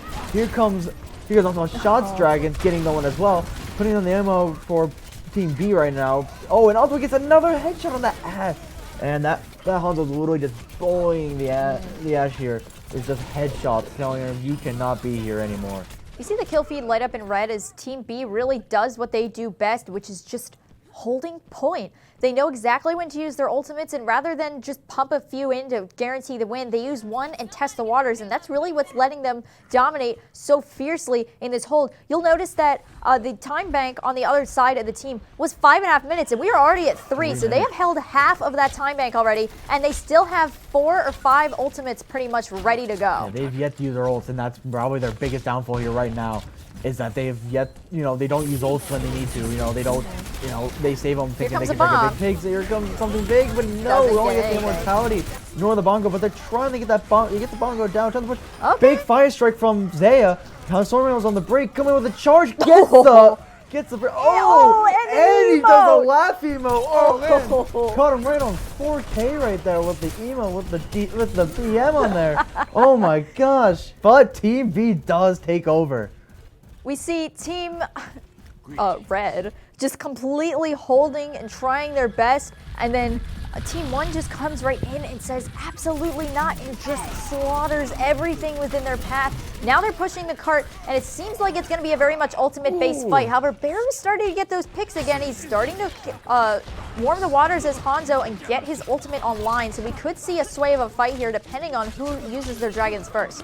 Looking at that well, we were trying to get a nice Hanzo 1v1 there, but nothing really happens. And the Sig getting a Oh my God, triple kill Jeff! without even knowing. Oh my God, Jeff Goldblum, the famous actor, getting all those picks right there. Oh my gosh, he's not good only acting. He's also good at Overwatch apparently. We've got a lot of talent here on the KU board, besides Kyle and myself, with Jeff coming for the interview, and he just is dominating on the field, knowing exactly where he needs to be, and he's setting up immediately. Getting that high ground is going to be what's key here for them to keep holding. And they could have let that slip. However, they didn't let the morale get them down, and they dominated and kept Cart back where it is. Every time you think that Team 1's gonna go down, they're gonna be falling down, they're gonna lose point there. They just come back with more, more and more power and more better plays. And Bob instantly going down by Beru, but Beru isn't really gonna do much here, taking out that Bob as the rest of their team is going down. Now that the time bank is going down, we see a little bit of hesitance on the side of using ultimates on one side, and on the other side, using more than was probably necessary. Both sides, though, are looking pretty good in the side of ultimates. We've got some healer ultimates coming up from Team B, and we've got some tank ultimates coming up from Team A, so either of those could sway fights depending on who uses what first. This isn't exactly a final fight territory, but depending on how long this draws out and whether they go to touch a cart where Zaya is, this could be it. Oh, and Ash gets a pick right away on the Cavs. This could mean a point, but here we go. Both Orisa and Sig falling off the high ground. Not the best idea they could do. Here we go. And Ash gets the Hanzo. Both DPS are down, but Brig comes in, stuns him, and takes down Zaya. It's, here comes Brig going after the Immortality, goes down for trying to save the map. Brig just going out full on mace to the face right there. They're trying to go with the cast. They're trying to get something, but the Ash is just there holding him down, saying, no, you are not allowed to pass. Like good old plays. Even though we saw that they got pushed off of high ground, it didn't even matter because they were able to capitalize on everything they saw. We see the ball come out too, but it gets killed immediately. Overtime does tick off. However, they're not on fast characters, so it may be over here. it here. Sigma waving off goodbye for the second map, showing that Drexel A is now 2-0 for this grand final. Man, I thought Drexel B was going to be able to pull out that second point, but Drexel A, like I said, even though they were put down, they were able to come out and get, and just become stronger and take on easily. Here we see Optimal Shot doing what he does best, is just peppering in that damage, denying anybody from walking, and then as soon as he sees people, just that beautiful shot on the Kyle. Wasn't even looking at him, just knew Hanzo well enough. And that was play. That was play. One single just headshot. One that shot. proves how important your hero picks are. Because if he wasn't on Hanzo in that moment, that would have been. We don't know how that fight would have gone. He really just shot that arrow, hoping for something. He got something. He got that headshot on that Ash and literally won that team fight in seconds, and they couldn't do anything. Without that Ash, you really don't have that chip damage from that dynamite from the fire, just so at least get something down. And that Hanzo wasn't good enough DPS to take down anyone on the team. Seems like rather than the usual thing of picking healers first, this is very much a pick your DPS out first. Pretty much. Because even though you have the healers up still, if you don't have that enough damage, depending on what healer you're playing, like Zen or Brig, who both need to be pretty close to hit their shots, you're not going to get anything done. So we see them immediately going for the Ash, immediately going for the Hanzo, and getting those picks and securing the wins for their team and allowing their team to just clean up with everything else because there isn't enough damage to capitalize on what's happening. There's not, yeah. I think either probably if they would have switched off either that Ash or Hanzo, maybe, they had double shield, probably, Barrow maybe bring out that Junkrat, could have probably taken those shields down and maybe get that Hanzo out of the way with those, without, it's like you want to get those picks. But, we're at the end of this map, and we're going to map 3 right now. What map? So we're on control, or we're not control, we're on payload. Yeah, we're on escort. Escort. What do you think we're going to have? Do you think we're going to have another Havana? Do you think we're going to have Junkertown again? Do you think we're going to go Gibraltar? I am very much a Junkertown aficionado. The Junkertown However, aficionado. I would like them to pull out the Watchpoint Gibraltar. Because I think that would be a really good map to watch them just like crack heads against each other and brawl. Winston on Winston would be a great matchup. Yeah.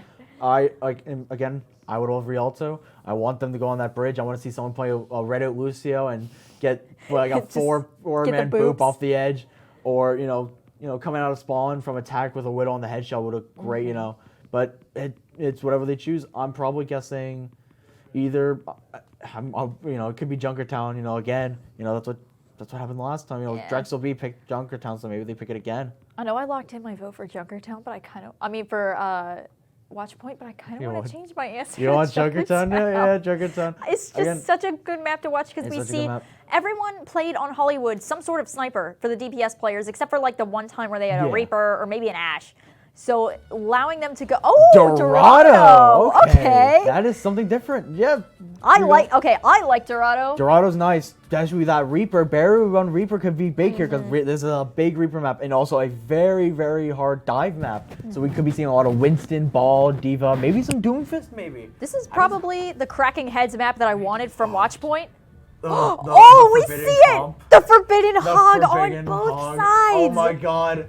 Drexel B coming in with the comp and the forbidden comp that no one should ever be playing here, and it's gonna be an exciting match here. I, for one, am so excited to see Hog just in general, but Hog and Ball or Hog and Orisa is just so like out of the ordinary. They just come for Team B as a little skip to a Hog Ball, Zenyatta, Widow. Just kind of throwing things at the wall to see what sticks. Really, they're having fun here. It's a fun time, and I'll be happy with this gameplay. Yeah, no matter what happens, you know what? We saw the Hog on both sides. You can't get upset at that. We're gonna see what happens. Okay, we're gonna see Widow come out to try and get a pick. She's gonna fly up in the air, but there's a lot of shields going down. She almost gets picked herself. We've seen that Hanzo almost got, like he said, almost Hanzo picking her off right away. Here comes the push from the Hog. Hog trying to sneak around. Maybe get a hook on someone. I can't see the ball. All we see right now is just Widow trying to get those shots, but no, the barrier's there, so nothing can get done. We see that Team A is really grouped together so that they can prevent anyone from getting damaged like separately. And that might be their downfall simply because they have Hog and he can kind of throw that hook in there and get pretty much anybody. We're going to also see them rotate away from the high ground, which is a questionable choice as Team 2 rotates up to the high ground and is now going to be able to have the advantage against them as Team 1 comes on to try and defend the point. But Team 1 is already having Hanzo was shot taking 3 down with Hanzo coming out to get this Hog up here, but Hog is gonna heal. Maybe try to get a hook on the Hanzo. Here he comes. Oh, but misses. Oh, Ball sleeping on point with trying to get out of the way. Oh, Jeff Goldblum is discorded. He could be taking out, but not taking out enough. They're just holding on that corridor right now, hoping maybe Jeff Goldblum could just grab a hook in the corridor on the Hanzo. See how important optimal shot is on that Hanzo because he immediately shuts down Zumi, and gosh. that is going to allow the team to start really moving in. Barra just being so comfortable on that and getting these random off angles is really going to help kind of do a counter thing if he would stay up. Hit scan hero living to his name. As we see here, we see that optimal shot has dragons ready, but does he really need the dragons with all these headshots and shots? We don't know. Hog and Ball are going to be difficult to take out with those dragons because they're, Hog's tanky and has his heal and Ball can just get out of the way. But, taking out Kyle and Baru with these could really show something good. But here comes the dragons now. Ooh, Ball getting a little stuck in that. Oh, Ben does take out. Look at the feed for optimal shot in a 5-man feed. But Jeff Goldblum goes down by the other Hog. And the Hog goes down by the Ashe, though. It's very much a back and forth fight between the tank players just trying to stay alive. We do see a lot go down on the side of Team 2. However, they have an advantage in spawn, so they're going to be able to get back faster. So despite that setback, they're already back on point already with Zaya. Zaya's trying to get something. Oh, and Orisa takes out Baru so quickly, and Zaya goes down by. Also, what is this just popping off here? Oh, we got to pause, y'all. We got to pause here. Okay, it's not a LAN event if you don't have a pause. That's true. So, was waiting for that. Probably. Also, let's talk about what we just saw in the fact that Orisa just came out of nowhere and started just got 2 kills, dominating. just done, But I'm surprised that we got to see Hog on both sides. Yeah, That's that was so fun. awesome. That is so funny, and it's great to see that, it's, especially in the grand finals, it's so amazing to see, and having a Ball as well with that Hog, not really working out for them, but doing their best. But it's still fun to see. It's a valiant effort. It's a valiant effort. Zaya was looking like he was taken down a little bit there. He still hasn't gotten mines yet. Hog, looks like both of them have a whole Hog ready to go. And Baru, trying to get chips. I think he has dragons, if I remember correctly. Yeah, we're going to come back here, and we have a lot of ultimates online for Team 2. But Jeff Goldblum takes out the other Hog, getting revenge on him. We're going and Immortality goes down, but it looks like they're just pushing out. They can't get through that corridor. That corridor is just completely blocked up. Ooh, and Plankus gets a pick on that break with Baptiste. Something I was not ready to see, but Team B is coming with 5 ults, and Team 1 is coming with 4 right now. So this is gonna be, hopefully we can see a huge Q fight. Here comes the ball, here comes the mines, here comes the Bongo, here comes the whole Hog. seeing the whole hog takes up the ball, ultimate shock takes up the cast, and right now seeing ultimate shock trying to get shoves, but it looks like the hog right there, summoning his strength, and ultimate shock takes him down easily. Look at they're holding that corridor so quickly. We see they have so many ultimates, but they're just not using them, and that's really their downfall, is they just start peppering with everything. And as they go through, we see the kill feed lighting up in blue. They're getting ready for that final fight territory now. Oh, final fight territory so quickly, man. I wasn't ready for this, but yeah, we have 4 ults coming up for Team B. They need to use these ults now.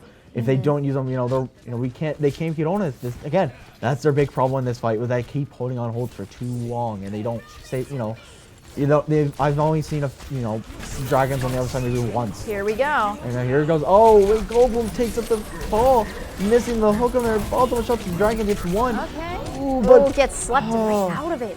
It's right out. Hog down. All you got is Zoomy. Zoomy's down. Blankus is down. Kaz is trying to get back, but nothing. And that will be round 1 right there. Looking like Drexel P. We see so many ultimates come out on the other side, and it just does nothing right at the end because they're not using them correctly. No. We see them just kind of throwing everything helter-skelter, just trying to at least get bodies on the point, and that's just not how you play the game. No, they're trying. They think that you're trying to get that best opportunity right there. But if they can use their ults, at least get 1 or 2 picks in the first 10 seconds of the fight. That could that can really throw a curveball to the other team and win them the fight so quickly. But holding on those ults, not only are you not taking the chance of getting kills, you're also holding ults. You're never getting more chances to use more ults on the time. So instead of having throughout that time having throwing out 3 or 4 ults or that entire round, you're only getting 1 ult out for that entire 4-minute round, which isn't really good. It's really just thinking about optimal hero picks and knowing what to do, and I don't know if Bastion is the answer. Hold on, wait. Team 2 is throwing a huge curveball. Zaya is now GPS. Their other taking. Yeah, wait, hold on. We're having a Bastion. They're just throwing all the tricks out of their sleeve. Kyle going Baptiste, Beru going a hog, Blankus going Winston. What is happening? Is this really? Just utter chaos on the side of Drexel B, just throwing everything at the wall to see what happens. Just a little shenanigans coming out here. The other thing is they do still have the hog on either side, and we do see optimal shot back on his comfort pick of Farah. Oh, he gets a shot immediately, and the mercy as well. Oh my God, Izzy down, but Zay goes down, and so does Blankus. Zoomie trying to stay alive as long as he can. Take out Farah again. And Wilker's ball is picking up 2 people. And that's a deciding factor right there. It's not the counter we wanted, but the counter we needed. Bastion completely knowing exactly who to shoot rather than peppering all of the tanks. He just completely obliterates. However, Wilker's not ball enough. is taken down. Plank is trying to get in there with the Winston, but not enough. And I think Team 1 takes the victory of the grand finals. Man, what a good matchup. Very good matches throughout the entire tournament, and I've been so glad that I got to be a part of this, and it's been so exciting. It has been an amazing experience to be here and cast your winners. We also have Wolgar here as Wrecking Ball, getting some things done. We're going to watch play here. He gets a bunch of damage onto the Winston, and this is pretty much right at the end of the game. Also, a very good knockdown on everybody. Just cleans up exactly where he needs to be, and that is what gets his team the win at the end of this event. Gives no care about that Bastion, though. Goes right past him, gets both of those supports that were help keeping them up and takes them down easily, helping them win the game. But it looks like Drexel Team A is going to be holding on and keeping their superior spot. In a few minutes, we're going to be having an entire team interview lined up for you guys with Drexel Team A, so we will cut to a break in a few seconds, but be on the lookout for that and don't you dare leave your seats.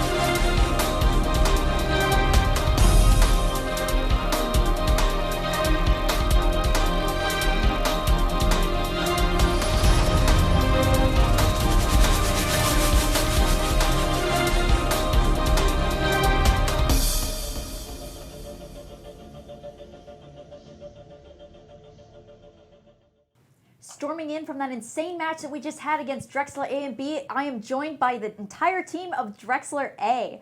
Now, I have a couple of questions for everyone. Whoever wants to answer can just kind of start throwing answers at me. I have my notes here as well because I am not super good at this. But I just want to talk about a couple of things that we saw, particularly on Dorado, especially from the other team and how to counter it. So, like, what was your thought process in picking Roadhog? What was your thought process in picking your healers? Just kind of talk to me what you were thinking. Well, I specifically heard the casters say they wanted to hear more see more Roadhog. That is true. We did say I that. played Roadhog. And we Yes. went Orisa for We just the, kinda, like, the built pull around hog. Yeah, we just wanted to run the Roadhog. We'll see you guys coming out of spawn here on the B-roll footage and just kind of immediately pushing cart. Very good response from everybody here. Another question I have, just in general, how was it versing Team B? Like, were you guys excited about it? Like, was there a lot of yelling? It was fun. Downstairs? It was fun. We were super hyped for them while we were watching their games. We're really proud of what they did. Yeah, we were hyping it up. We were looking forward to it. Yeah, we were hoping the whole time that they would make it to the other side of the bracket. So another question I have is, if you didn't have to go up against Drexel B, who would you have wanted to go up against in the grand finals? Like, it could be even someone who didn't even make it out of the first round, like just literally anybody. Probably Kutztown A. Yeah. Getting to go against the home team would have been pretty solid. We didn't get a chance to play against them, and we know some of their players, so we were kind of disappointed because. PK Factor's an old teammate of mine. Yeah. Oh, okay. Dead again, but unfortunately it wasn't able to happen. PK actually taught me how to play the game a little bit, so. He's good. Small world we got here. We're gonna see some B-roll footage here from Hollywood and just the absolute dominant performance that you guys had with your optimal shot on Farah and Gramley on Mercy. Kind of talk me through, how did you guys develop the pharmacy in a meta that isn't really built for pharmacy? You simply pick Farah, and then we have a saying around here that every map is a good fire map. Oh yeah. So, when you're optimal shot and you're just God Farah. Yeah. Just kind of really so going we for can it. force it sometimes, but it's good on that comp because in first point you can really spam the cafe area and you can just blow them up with damage because a lot of teams like to hold in there. So. Oh, go ahead. I'll say I got a little scared on Busan. Kyle on the Kree there. I got rolled out the gate. I switched to the Sombra right away. I wasn't risking it. Another thing I want to ask is there any moments that just kind of stood out to you? It could be anything from today that was just like, whoa, that was a good play. I think when on Kings Row, when our team 2, when Zumi came in and did the Lucio beat by herself, and we're like, why is she doing that?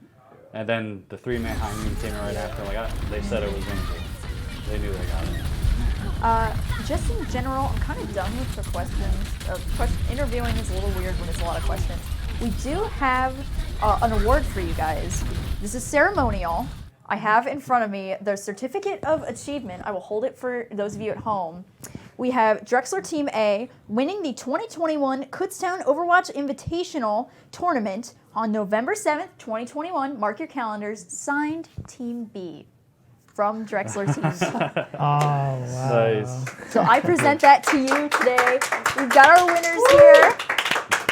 Everybody give a huge round of applause for Drexler. Both A and B coming out, giving us amazing performances. That's going to be pretty much all you've got in store today from everyone here at the desk. I'd like to invite my other casters to come on other side of me as we wrap up the day. Here is Kyle Rotson, and Connor is like right off of frame. There he is.